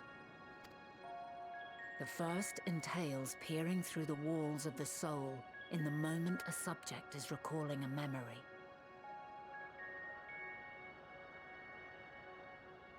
The second requires no subject, and is instead a process of piecing together an event from ripples left in the ambient ether. As memories are etched upon the ether of the soul, so too are they etched upon the ether of the world. In this way can history be preserved. Such memories are given to fading, however, and can prove challenging to visit. But come, let us try. Close your eyes.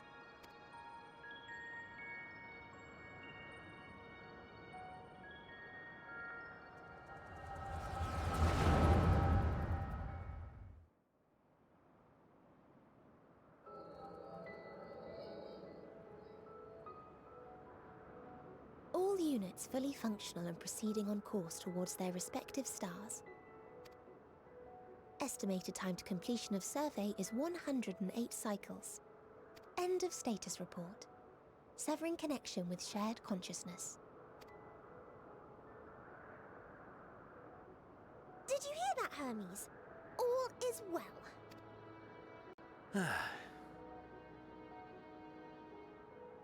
Yes. Good tidings at long last.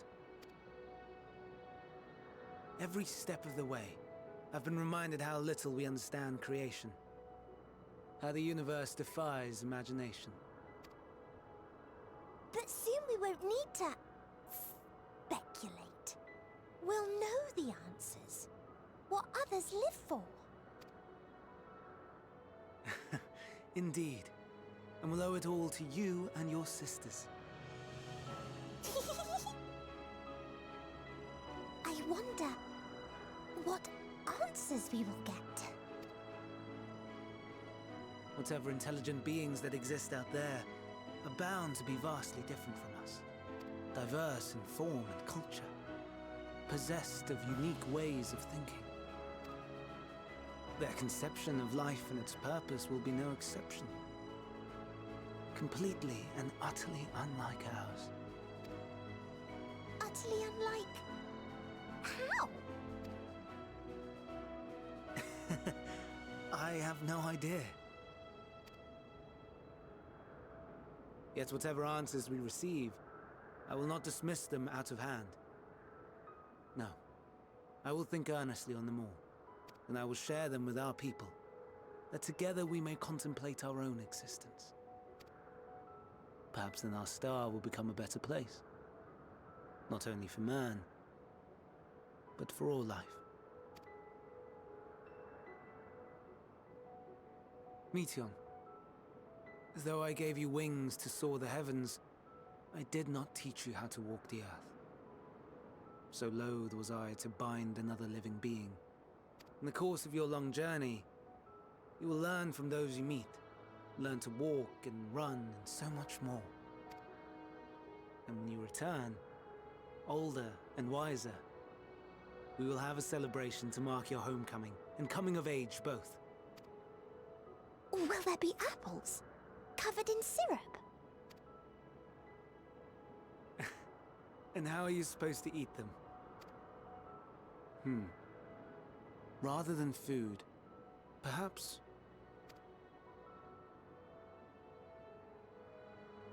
a flower.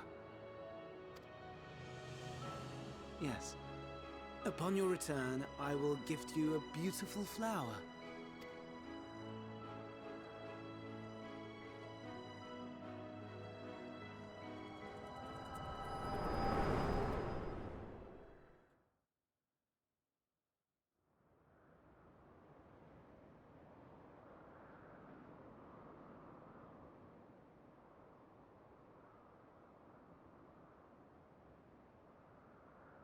So, what is your opinion?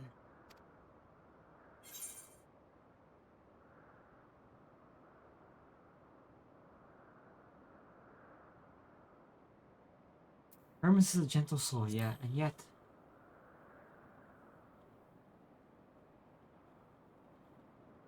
I understand. He is a gentle soul, and well-intentioned. Yet it does not take ill intent to beget ill. We must consider the possibility that something may have gone awry. Perhaps it was oversight, or simply an accident.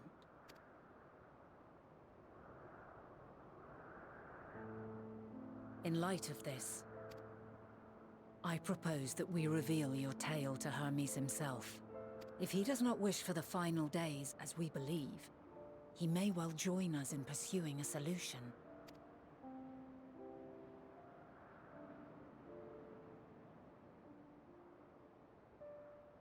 Then it is settled.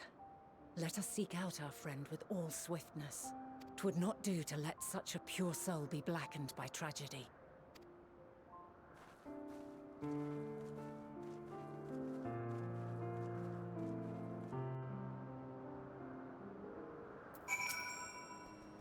Any number of places for Hermes might be in elpis. We get do worse than looking at the Crystal Hababara. The larger facility stands in the Atolicus Bores in Northern Isle. Only of Ishtoas, from the institution which claims to be studious is reached for every species destined for release into the world. You do not question how they find room on them all, on so few islands. And lies within Kitson himself. I touched upon the practice before back at the archives. There was a vast area that is stitched together out of multiple conceptual spaces. Same holds true for the interior of this facility and its magical constructive environment. It is there, in those spawning habits, the chief overseer and most elpis observers conduct the bulk of their work. Come, the simplest votes via the news nordopoided corpus.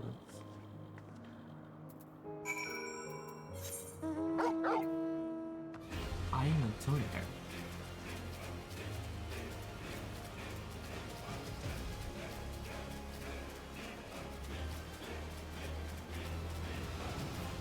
I believe that's the last area. Past it. Let's see if I can grab this eater right before I go.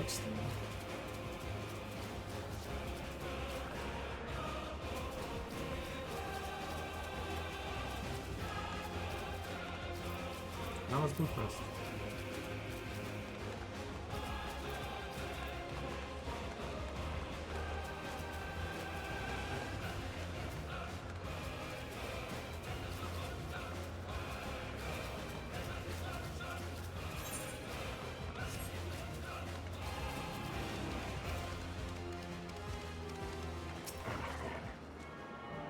Crap.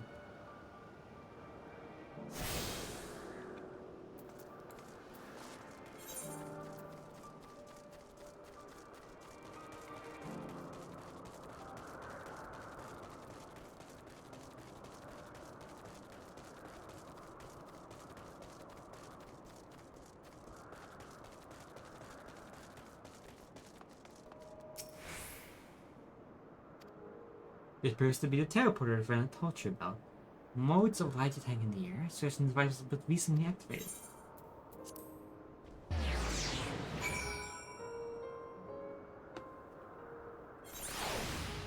And there she is.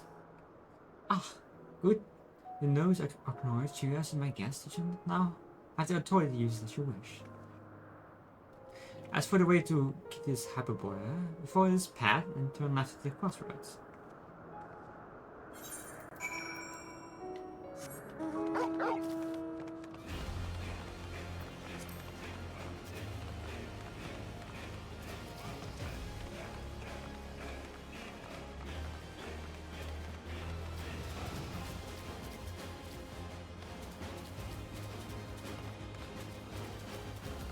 There's the building. Oh my god.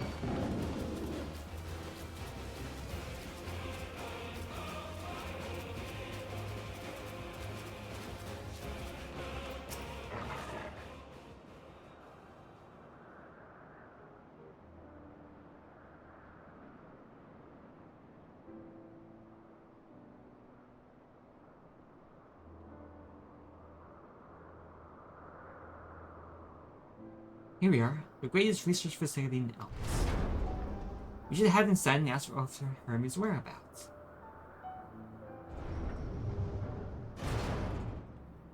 Hermes is at another facility, as we have just discovered. Oh.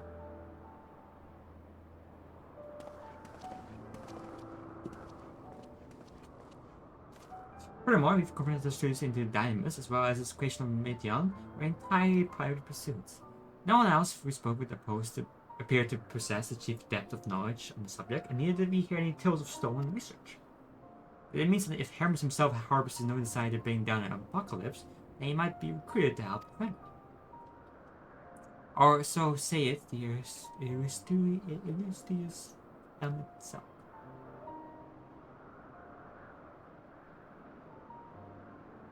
According to your story, the 14 defined connection between the celestial currents and the final days, but we were never able to pinpoint the root cause of the calamity.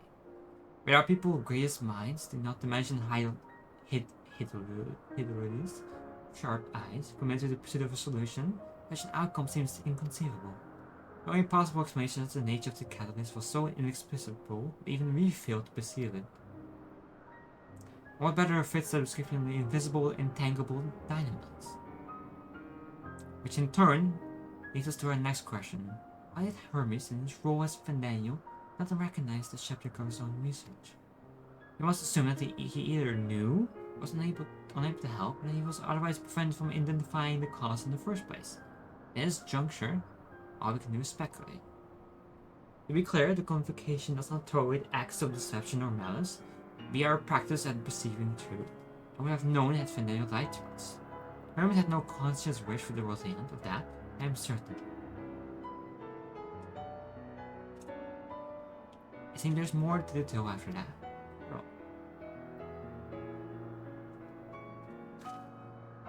We conducted an investigation of our own, you see?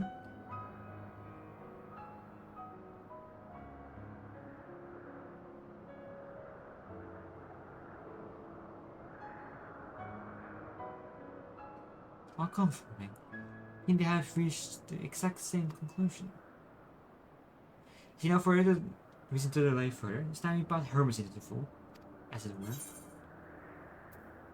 Thank you for your understanding.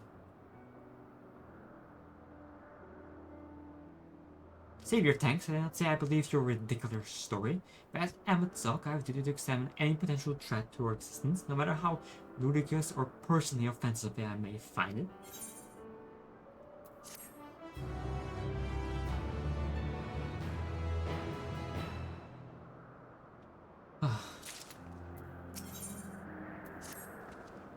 I think the time for leisure exploration has passed. If I might have a moment to adjust my vision. There he is, the next hour over. Meeting ends with him. Hermes appears to be in the midst of an observation or study. I suggest we hurry over before they venture elsewhere. And straight on the path, we can teleport to missiles of bureaus from the device at the bottom of the slope.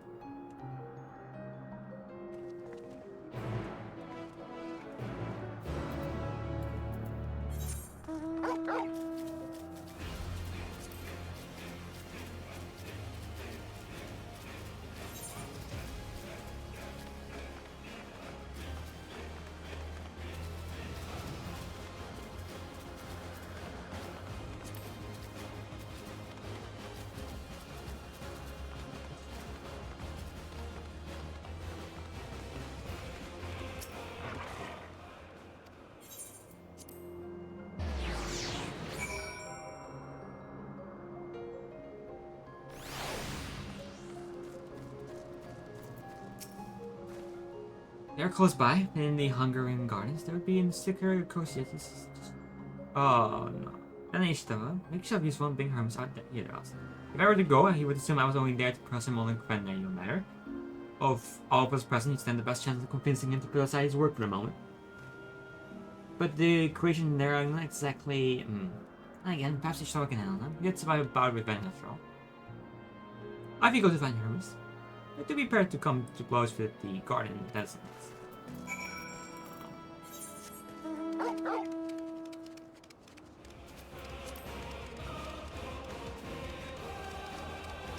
I do not like these plants.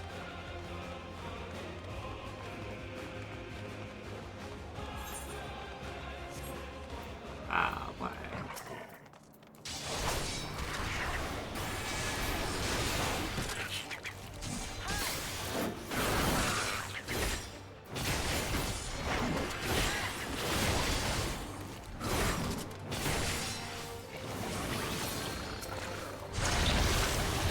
What do you mean? I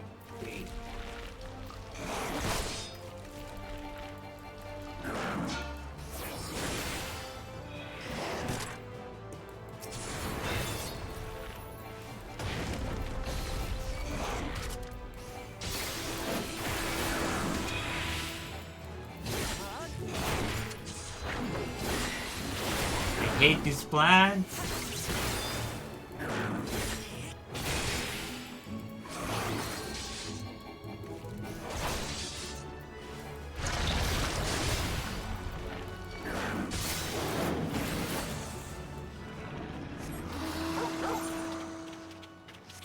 They make you sick.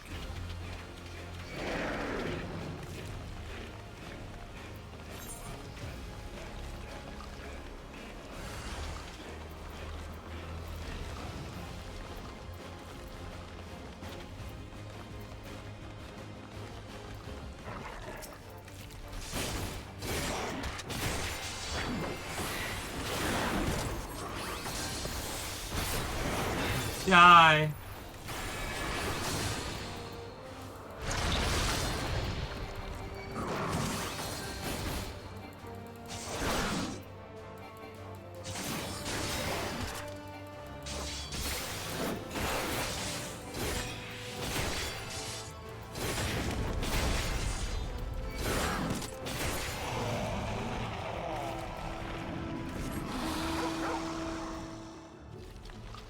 He's obviously not here.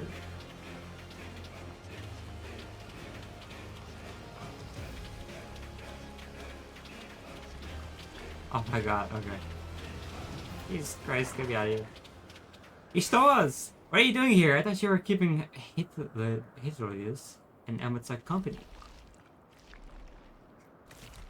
Oh, important matter? And it relates to the decision of Fandanians. Then yes, I will come as soon as my work is finished. I'll not be long, I promise, but you should leave outside the garden with the others. There's no place for the idle exploration. I'm going around.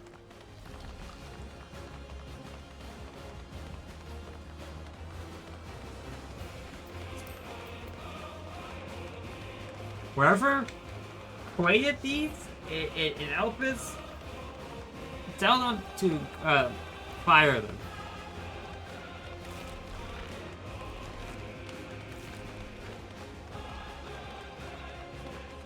I would never know how to put. It's Hitlodias. Hitlodias. I believe that's how they say it in cutscenes.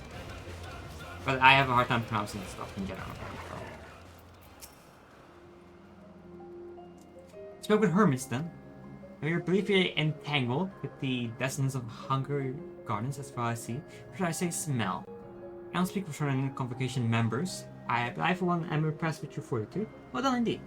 Now that you've convinced Hermes to convey with us, let us pray that things will soon take a turn for the better.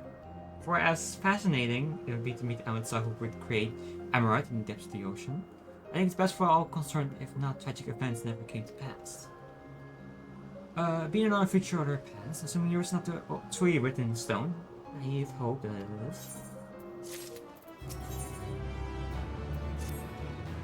Hermes said he would not be long, yes, then we shall wait here until the heroes.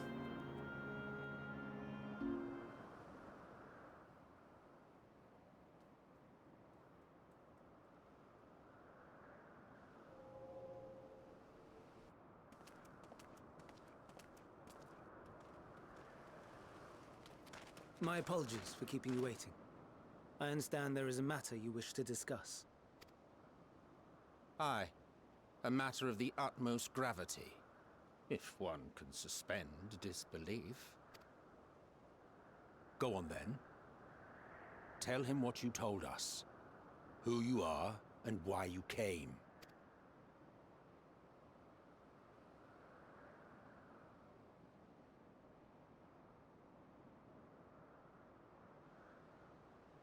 The final days.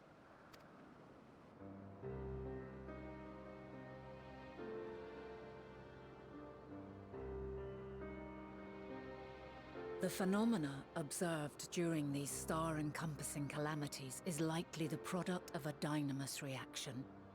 And none is more versed in the applications of this energy than you, Hermes. I must stress that we do not believe you would desire such destruction. We come not to lodge accusations, but to beg your wisdom. And so, distressing though the exercise may be, I ask that you share with us your opinion on the matter. On the assumption that our visitor's tale is true. Even you, Vana.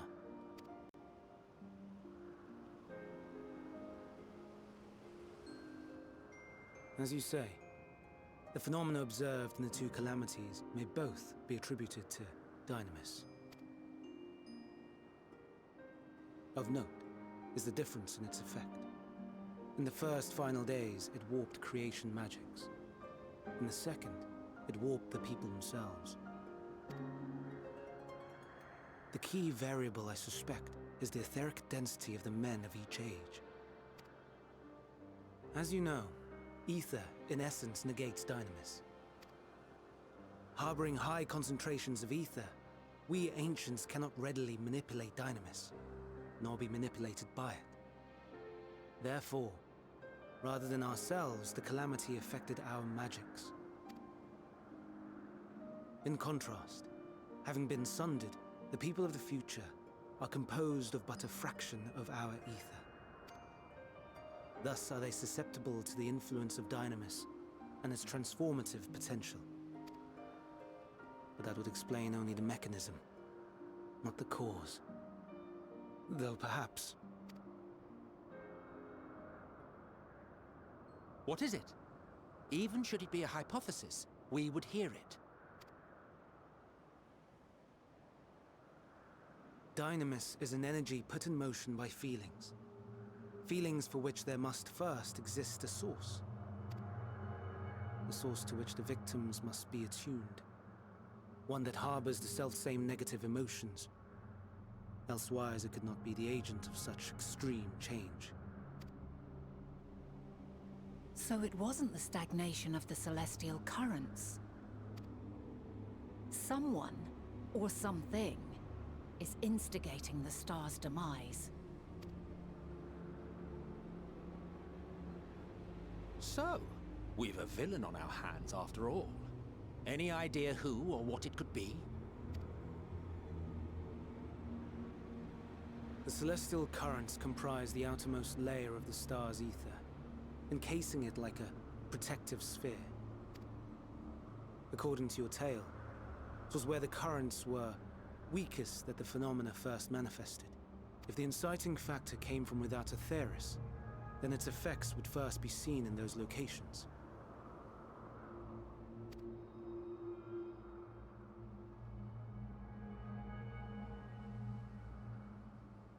Greetings. Can you hear me?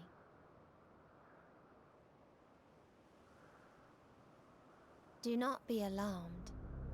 I mean you no harm. I wish only to hear your words, share your feelings, know your thoughts. May we please be friends? Meteion. What is it? Executing scheduled task, suspending individual self and connecting to shared consciousness. Connection established. Commencing status report.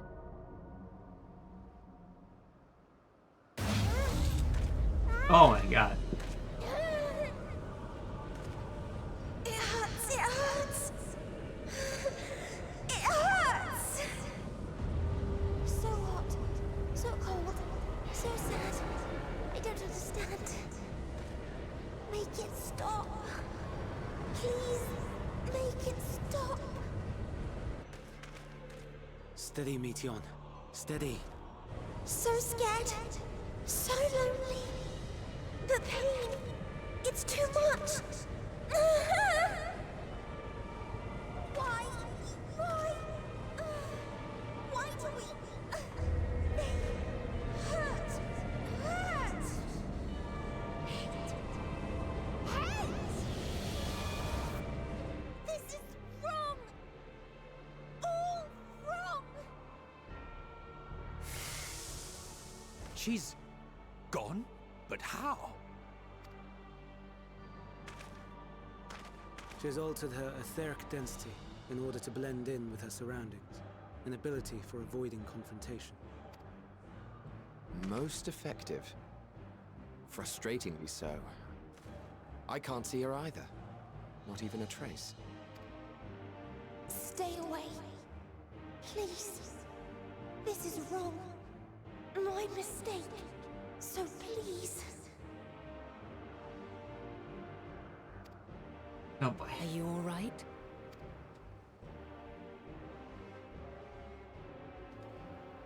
Well, that's a chaser. In your mind? No. We only heard her speak the instant before she vanished. Of course. When communicating without words, Meteon also employs dynamis. That would explain why you were able to hear her, when we could not. Then you are our best chance of finding her. Follow her voice and try to track her down. Hindered though we may be, let us split up and search as well.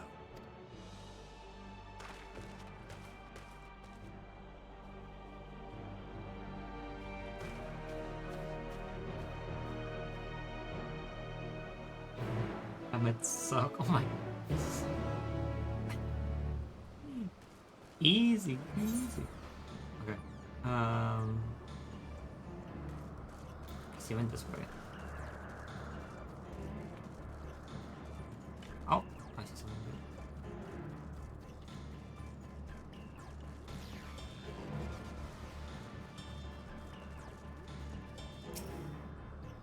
You can't be mine, your senses questing for any hint of mutant presence.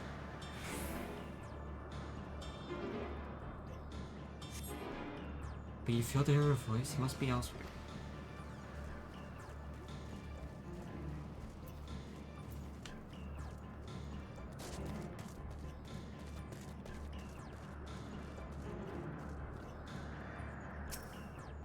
You can't be mine?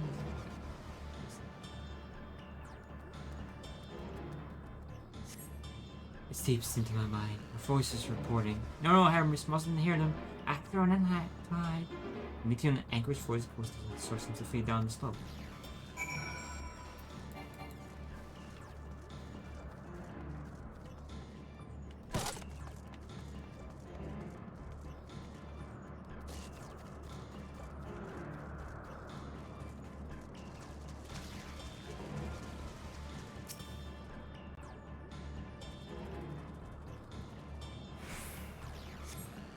Strained to catch even the faintest whisper, but failed to hear Meteon's voice. He must be elsewhere.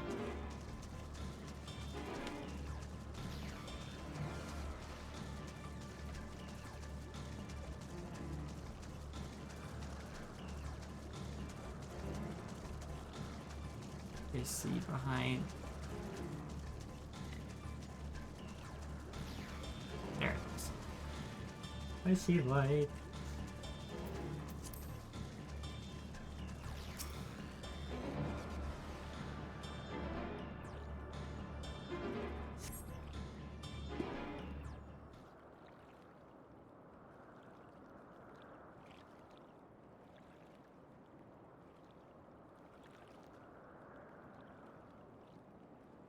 Greetings and salutations.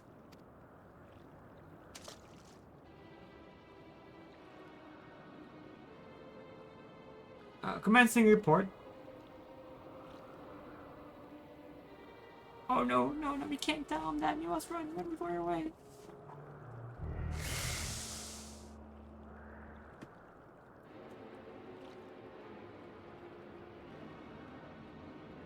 Please don't follow me.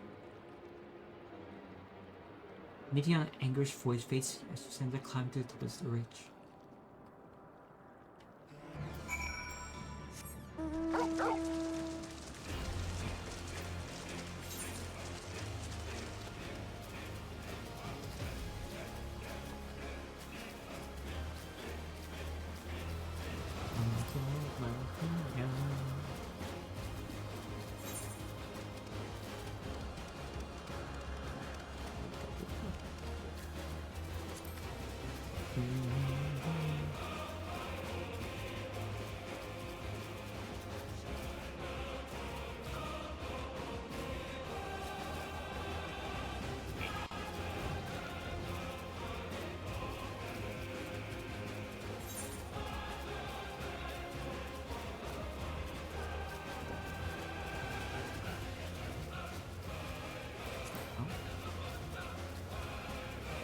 See this spot.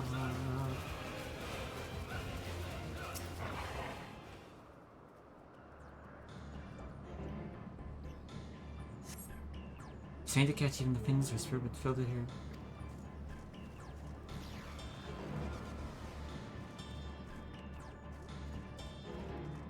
one here.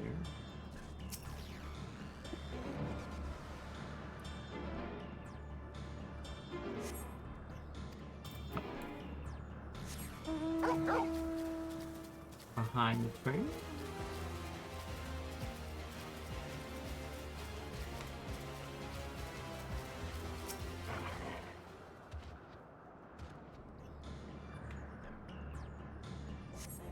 How? I had come to this. Is the reason we traveled to the stars? Why we sought out other life forms? Is it it? Is it the answer? No, it cannot be. It cannot be. Sound.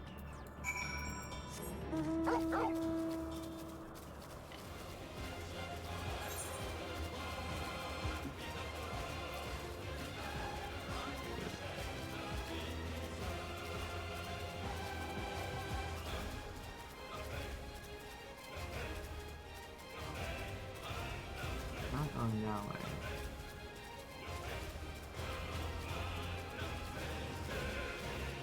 Going to pools. Oh.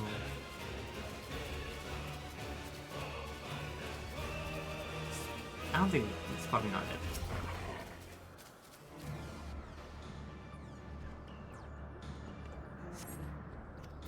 No. Okay.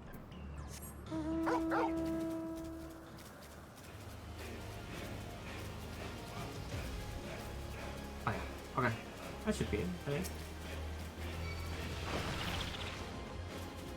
Don't follow me.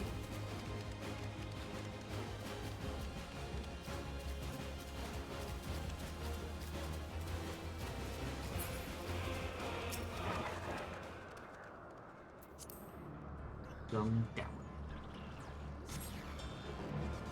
Ah, cutscene.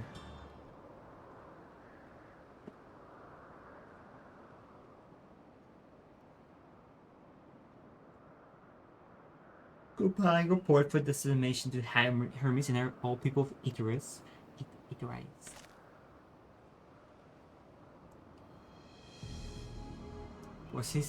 Processing exposition data, preparing profiles on intelligence situations, formulating answers to the question, finalizing report.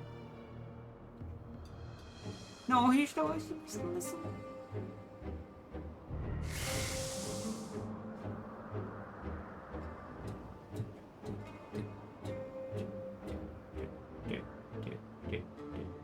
What's wrong? It's all wrong. Meteon, anguished voice flees towards the lake. Any sign of Meteon? Panicking and confused, which will make it all the more difficult to predict her move. Hermes, what do you make of the situation? Materia are linked to a single mind, the shared consciousness which connects to them across any distance. I suspect something has happened which disrupted its usual harmony. I might be access this shared consciousness of theirs. Why she would approach any sentient being directly. In a meteoric case, this means speaking to any incarnation within physical reach. So unless we can track down the meteor which is lost, we have no means to communicate with them. No way of knowing what befell sisters, no way to provide directions or guidance. Then we had best set our musing aside and concentrate on how we might find her.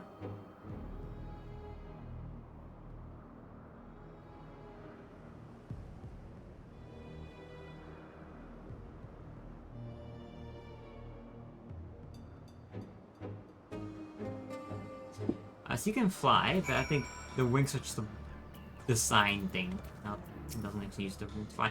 Oh my dear Meteor, what did you witness out there to frighten you so? What do you seek to keep from us? How terrible could it possibly be? Correct me if I'm wrong, Meteor renders herself invisible, matching her etheric density to her surrounding, does she not? Her soul could be not just disrupt her concealment with a sulfate of ether. Watch how Emmet Soul certified the person with first play matching. Can be absurd, I can hardly channel each of your respite whose whereabouts are hidden from me.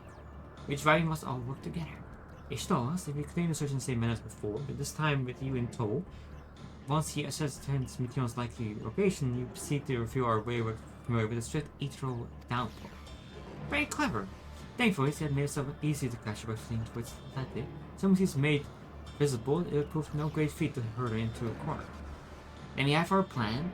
Ishtoas and Amasak will be attacking his trapper respectfully, while the other protecting and obstructing Meteon's avenues of escape. Amasak and I will keep an eye on each other, either to help coordinate our efforts, and let's be about it. Be about it. Well, it seems we are punished for the time being. Let's return to where we last saw Meteon and pick up the trail from there. I will keep myself in a state of pregnancies, ready to rain down ether at a moment notice, meaning it feels to you to keep the way clear.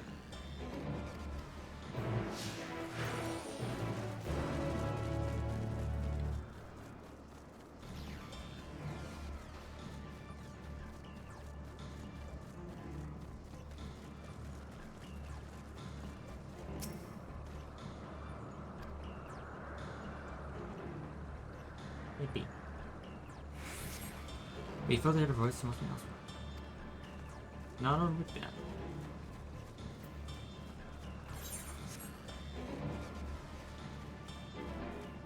What's this one then?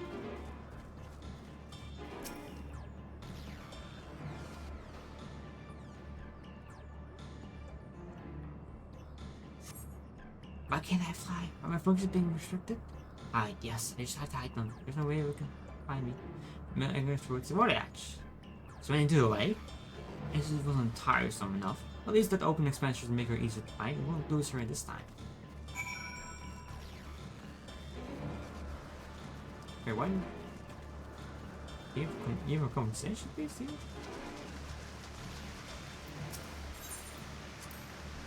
We should be able to reach the bottom of this drop by climbing down the rocks to the water hatch. And did even think of dragging me over the falls. Final days don't know. If I end up plunged from head to toe, I swear I'll reach to Romola.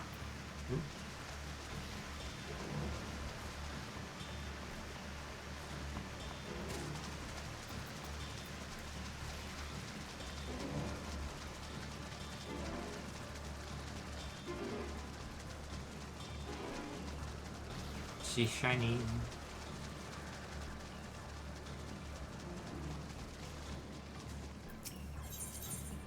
Oh, yeah.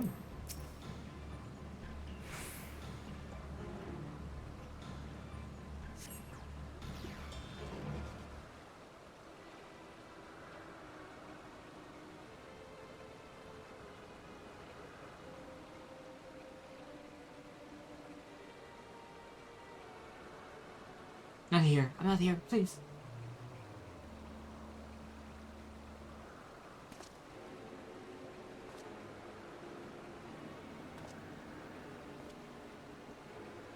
By our rock, is she? Very well.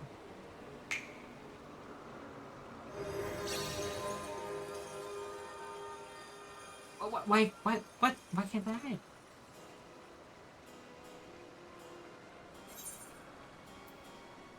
It's not need to run, Meteon.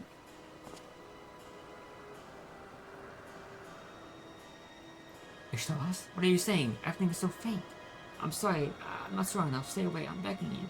But make me say it will break him, his poor fragile heart.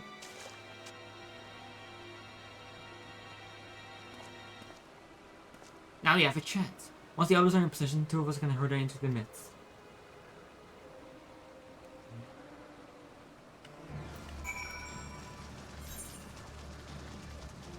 Chase on.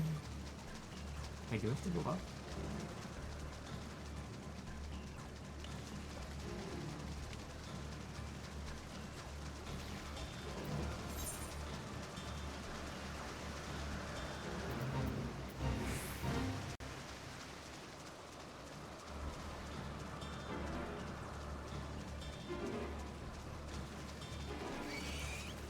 Hey.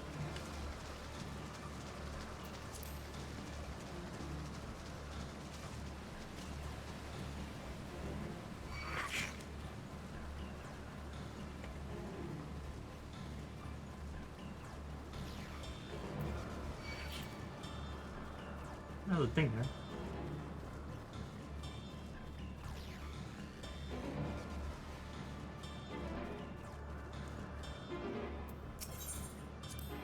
Is it no, it's not in use? It seems to have been left to the mercy of the elements. Either way, it bears no trace of Meteon sustenance. We move on.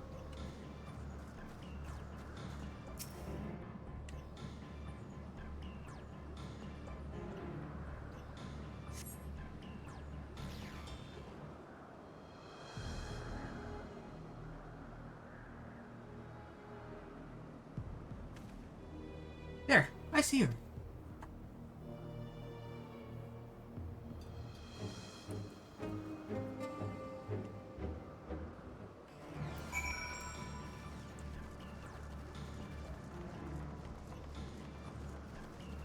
We won. We won.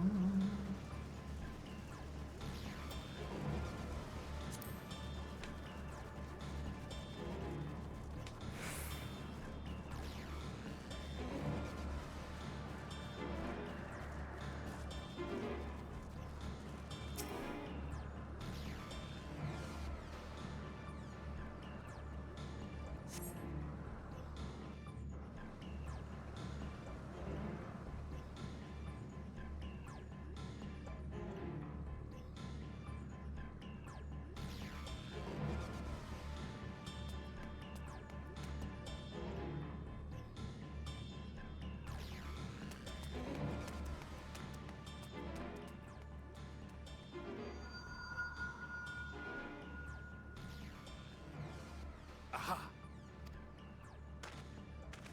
Give chase. We shall herd her into the shelter.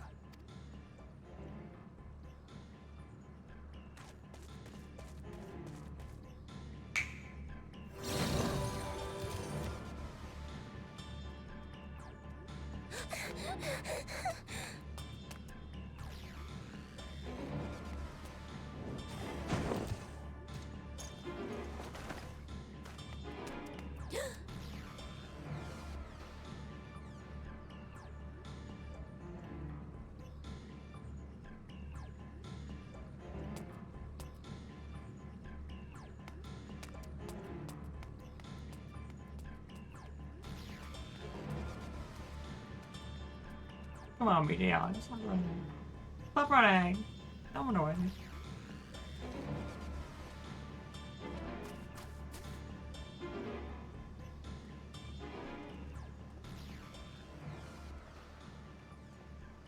Please, Mission. We must speak.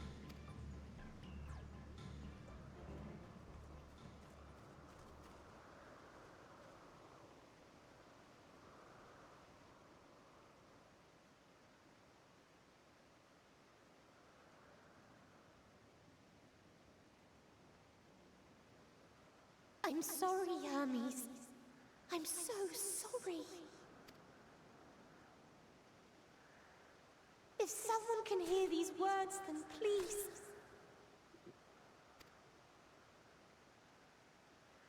Please protect them. Protect them all.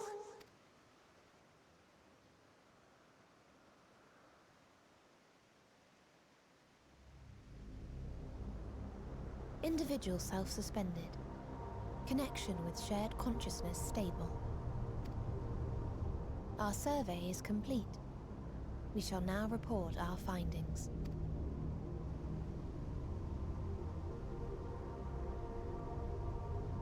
All units safely arrived at their respective destinations. Seeking answers to Hermes' question, we attempted to make contact with the intelligent denizens of each star.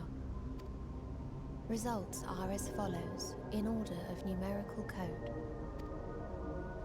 Enna. Traces of civilization found. Structures believed to have served as domiciles. No extant life forms detected. Dio.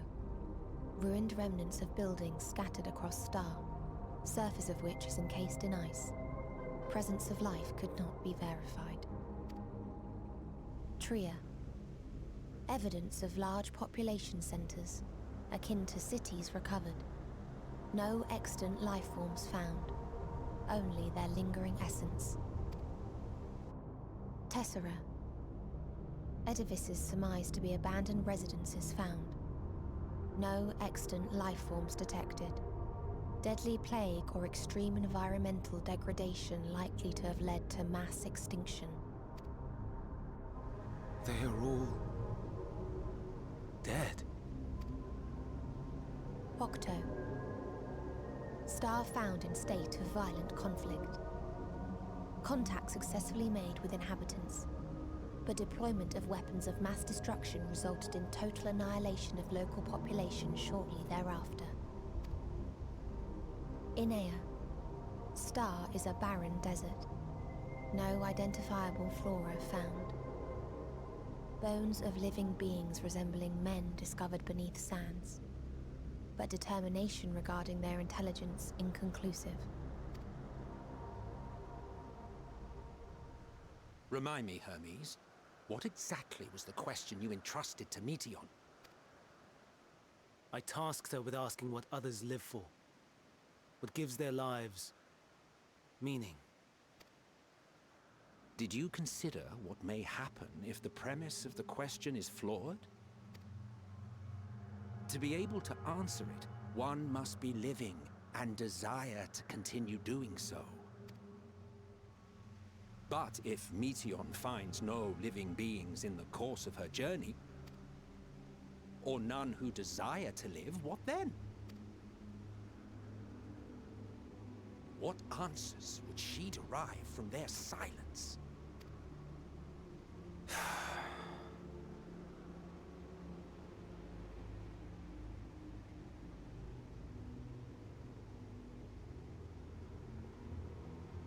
Meteion, enough. Suspend your mission and return hither at once. Decapente. Local civilization once flourished under auspices of higher power. Said power later laid waste to civilization in fit of rage. Upon revealing this to me, entity elected to self-terminate in lieu of providing answer to question. No other intelligent life forms found. Turning a deaf ear, are we? We are taking Meteion back to Amarot. As I understand, we will need her if we are to bring back all of her sisters. Yes.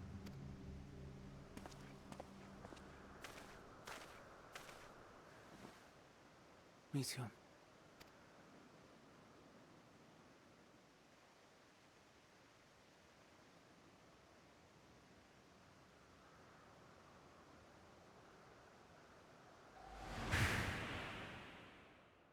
It isn't right, is it? It isn't right to turn away from the answer. Even if the answer is pain. Even if we aberrations must scream ourselves hoarse to be heard.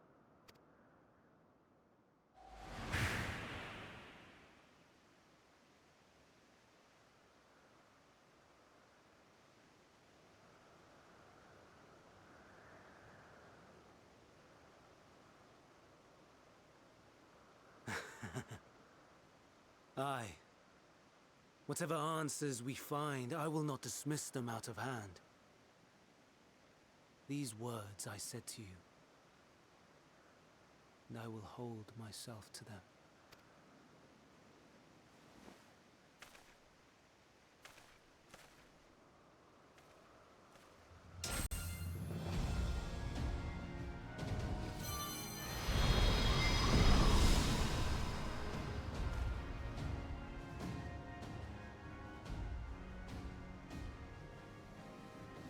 What is the meaning of this? You cannot take Meteion, not until she has finished her report. All else must wait.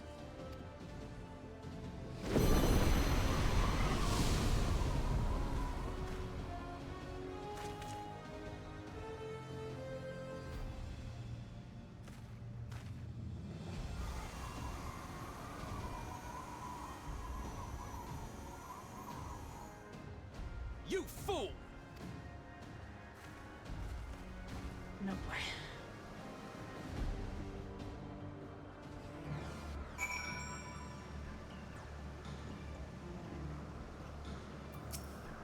Why, Hermes? Why could you not leave Ron enough alone? Are these answers assuage the pain you feel when the equation is turned to the ether? Have you never cast your cursed questions at distant stars? You may have one day learned to be peaced upon as well. Hermes has headed to Ketis. Studying the expansive dimension of the place, you may have difficulty finding locating his ether. Obviously, he entered from the rooftop, or you might hear arrived at the most point in the facility. So do we pursue him? Of course we pursue him. No matter what Hermes might be thinking, Meteor is a potential threat needs to be brought under our control. The convocation duty to safeguard this star takes precedence over any personal stake in the matter. Why not? Ishtolas? The scary stand on the precipice. We have yet to determine beyond the shadow of a doubt that Meteor is the hand which tips us over the edge. Nevertheless, if we are to learn the truth of the final date, we must give chase, and even neither Hermes nor Meteor is ultimately responsible. We should not leave him to suffer its permit alone. Agreed on all accounts. We'll keep this high wherever we go.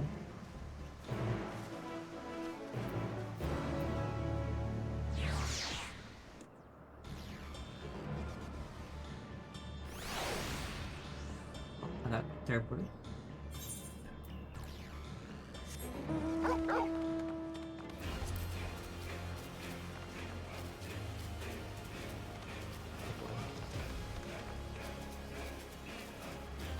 It's gonna be quite a cutscene.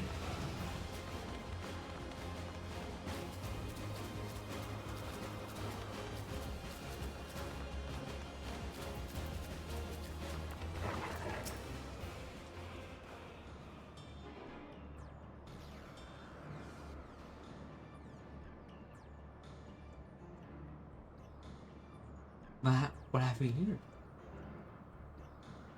Excuse me, has something happened to the inside kitties? Mrs. Renan, I'm so glad you're here. No one knows what prompted it, but our alarm was sound. The kitties put in safe alert. Procedure dedicated to evacuate immediately, and we have yet to investigate further. This is Hermes doing, obviously. What does this state of alert entail exactly? A field of dampening magic is struck over the entire city, usually in response to escaped entities and the like. These scholars and observers are unaffected, and everything and everyone else is weakened to the fraction of their usual capabilities. I consider us forewarned. We do, however, have urgent business with Chief Hermes, and we must enter the presence regardless.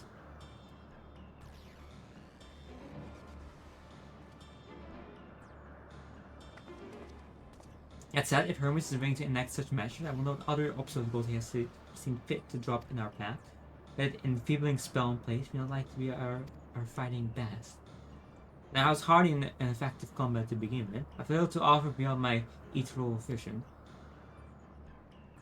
Then you will put that talent of yours to good use. You were very skilled at spelling weaknesses, if I recall. Very skilled? Now you've gone and raised everyone's expectations. Y'all need only to make the most of your strength and not fit in the gaps as required. I was once a Zem after all. It's my job to rise to the occasion, be that as defender, aggressor, or healer. I feel better about my lack of prowess already. And you, Amitsuck, can impress with your arcane majesty. You love potent spells easily as breathing, but they can also channel their power in a protective manner if you so choose, yes? Oh well, yes, should the situation call for it. Excellent, that should be covered on all fronts.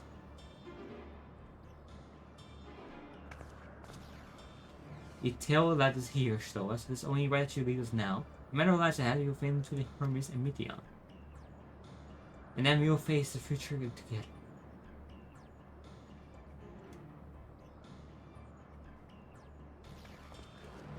Is it a duty? Yeah, it's a duty. Okay. Shouldn't be too hard, I think.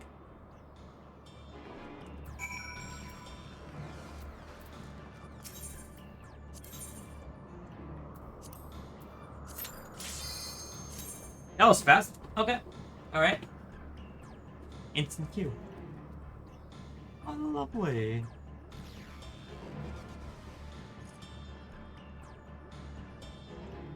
Oh.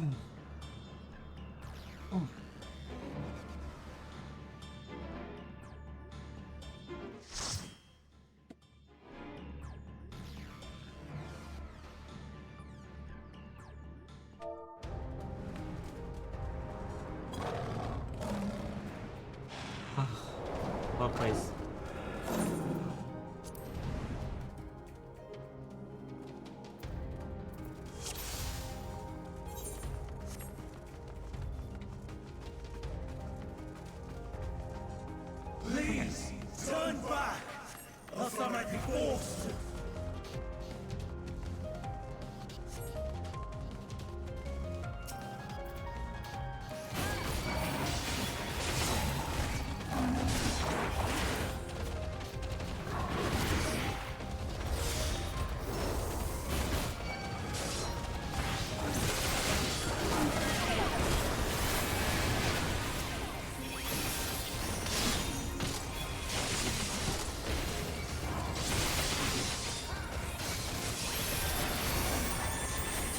big pull, big pull, big pull.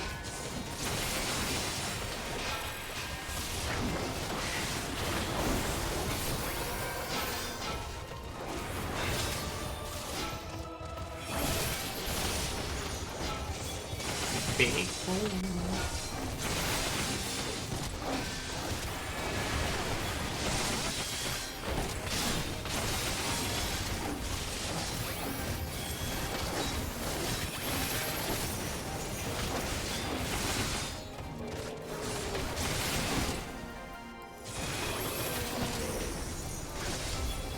Big pull.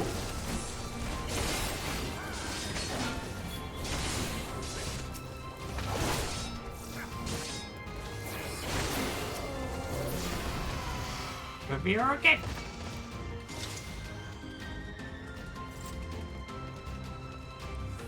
He's running out. I'm sure they're fine.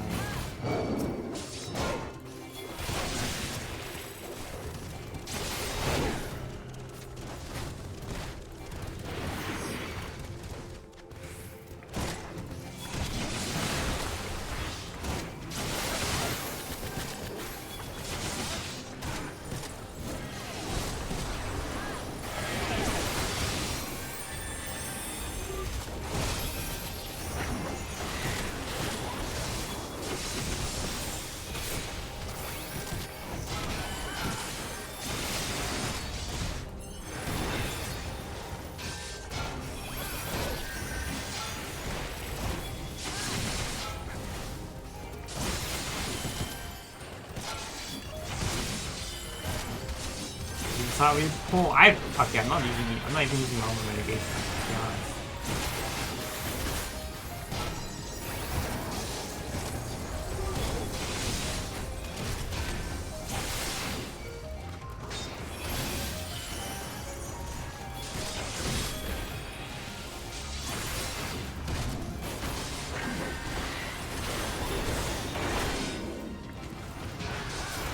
Yeah, we got this.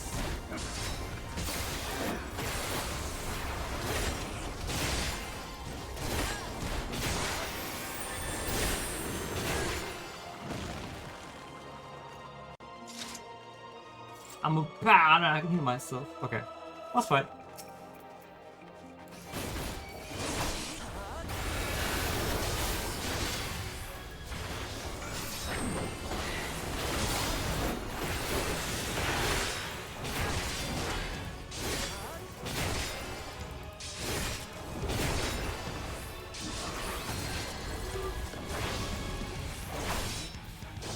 So like, yeah. Oh, he's gone.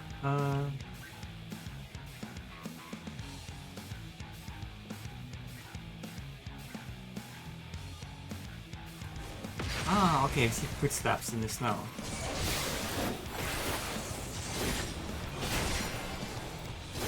That's pretty cool.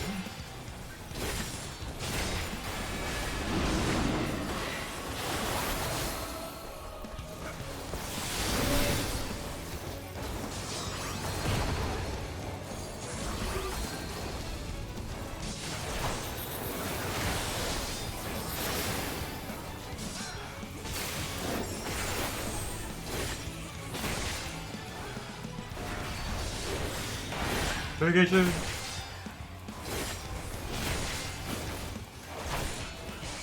Very easy boss, honestly.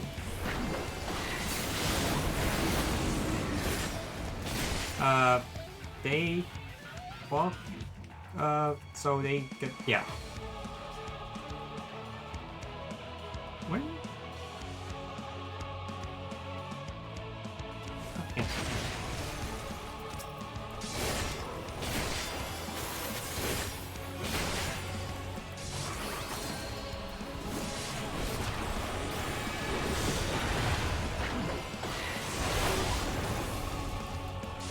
I see the progress.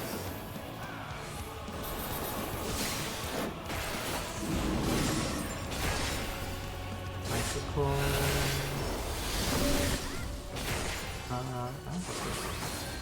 Oh, alright.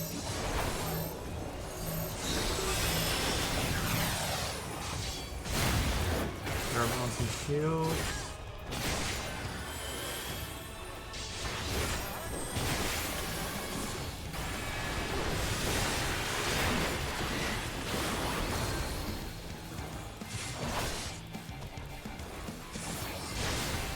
It's a cool mechanic, yeah. It's a lot of cool ones. Nope. Nope. You're gonna find a lot of cool ones.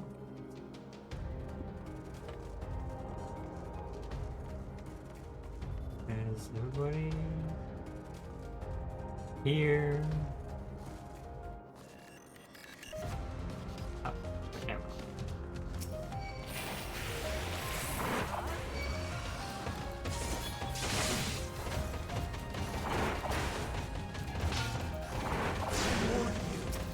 Stay away!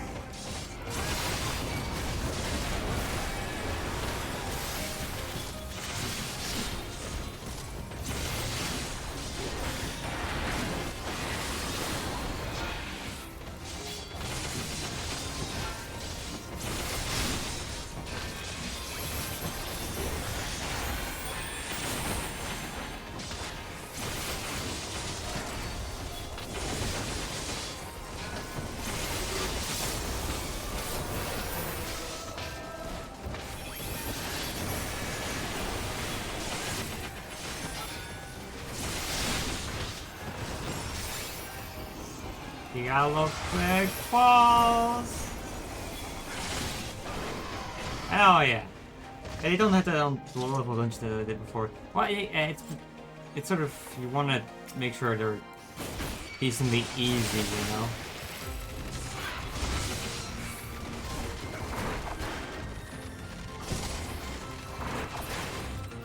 Look, my healer is going in front of me, so he is having a good time.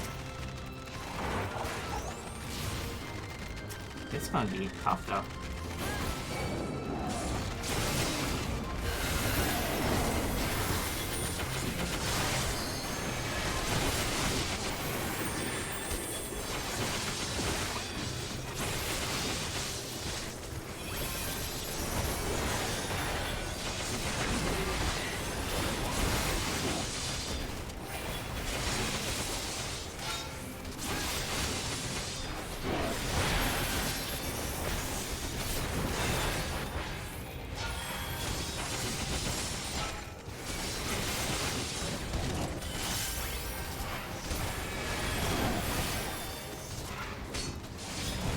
Nope.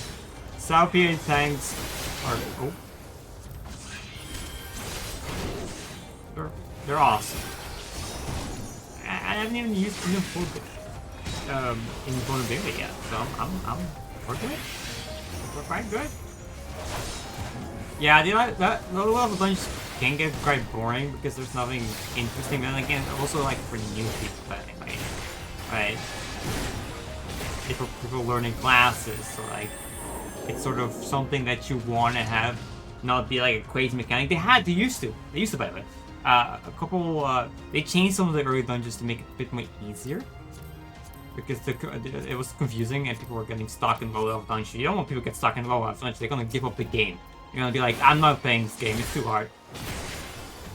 It's true. It happens.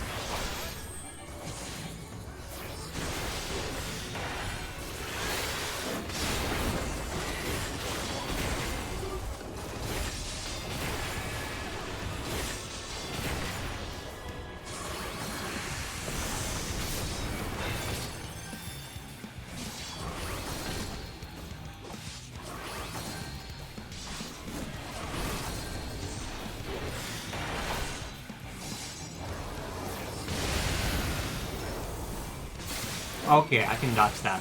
That's good to know.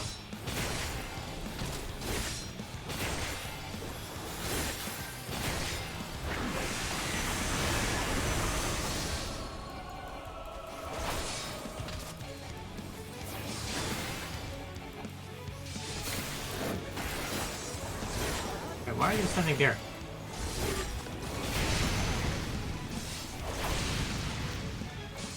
Okay, that's okay, very interesting.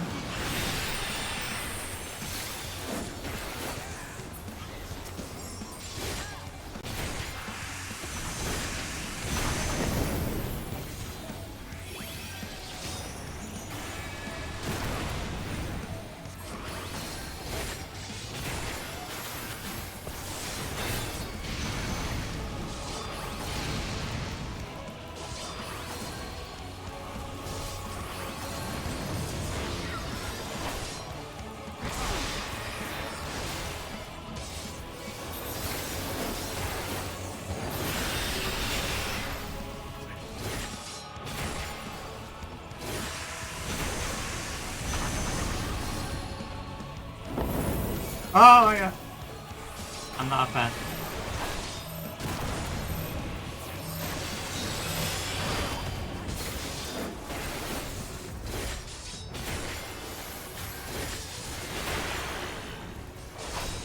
So forward and sideways, so we're good here, right? And then forward. Yeah, okay.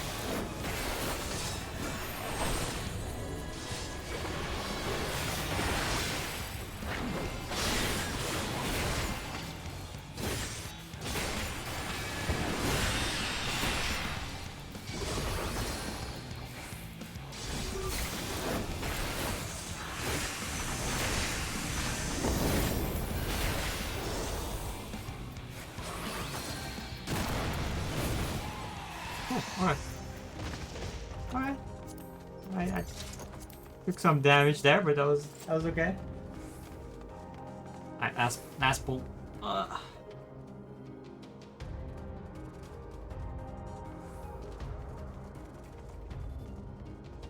cannot let you take Meteor.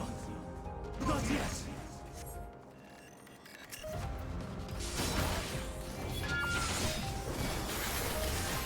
Burn.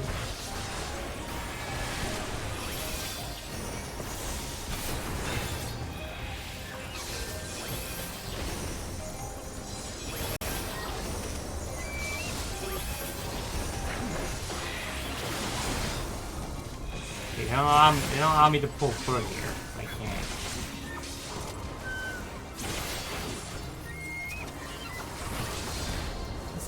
It's not like Zeus.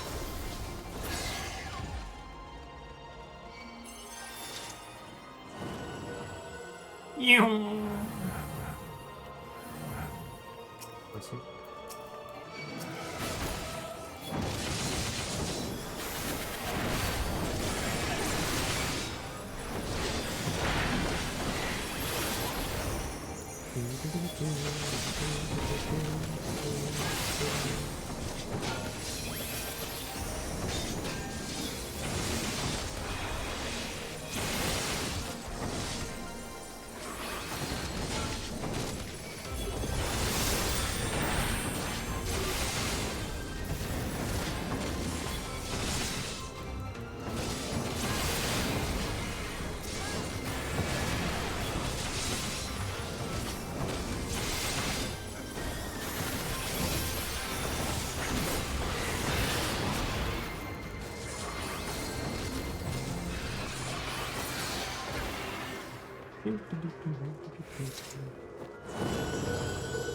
Alright, last one? And last boss one?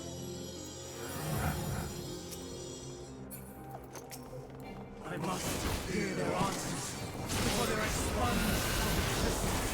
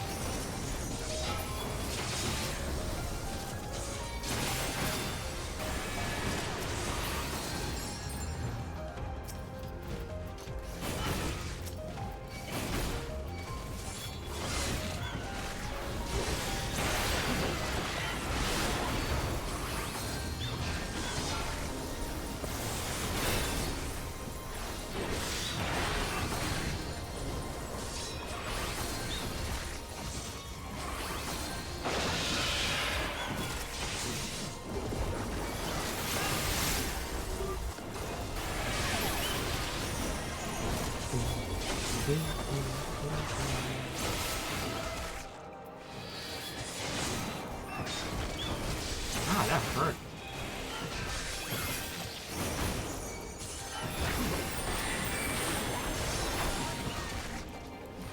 It kinda hurt.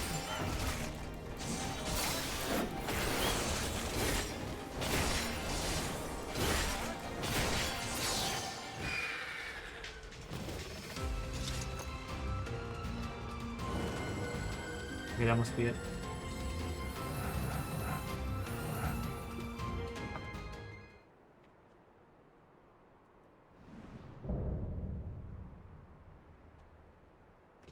Hermes. So, It comes to this.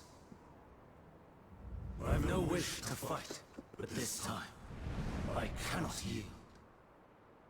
Though the world may think me a mad, desperate fool, I will hold fast to my conviction.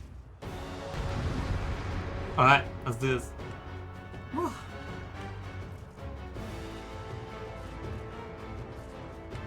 I will have the time and tranquility I require.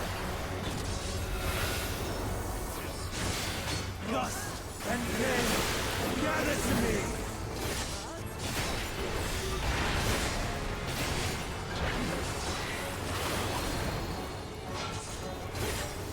Ancient brand, unleash your power!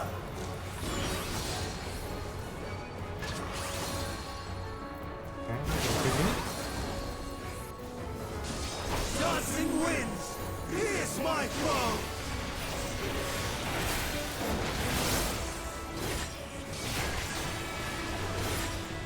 Stars on high, fall as rain!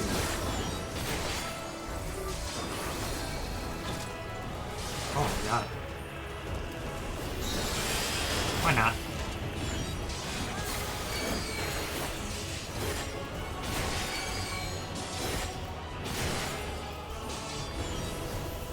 Okay, so I'm... Alright, okay, I was right. Are you fine? Looks like it lagged a little bit, but...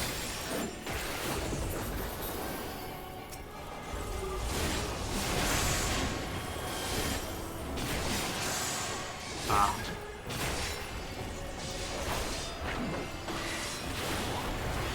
I could... No, wait, oh fuck, I'm done. I wanted to interrupt that, I could, apparently, I thought I could, but I don't use it as often as I should.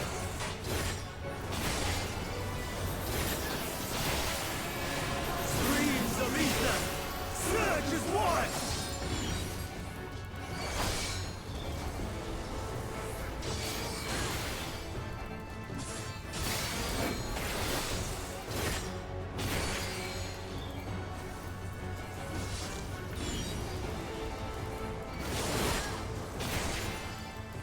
Rotate.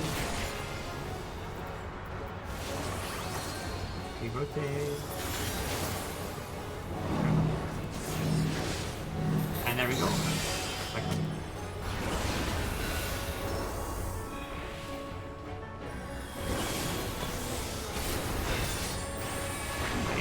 attacking is gone. Dancing winds, pierce my foe!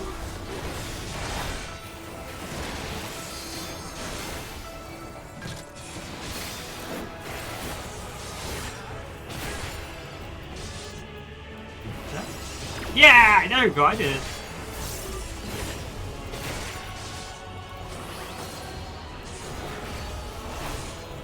I got way too excited. I don't have to use that.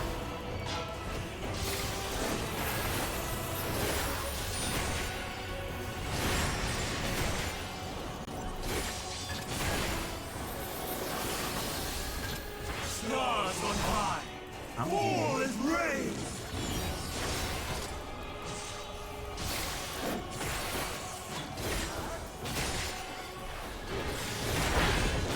Even when transformed, but I am not finished yet.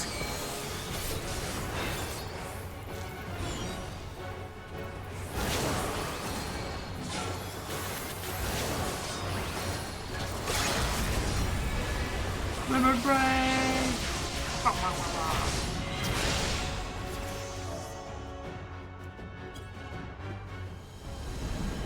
No! My power! Fun legend. Good healer! I hope they don't leave as fast as they can, because I got one. I wish I could accommodate people after they've left.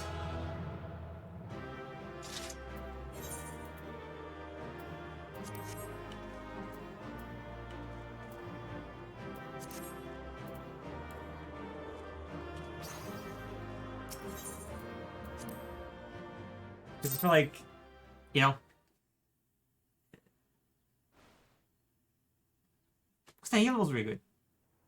Maybe I made them start, but they also pulled in front of me. So like, I feel like they were having a good time. I feel like they were like, let's go. I can use all my spells. Like It's over, Hermes. In the name of the Convocation, I hereby take Meteion into custody. And setting aside the matter of your nomination, you will come with us too. We require your knowledge to assess and resolve the situation.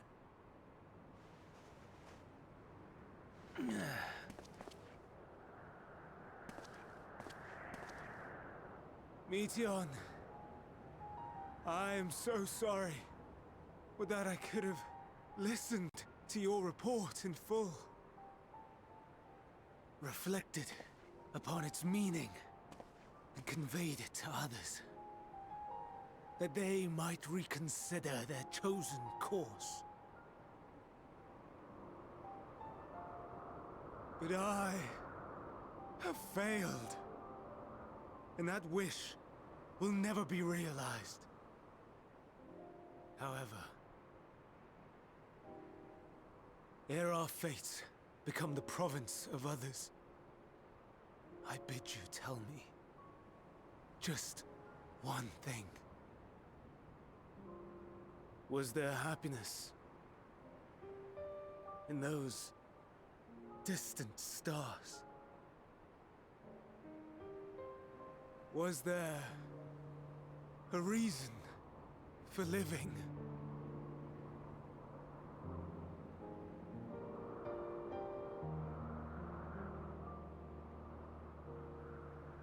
We conducted our search as per your instructions. We scoured historical records, communed with the spirits of the deceased, heard the final testaments of the dying, welcomed their shadowed hearts into our own. One race had striven to create a world bereft of animosity. They renounced relationships to avoid interpersonal strife, and in so doing brought about societal collapse. One race had renounced war and devoted itself to the enrichment of its people. They were conquered. Though they destroyed the enemy in reprisal, they could not regain their former glory. One race had concluded that finite time was the root of all woes. Aspiring to shatter its shackles, they went in search of infinity. They discovered nothing is infinite, and that neither time or death can be cheated. Disillusioned, they gave up on the future and themselves. One race had discarded all things that gave rise to sorrow, hoping to have only joy. They found joy lost its savor in the absence of sorrow, and lost their will to live. Though worlds apart, these peoples shared a belief. The belief that they had tried their best. That they had tried to fulfill their potential with every step and success. In the course of which, they learned the truth. That they would never be free of fear and sorrow, anger and despair, of loneliness, so long as they yet lived. Even now their souls cry out for oblivion, and to this song of anguish. I lend my voice. We lend our voice. Oh, beloved mankind, shimmering jewels of beautiful Atheris, rejoice, for we will free you from the cruel yoke of existence. There is no need to struggle in vain, for in nihility awaits salvation. You will know peace and serenity, and it will be beautiful. We will make our nest at the edge of the universe. And there, in the dark of dead worlds, hoard sorrow and suffering. There we will sing, our chorus ever louder and ever clearer, that our song may reach even this ether-shrouded star. Such is the answer we have found in the stars. Such is the gift we now offer to Atheris.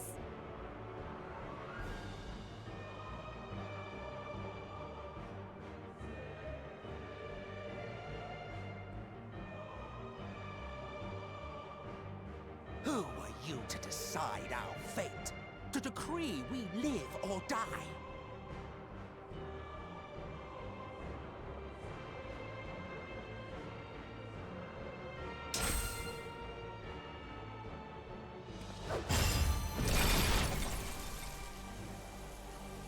Have you lost your mind? You heard what she said. She means to destroy us all, yet you'd still take her side? In the name of the star, we have discarded those creations that we deemed flawed.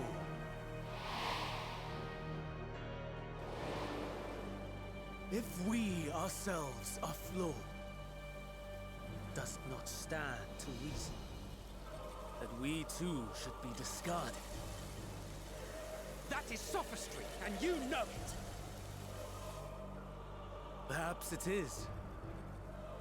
Perhaps I am wrong. But who is to say that you are right?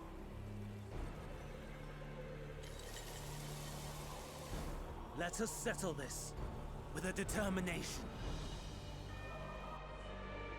In my authority as Chief Overseer of Elpis, I will make a judgment on man's fitness to exist. If he can learn to value all life and retain his will to live, even should his end be justified, he will surely find a way to avert his demise. If not, he will perish in star. As with all determinations, provisions must be made to ensure fairness. Kairos! Awaken!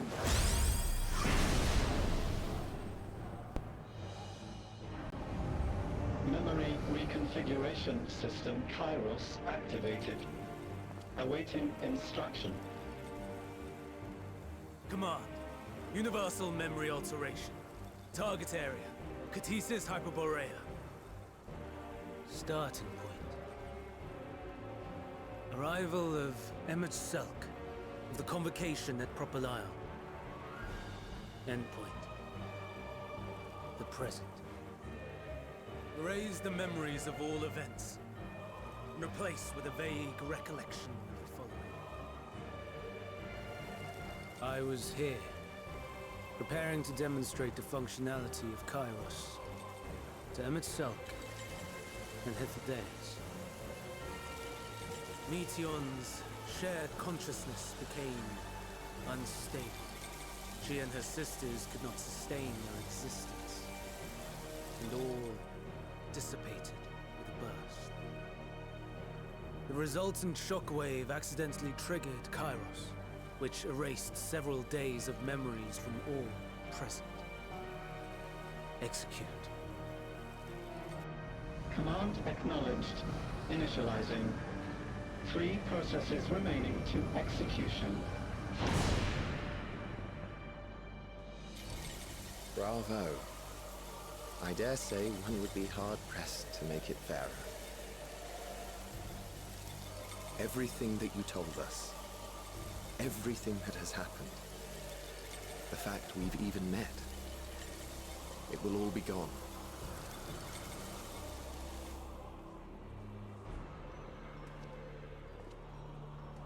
Go, Meteor. To the edge of the universe, where none can reach you. Hermes, won't you come with me? If you were to shed your flesh, I should be able to carry you.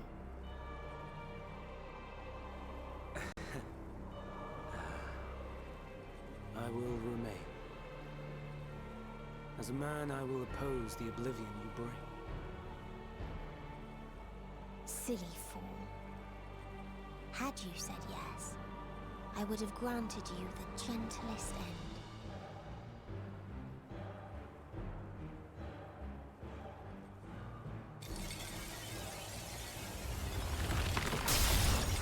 Oh, she's strong. This ends here.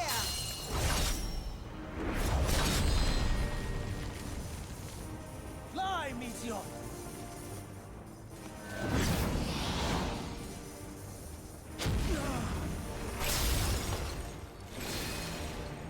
That is far enough, Hermes!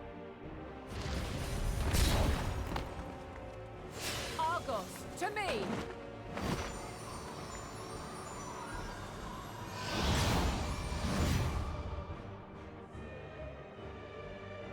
First process complete. 2 remaining to execution of memory reconfiguration. As if we needed more pressure. No matter what, you cannot forget what happened today. For it is the key to saving your future. Your world. This fight is our fight. What comes after, our problem to contend with. Not yours. No. Your own struggle awaits. And no one else can take your place. You must flee this place with your memories intact. And I will see that you do. Now then, where is it? There you are, my little confluence.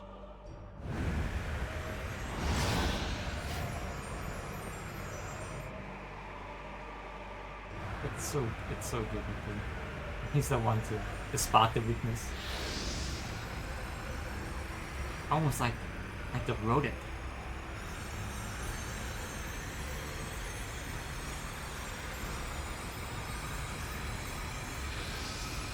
Almost.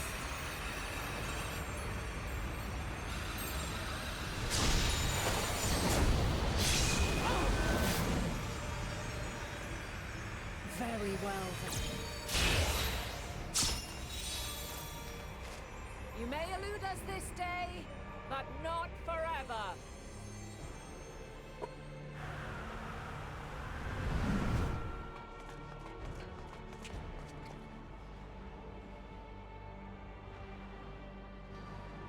Meteon's gotten away. Second process complete. 1 remaining to execution. Ugh. No time for brooding. Listen well. Beyond lies a spatial confluence that connects the interior sections of this building.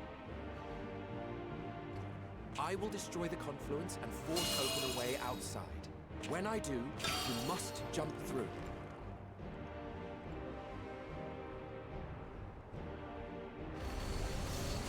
I cannot tell you how sorry I am. But neither can I let you escape!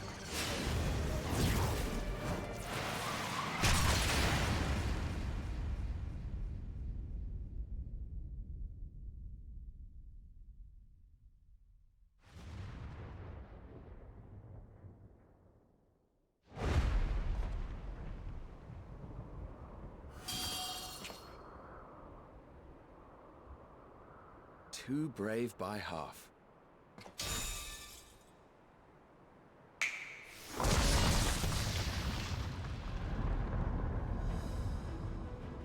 Exemplary work, as always, Emmett Selk. What? But how? I thought the confluence was... over... Over there? Yes. We were rather hoping you would. It was never anywhere but where it is now. The instant those two began making their way towards nothing, 'twas clear the plan was a diversion. I'm quite incapable of destroying a confluence, I must confess. A gambit brazen beyond words. Though we've grown accustomed to reckless improvision due to the antics of an incorrigible associate. Though, in the case of certain present company, incorrigible is an understatement. I like kind of pause it. Honestly, I'm beginning to suspect it's a requirement for every Azen.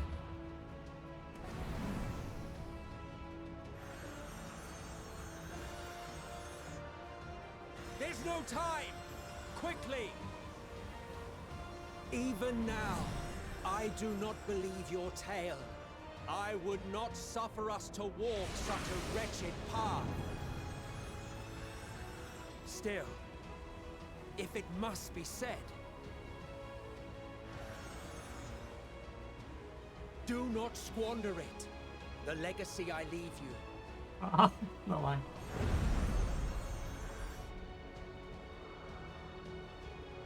Final process complete. Executing universal memory alteration.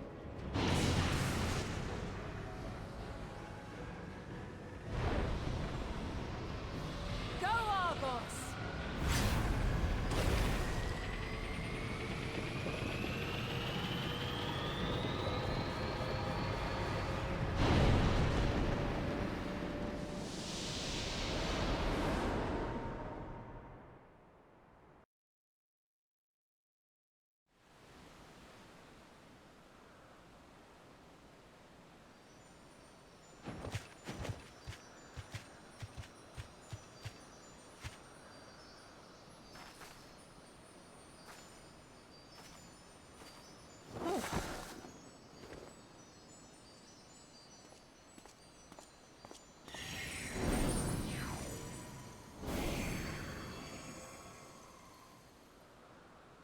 I'm fine.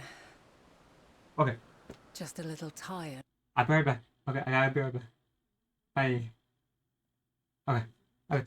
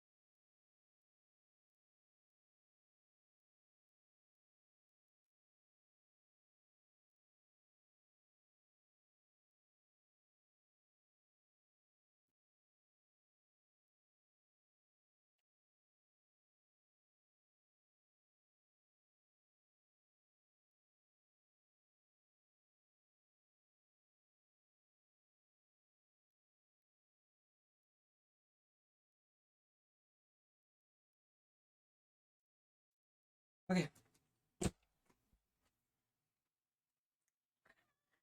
Oh, I'm back.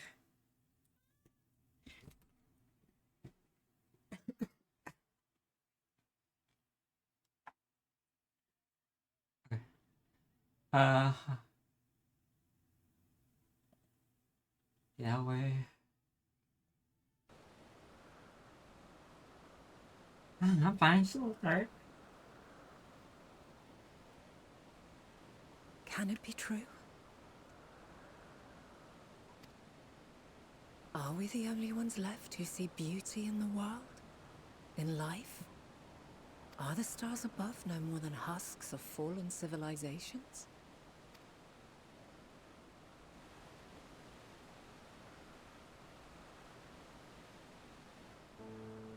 And yet, I feel her. Though she is unimaginably distant, I feel Meteon's presence, and the place where to we must go. Ere she made good her escape, I placed an enchantment upon her, one which allows us to follow her trail. She has already left the outermost bounds of Aetheris, and continues on her way. Given the vastness of the universe, it will still be no easy feat to track her down. But thanks to Emmet Selk and Hythlodaeus, all is not lost. We remember. So long as we remember, our fates remain ours to shape.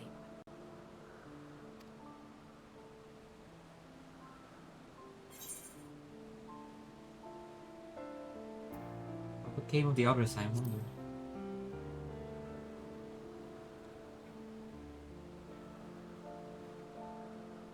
I'd like to know too. Let us ascertain the situation at Cutisis Hyperborea, where they should still be.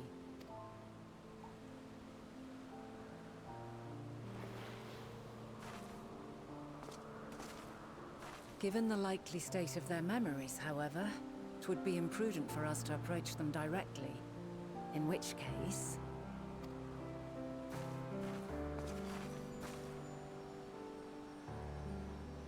I am sorry, my friend. I've asked much of you this day. But may I trouble you one last time?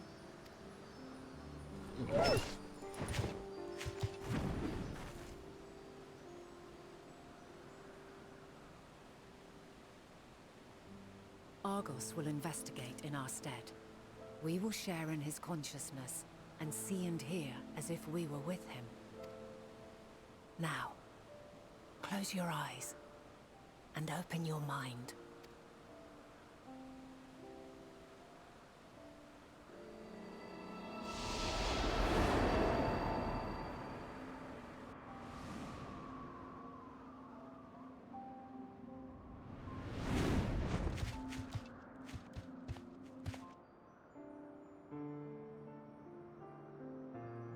Thank goodness you are unharmed. Unharmed? There is a gaping hole in my memories. I can scarcely remember arriving here in Elpis. Forgive me.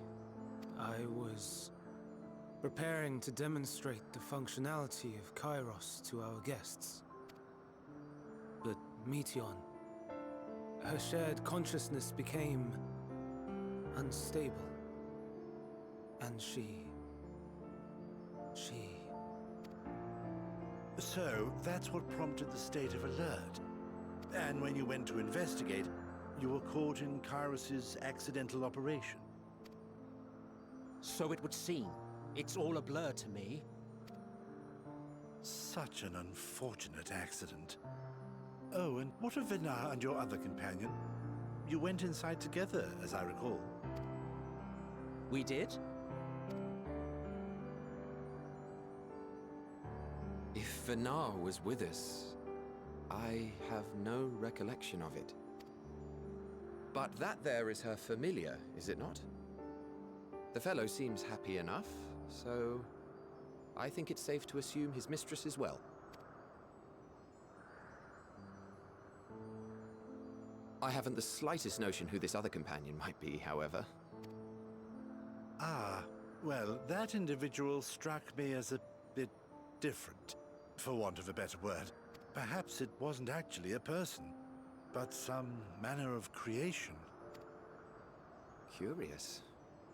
I must ask Vinara about it when next we meet. Yes, yes, you do that. Now, if we may tend to Hermes, whatever this Meteon did, it seems he bore the brunt of it. Once you are fit to travel, you will return with us to Amarot. We need to make certain there are no other ill effects. Also, I am here on business of the 14. We've already had the conversation, like as not, but since your toy wiped my memory, we'll have to have it again. Yes, of course. As you see fit. This Kairos, it manipulates memories through the emission of etheric waves, correct? There is a theory which holds that memories scoured by blasts of ether are restored when the soul is cleansed in the underworld. If true, then perhaps when our time comes to return to the star, we shall remember these few days we have lost. I doubt aught of interest occurred. Look forward to the revelation if you like, but I should prefer to reminisce on more meaningful moments.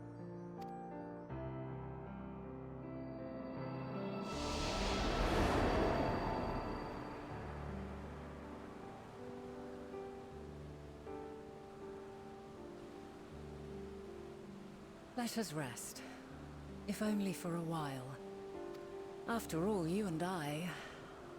Oh, we still have a long, long way to go.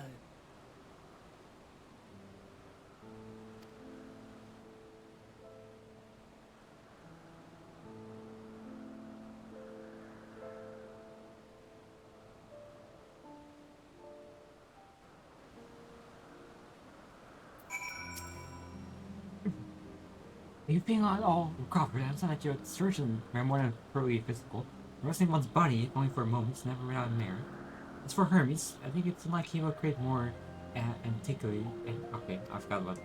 He poured much of himself into Meteon. Now that he has just our god spit it in his mind, the grief must be unbearable. He will blame himself, he will believe that, and yet he never acknowledges the satisfaction of the world, and the Meteor would never been born to suffer and die. The offer to join the 14 will be a welcome distraction, and one day hence he will face the advent of the Foundation in the role of Fanai.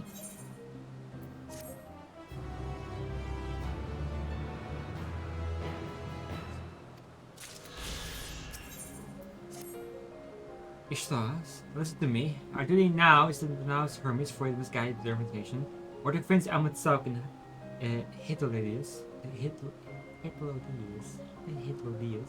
that they have been deceived.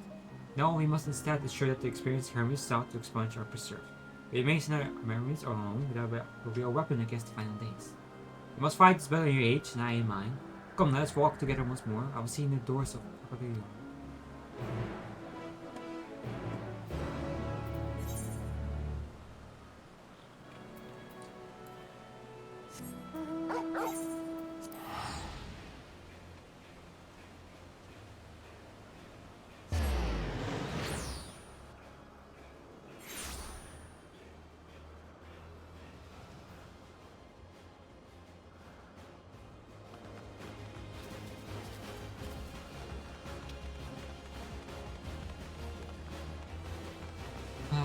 Bye, Alpha. I'll see you.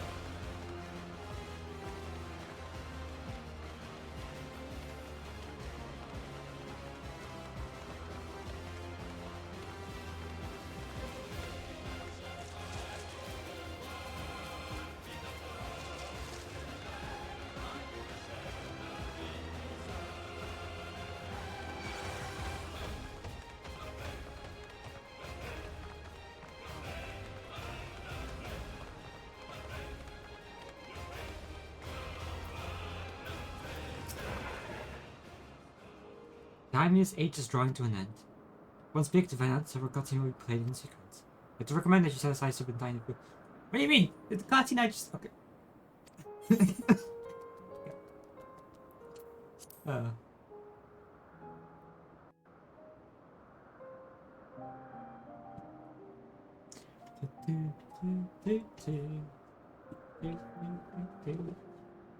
So, it is within. The portal that brought you hither, and will take you home.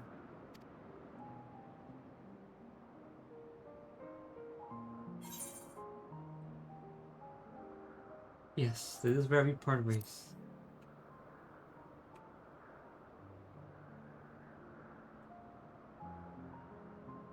May you and yours emerge triumphant. Make use of the knowledge you have gained, that your days in Elpis and our friend's sacrifice be not in vain. With Meteon free to pursue her designs, 'tis only a matter of time until the final days are upon us. We must be ready. From fortifying our defenses to securing our escape, there is much to be done.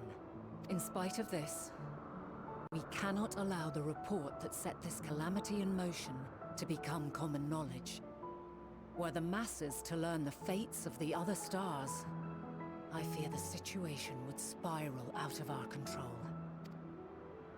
I must carefully consider who can be trusted and bring them into the fold. Ordinarily, I wouldn't hesitate to call upon the 14. However, it was the desire for a fair determination that drove Hermes to attempt to erase our memories.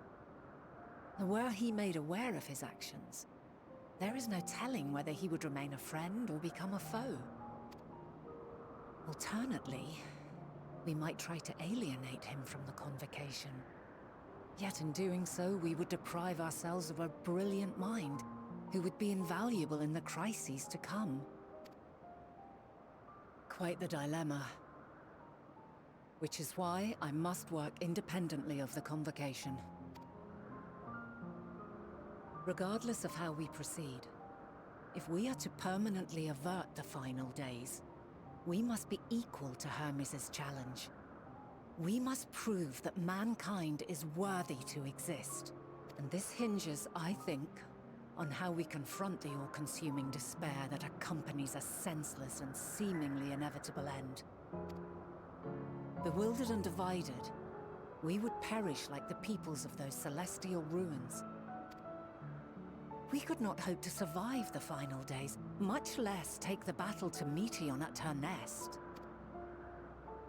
We must find a way to defeat despair, to unite and prepare as many as possible for the struggle ahead.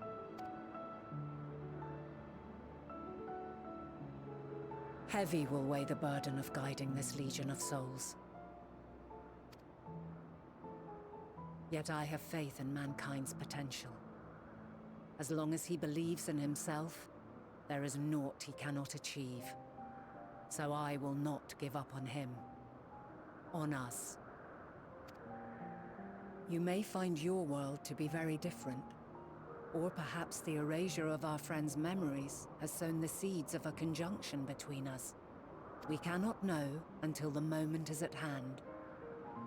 So shall I strive to do my best, taking naught for granted as I walk my path. And I pray you walk with me to the end. As you move forward, so too will I.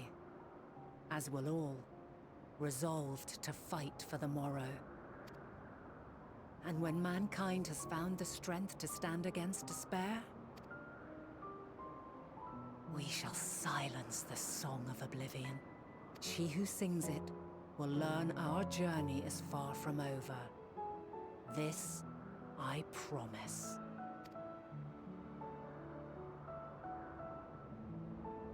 Fare you well, my light of the future, till we meet again. Oh, yeah, Elpis is Such a great sequence of events.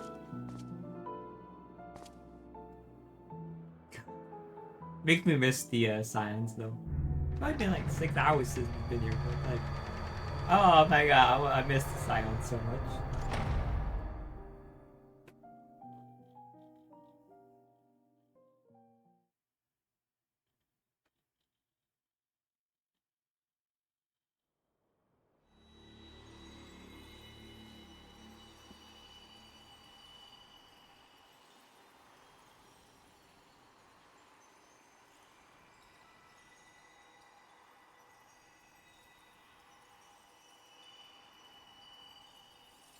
From this day forth, I shall strive to bring honor to the seat of Vandania.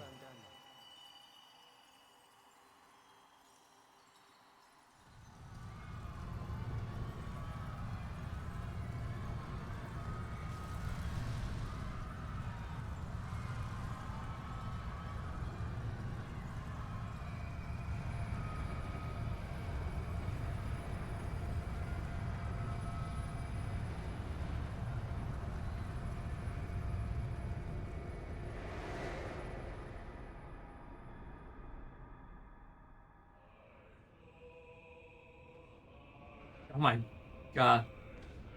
I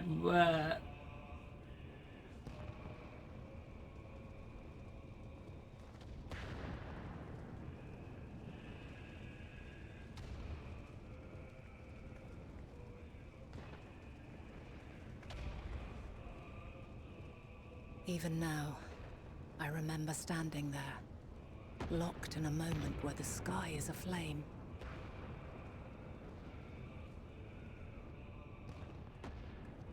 Where stars fall as tears, and screams darken the seas. Where resignation rots the trees.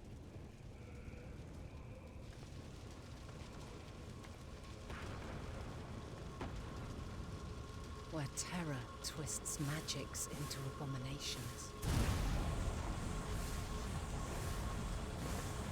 Such is the lament of they who have gone before. The song of they who tried and failed to create a better world. The song of the end.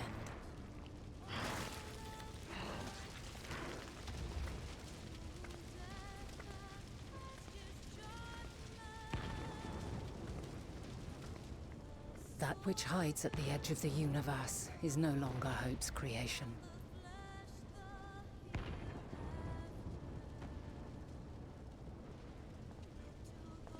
It is hopelessness incarnate.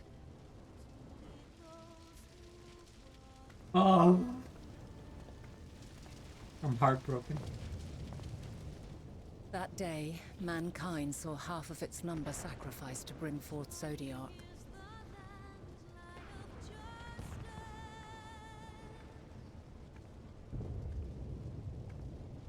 And covering the star in a shroud of ether, we forestalled the final days.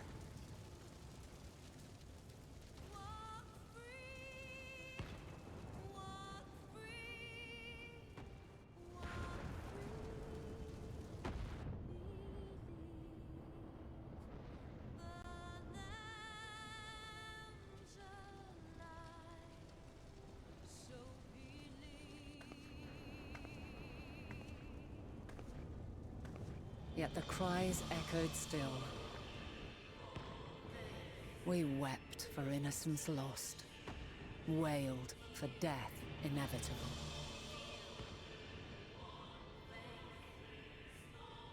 A reality too terrible to bear. And for too many who sought comfort in gilded memories of joyful days and tranquil nights.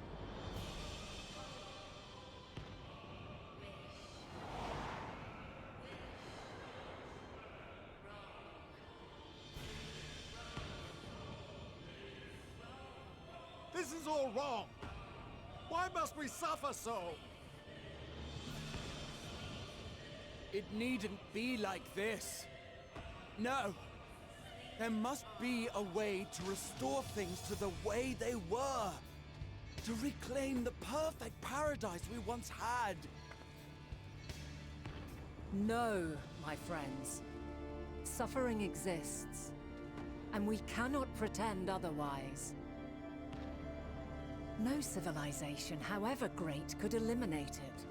If we would live, we must accept it as our constant companion. Let us not seek to forget this tragedy. Let us carry it in our hearts, that we may grow stronger and know true happiness. We can't accept it. We won't accept it. It will be ours again. A world free of sorrow. No, it will not. For there has ever been sorrow. Mankind was but spared its biting sting for a time. So please, open your eyes. To try and reclaim those lives we lost by sacrificing yet more isn't wisdom. It is weakness. No paradise is without its shadows. If we cannot accept this truth and learn from our pain, then our plight shall be repeated.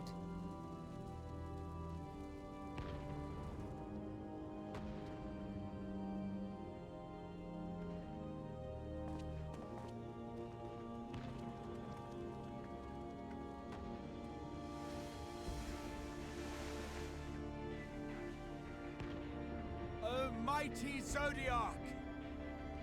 God, born of our boundless faith, we bid you, hear our prayer. Accept this offering of lives, and deliver unto us the lives we once had. Deliver unto us the days of old, the days when the star was a font of love, and we knew naught but bliss.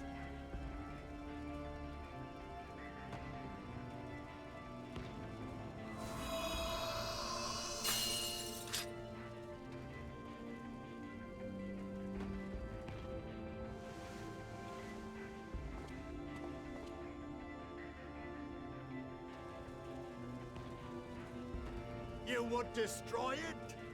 Our beautiful world?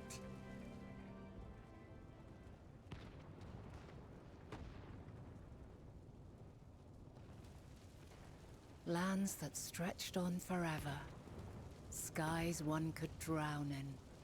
The heartbeat of nature, silent yet strong. And amidst it all, a people. Beacons of light and life. Laughter that warmed my heart like naught else before. They are my meaning and my purpose. My love. In spite of, or perhaps because of this, I choose to believe in mankind's potential, in his ability to find a way forward. So let there be no way back. From that temptation, I sunder us. No more shall man have wings to bear him to paradise. Henceforth, he shall walk. Oh!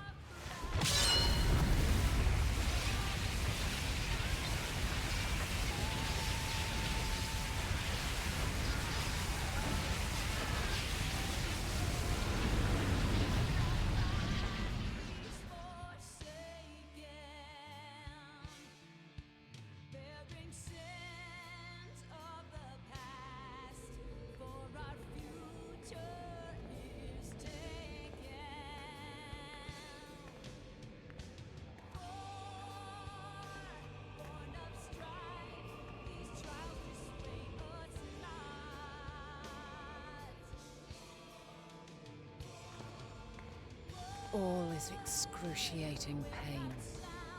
I breathe fire and torment.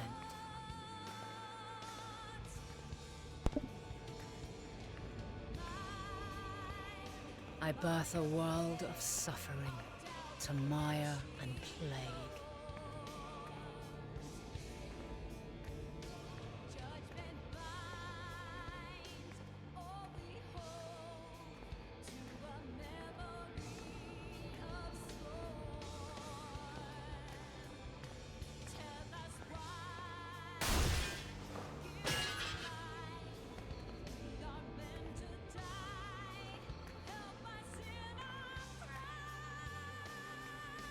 In one fleeting moment, lives come and go, ever moving towards the unknown. And in that fleeting moment, they cry for the answer to the question. Why, given life, are they meant to suffer, to die?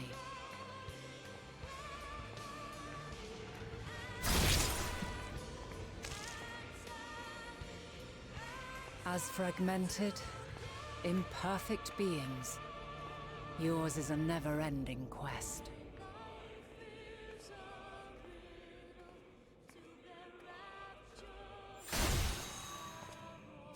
A quest to find your purpose, knowing your end is assured.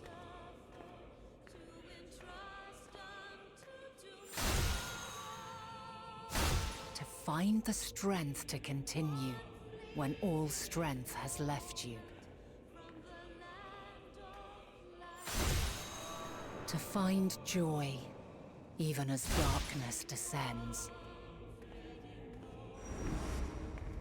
And amidst deepest despair, light everlasting.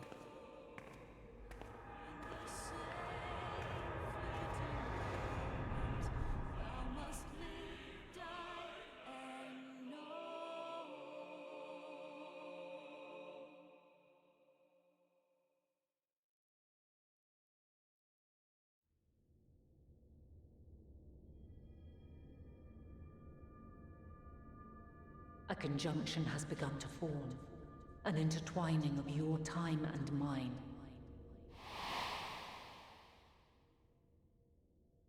When you truly understand what is at stake, and your journey has prepared you to surmount the insurmountable, then shall I honor the promise made in another time, another age.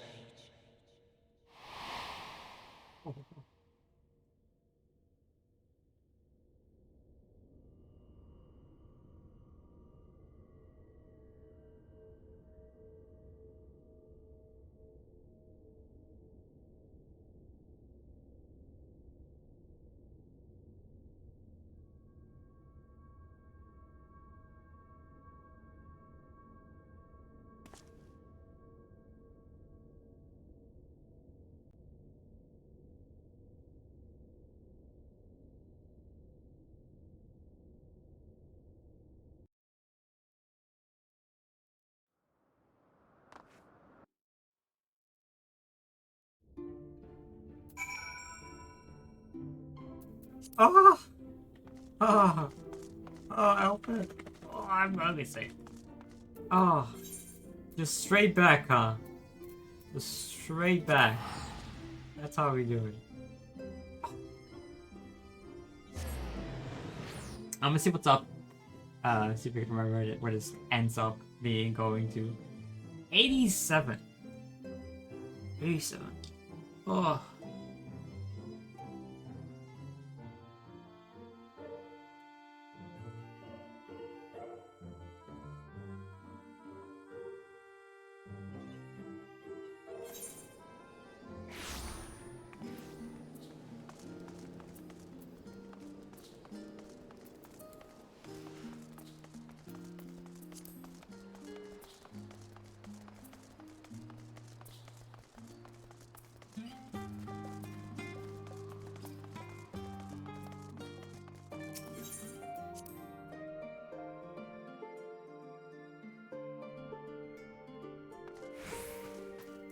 Wow. Hey, Stars. Impeccable time as always. I've heard you were often the first part of our efforts to investigate the final days, but as so often seemed to be the case, while you were away, we had some field development, which you can discuss in just a moment. For now, however, I can now tell you how wonderful it is to have you back.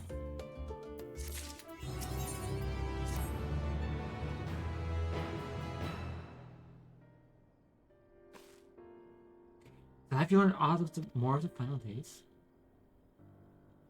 Then the journey was well worth the risk. No doubt your newfound knowledge will be a great boon to us all. Unfortunately, during your time on the first, events have taken a turn for the worse. Standards are running themselves ragged, trying to contain the spread of blasphemies, but it's a losing battle. The dryness stood in the where and why of it, and Alice and Elven have been traveling all over. Of all the region they visited, Locust and Munter is one of the worst affected. Thankfully, Estadian and Guaha took a detachment of allied soldiers there to offer aid and support to those in need. Though progress is fast, we managed to find just a handful of coastal villages. It's an accomplishment worth celebrating still, but a drop in the bucket at best. In the meantime, the Stolen Master Batoya have been making a concerted effort to establish contact with Haida in the ATLC, but to no avail. As the Tatru and I, we've been keeping a close eye on the forum.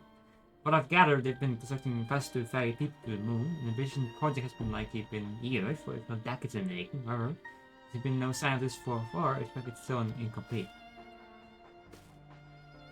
You also recall the proposal issued by Master Fortunat of Rossadon. Following the discussion, Far tried to gather support for the planet, urged those who wish to evacuate to accept the form's invitation. So far so good, but that's not where things get a little strange. Apparently, the form caught wind of the lunar teleporter at the Tower of Babel and decided to use it to deliver people to the moon instead of their mysterious ship. Therefore, to secure safe passage for the Hennish refugees in the tower, Alton and Essen and Grant traveled to Garmod and Ronaldal. Trouble is, the capital was hardly the safest place to begin with, and now the final days have come to Garmod. Shortly after our friends arrived, they were sent to random food with Master Fortunat. Then panic broke out and our communication was severed. While fragments were able to make out before the link shell went pretty silent, we can only assume the phenomenon was spread to this capital. Now let's need you, so please, you must help.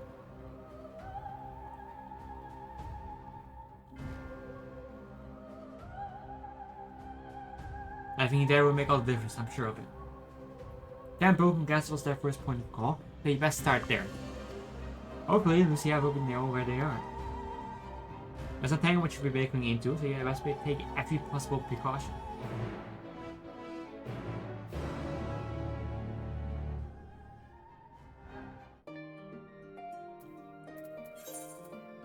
I just instantly throw you back out there. Level 88. Okay, I'm gonna go open to like,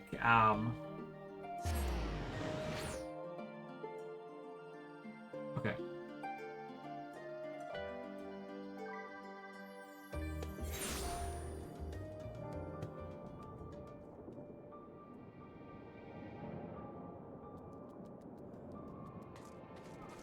Oh.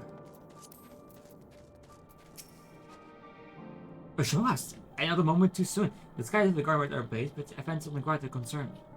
As for however your fellow signs arrived ahead of you. We got the customary greeting shortly after we received word from our troops, and the Magna Glazes that the Forum's airship has landed. It was then that the heavens had begun to burn. I dispatched your friends at once to ensure the refugees come to no harm, and after you join them immediately, additional sports en route. We will discuss them later. Does she already depart? Yes, this is.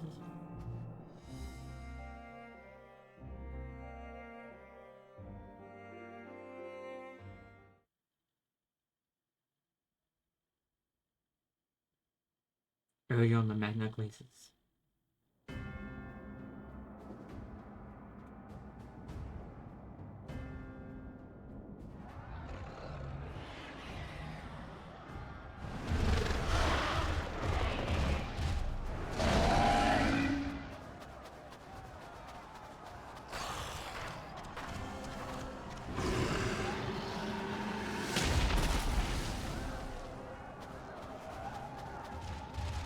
No. No. We were promised an escape. Not of the same moon we fled.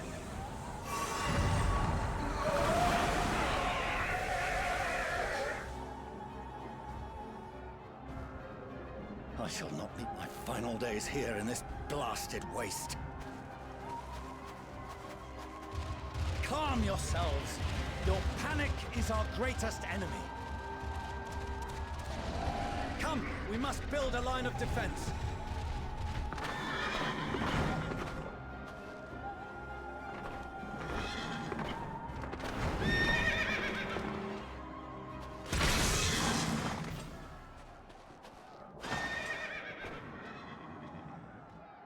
How?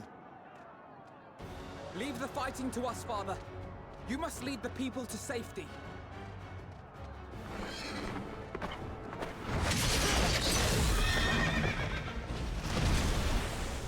Crazy.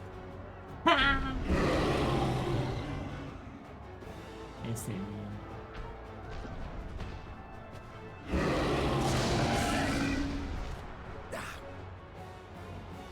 I can handle this pair. You shall tend to the refugees. Let us be about it.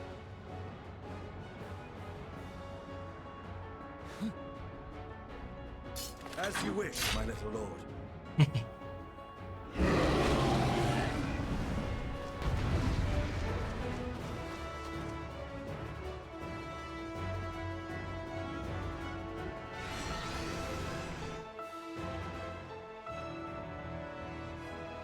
I'm simple. Open up. Bro, he's like... No, it's young. I'll command the beast's attention. See to the wounded. Help is at hand.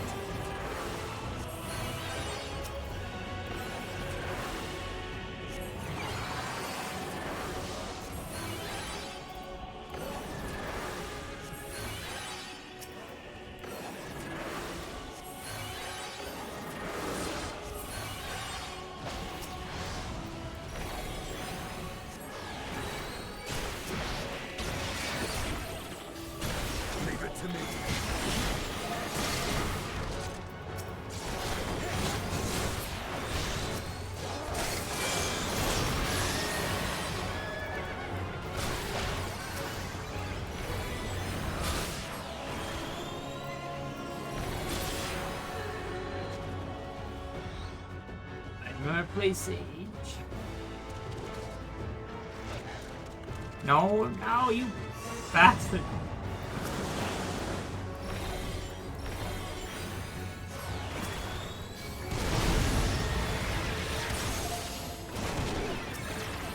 Those who can stand, come with me.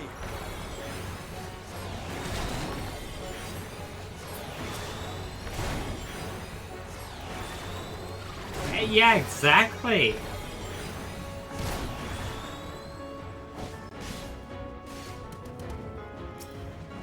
Easy now. Deep breaths.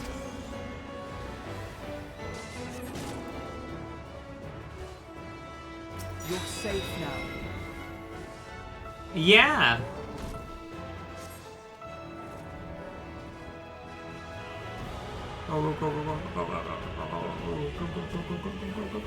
Worry not for the refugees, but for yourself.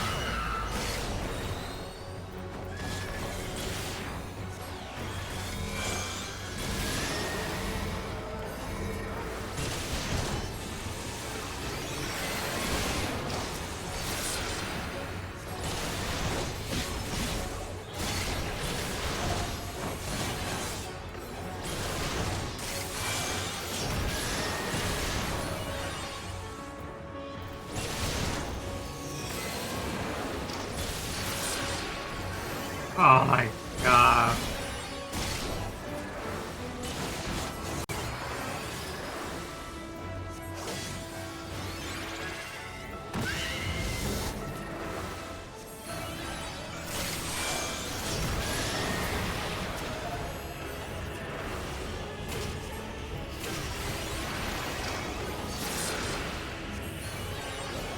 Use your negation, Estinian! Oh my god! Jesus Lord!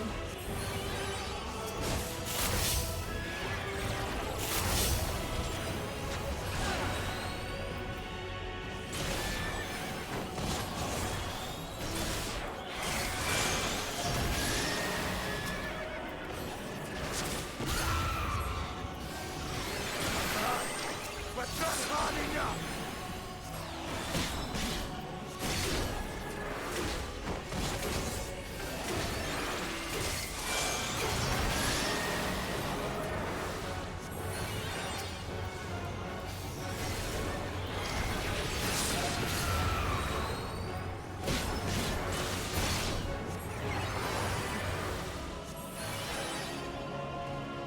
Oh shit. Oh Lord.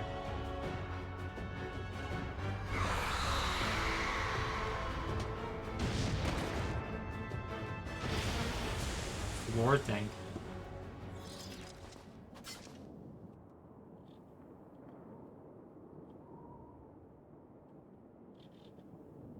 Help! Someone, please! What?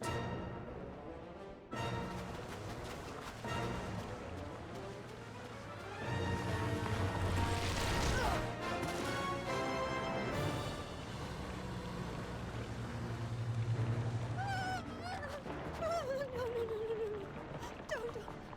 I don't want to die.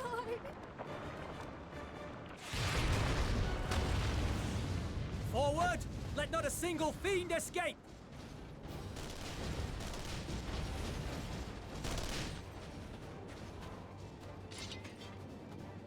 Wait, that's... Euless and the army. So, you've recovered then? In time enough to be of aid, for once.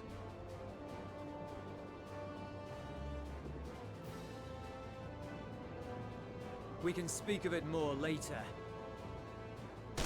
For now, we must fight! To repay your salvation in kind, or with better! For Garlemald has her pride!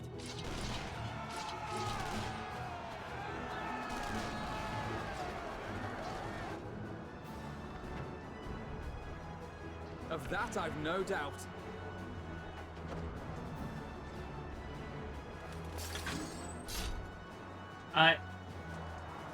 We get to play as Alistair Graha. Good gods. Of all possible saviors, the Imperial Army. Oh!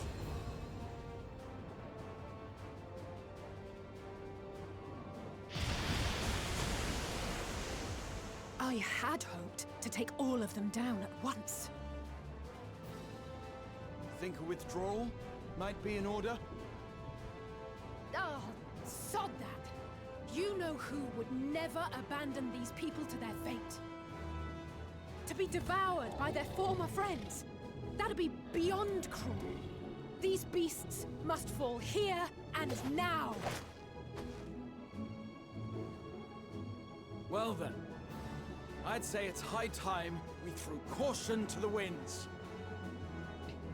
So long as you spare me the heroic sacrifices.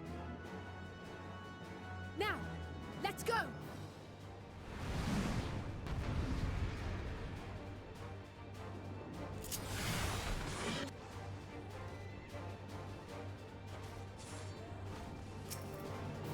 Oh my. Okay.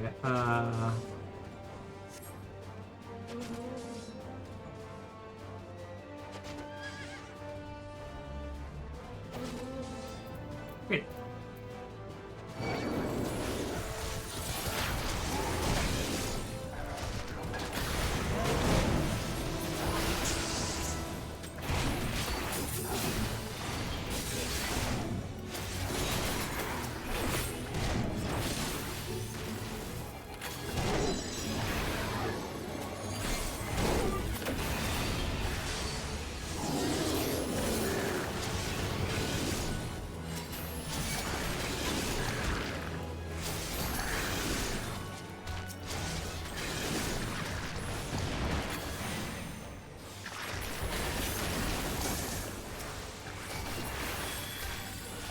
I don't play red mage. I gotta understand what I'm doing here.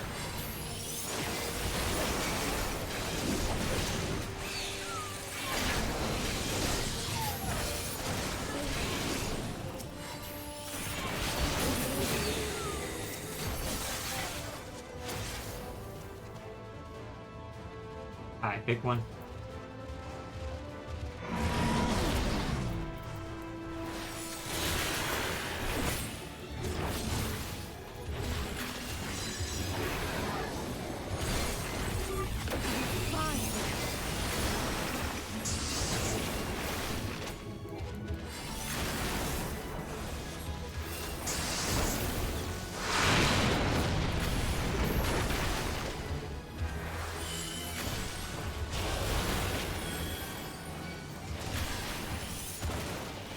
Triple gaslight!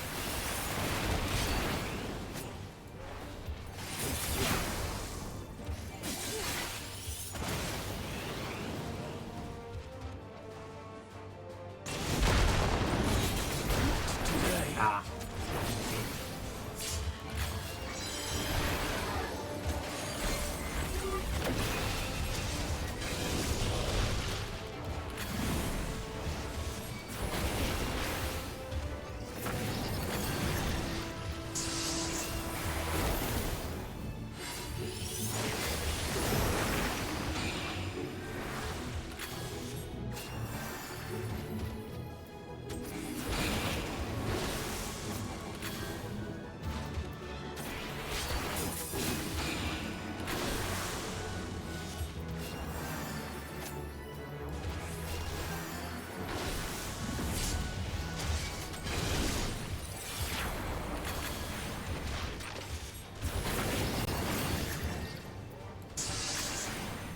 What?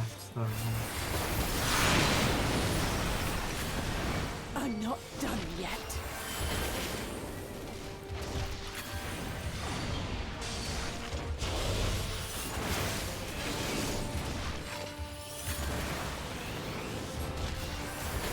We're on fire.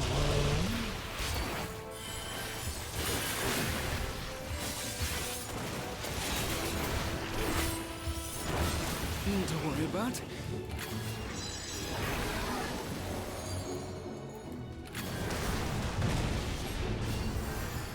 Okay. The air crackles with energy. Find cover.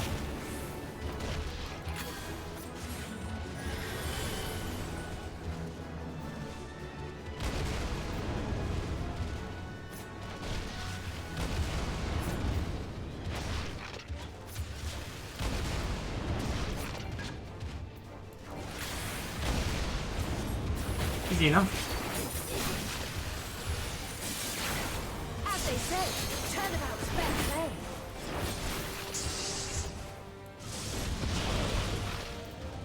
Limit break!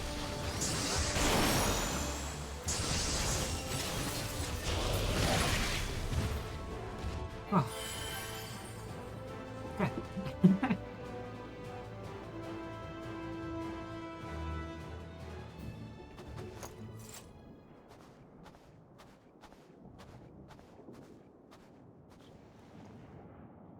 There's not the barest trace of ether. Maybe there really is no way to bring them back.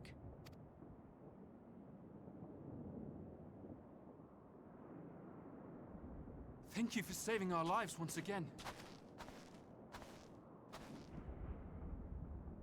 I remember you, from Purusha. You helped us there too, didn't you? Ah, you're from Palaka's stand. I'm glad you're still in one piece.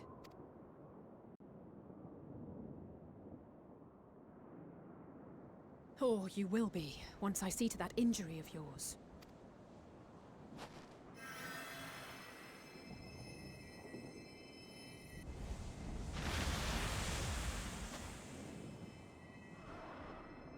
Look out!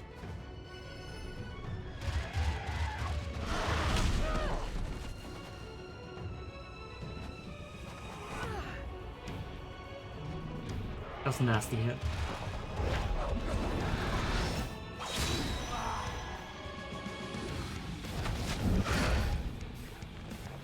Get out of here! quickly.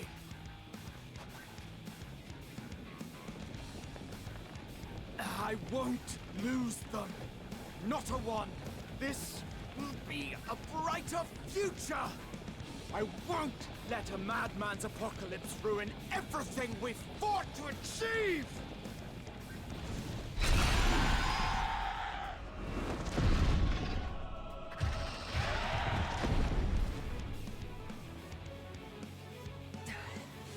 Get it together, Alize. You're embarrassing yourself. And in front of Father, no less. You might never measure up to our champion. You have a good night. Let's hang out. But we ask too much of him as it is. You mustn't let Eorzea's hero fight alone.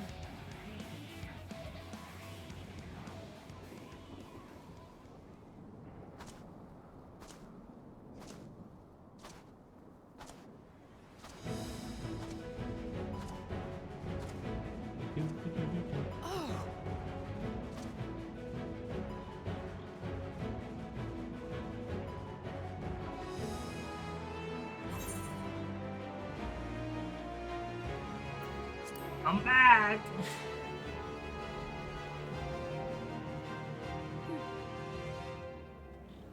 I can look after myself, you know.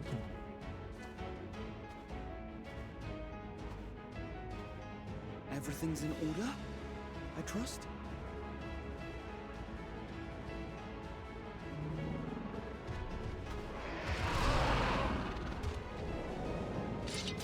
I've had enough of this rabble! Come on!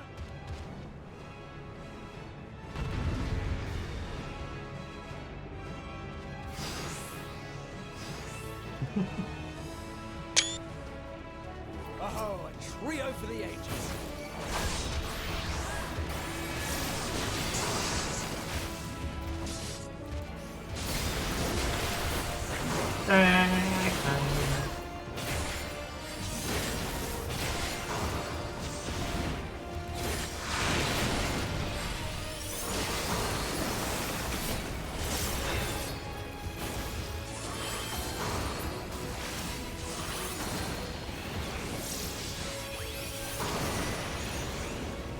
On the right side.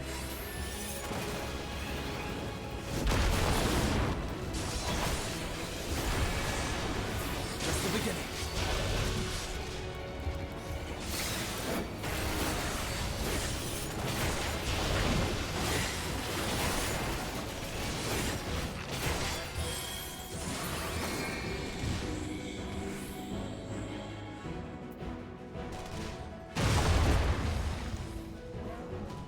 I had a feeling I'd find you here. This should be the last of the worst troublemakers. With me!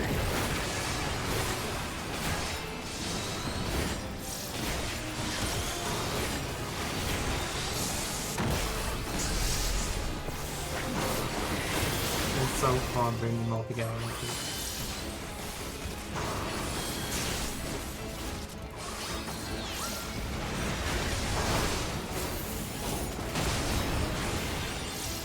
Wow, yeah, you can move your ley lines to the next phase.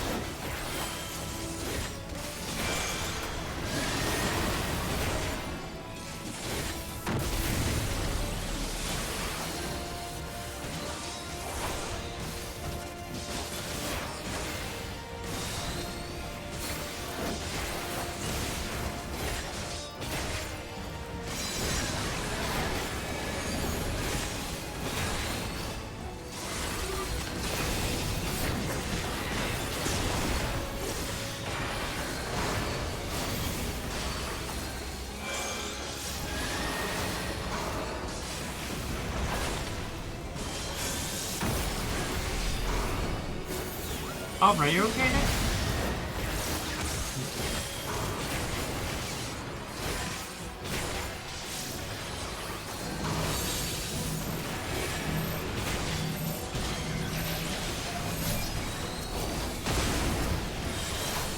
I'm in your debt.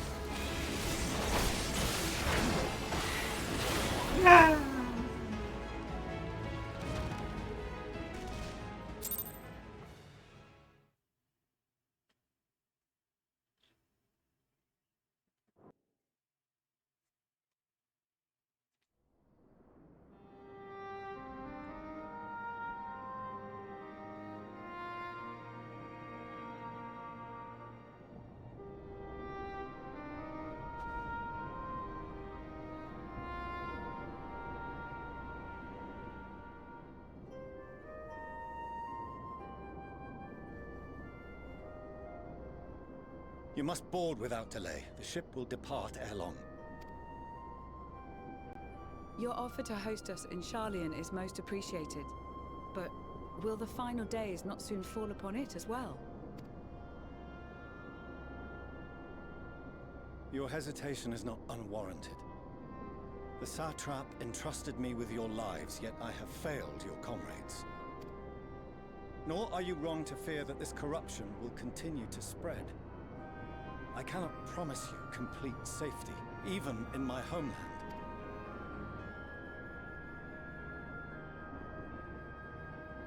What I can promise is that I will do all in my power to protect you.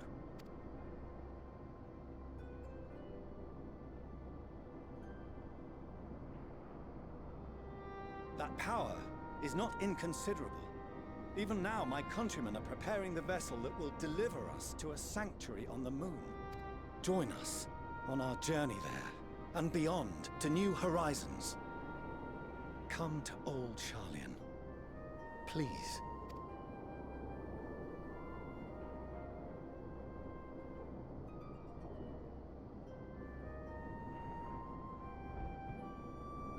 We would be fools to refuse such a generous offer made in earnest.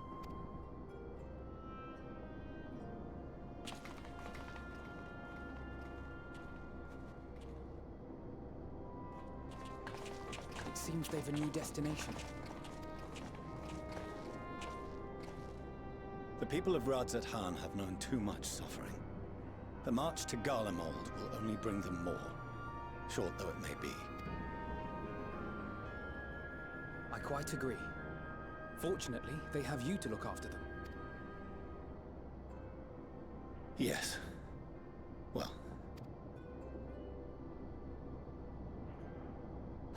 Behind you! Just there!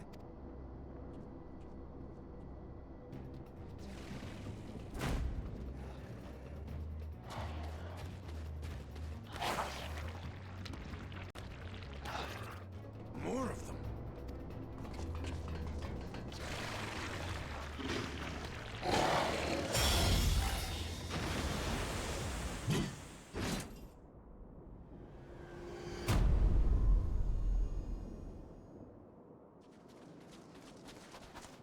Xenos!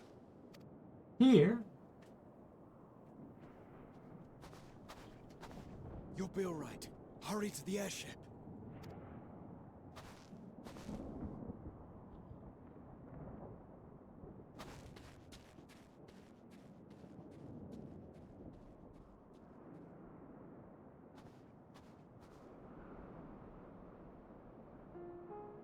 Why have you come?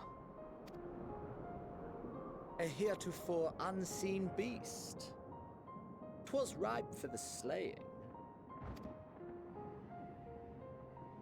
Poor sport, alas. unfit to temper my blade. Oh, for the love of... You cannot still be on about a rematch. That is and has ever been my sole concern.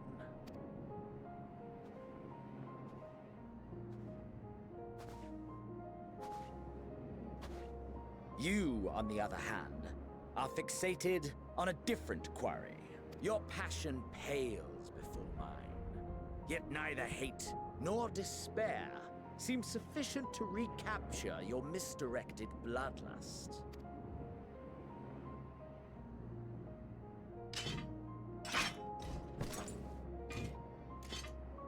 So, I hone my blade, and I wait.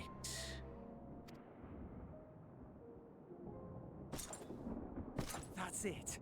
That's all you care about.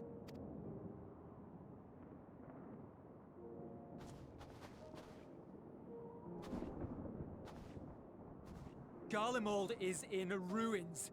Our homeland, the nation you rule, is as good as gone. Along with so many of its people. Not just soldiers like us.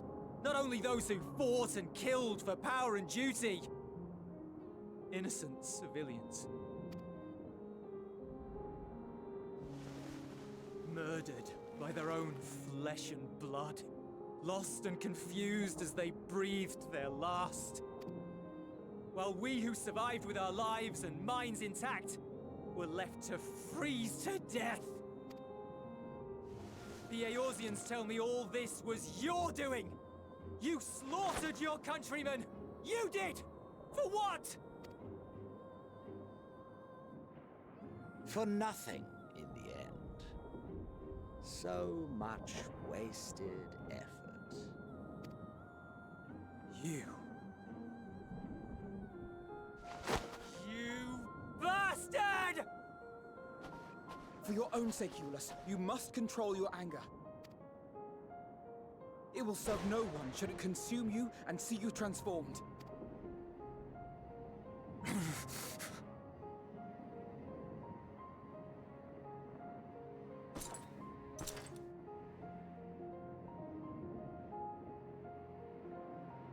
Would you be happier had I a good reason? What? If my motives met with your approval, would you no longer resent the outcome? If so, then perhaps a beast's skin would suit you better. Duty, honor, morality. All constructs of convenience when put to proof.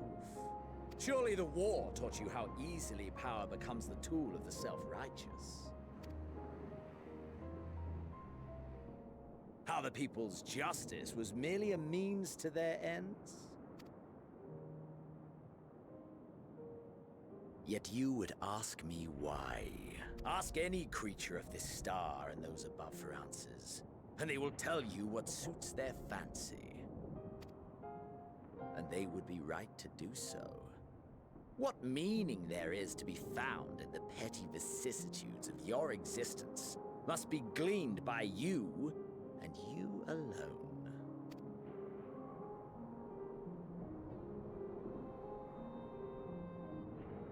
Should you seek it in battle in the fruitless pursuit of my demise, then come. Assume your rightful place as a notch on my blade.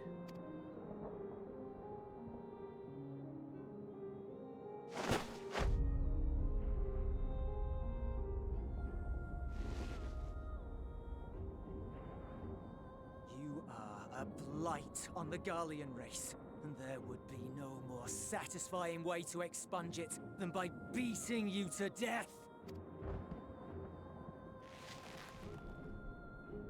But I will not be party to another tragedy. I refuse to lose anyone else because of you. So go. Go! And may we never suffer your madness again!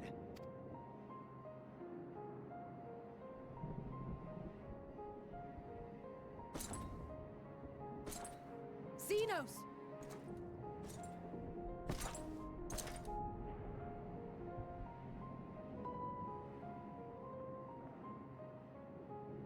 Perhaps you found meaning in living this way. I cannot deny you found strength. Yet if you only pursue your hedonistic pleasures and pay no heed to the plight of others, then no one will give you the time of day. You will never get what you want, not even the battle you pine for so dearly. You'll be alone for an eternity, and you'll deserve every agonizing second of it.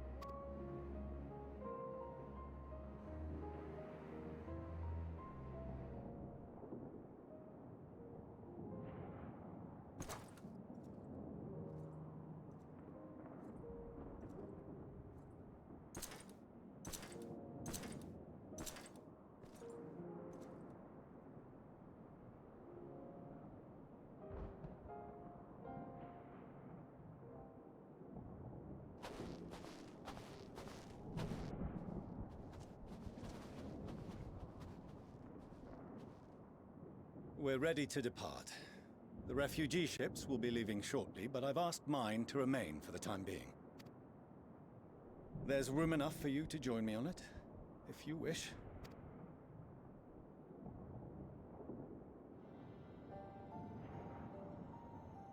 Do contain your surprise.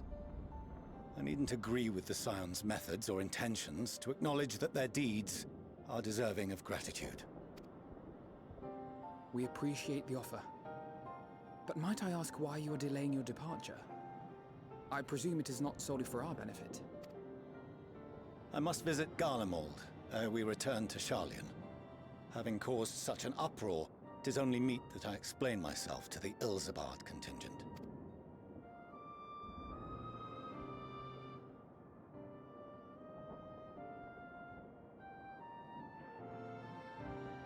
Allow us to accompany you then. We should be glad to facilitate, given our familiarity with all concerned. If you would like to join as well, Eulus, we can speak of recent events on the way.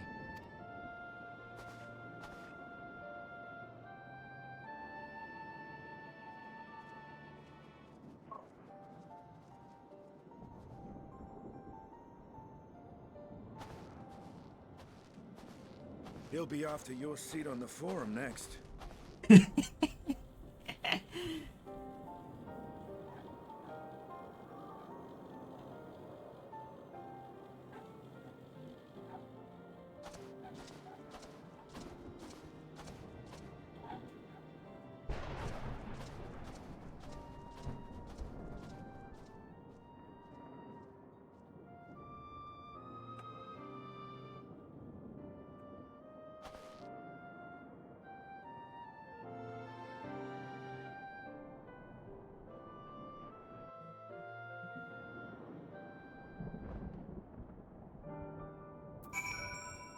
Ah, okay. Hi. That is a lot of cutscene. Okay. We're 2 levels left. Name's Q. A lot going on. I'm gonna call it today. I feel like that's a lot. Okay. I'm gonna chill out for the evening. Let's see. Anyone I desire to read.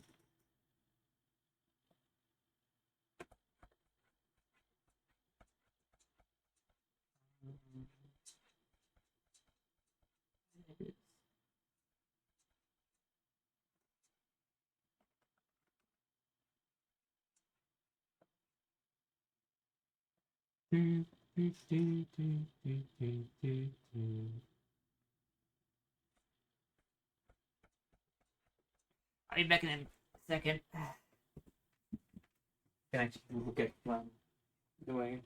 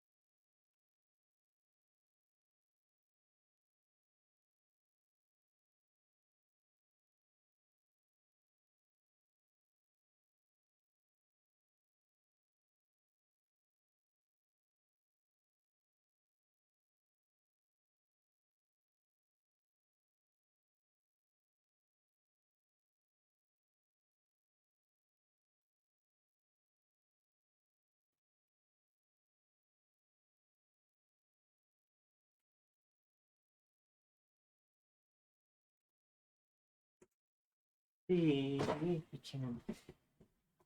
So I kind of like try to see if I find someone interesting in the Final Fantasy Twitch tab, and then so I can read them.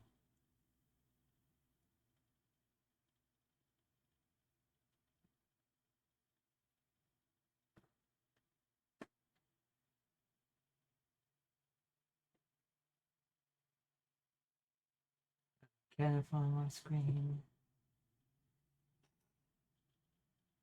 Do, do, do, do, do, do, do. Do, do, do, do, do, do, do.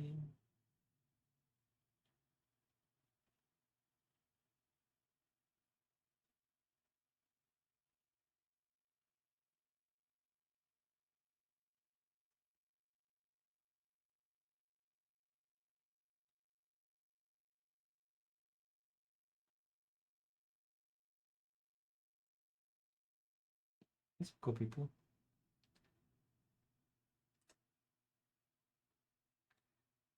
Oh, oh, that's me. I found me in the Twitch tab.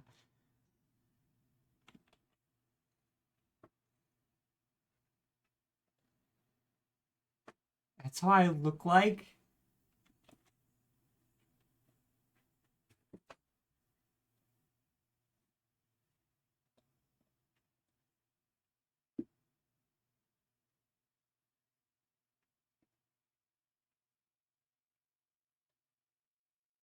Oh, it's so much harder than that. See, I find it so awkward because like I don't know these people. Like if I rate them, I feel like I I should get over it. I don't think they would mind.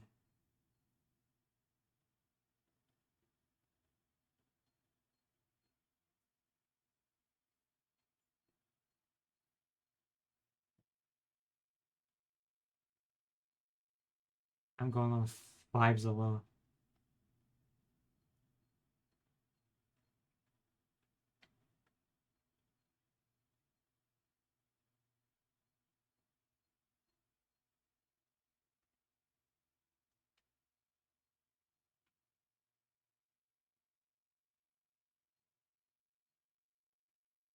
God, just pick. See, that's why I don't do this.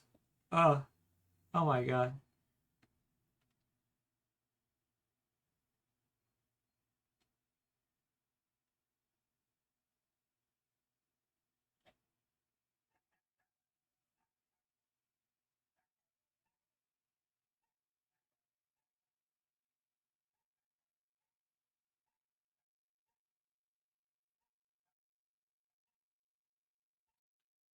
German, Japanese.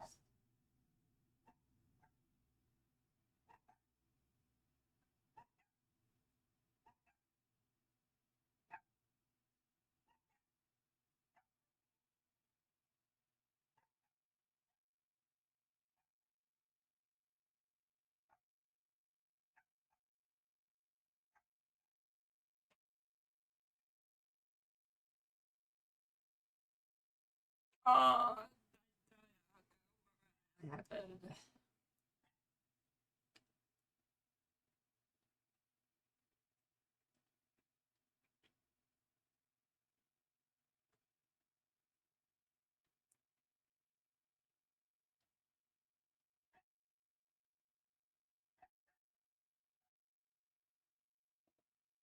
What?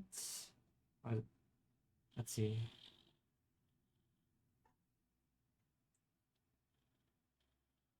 Okay, I'm gonna rate someone who's in round one. It's a round. So, hopefully the vibes are good. If not, I'm so sorry. It's the first time of me doing it in a long time. Hope you all have a good evening. I'm gonna go chill. Of course, I'm gonna say hi to this person. I don't know who they are, but they're sprouting, and you know, and support that. So, they're playing Final Fantasy, wondering. So I'm gonna say hi to them, and hopefully they're okay with me rating them.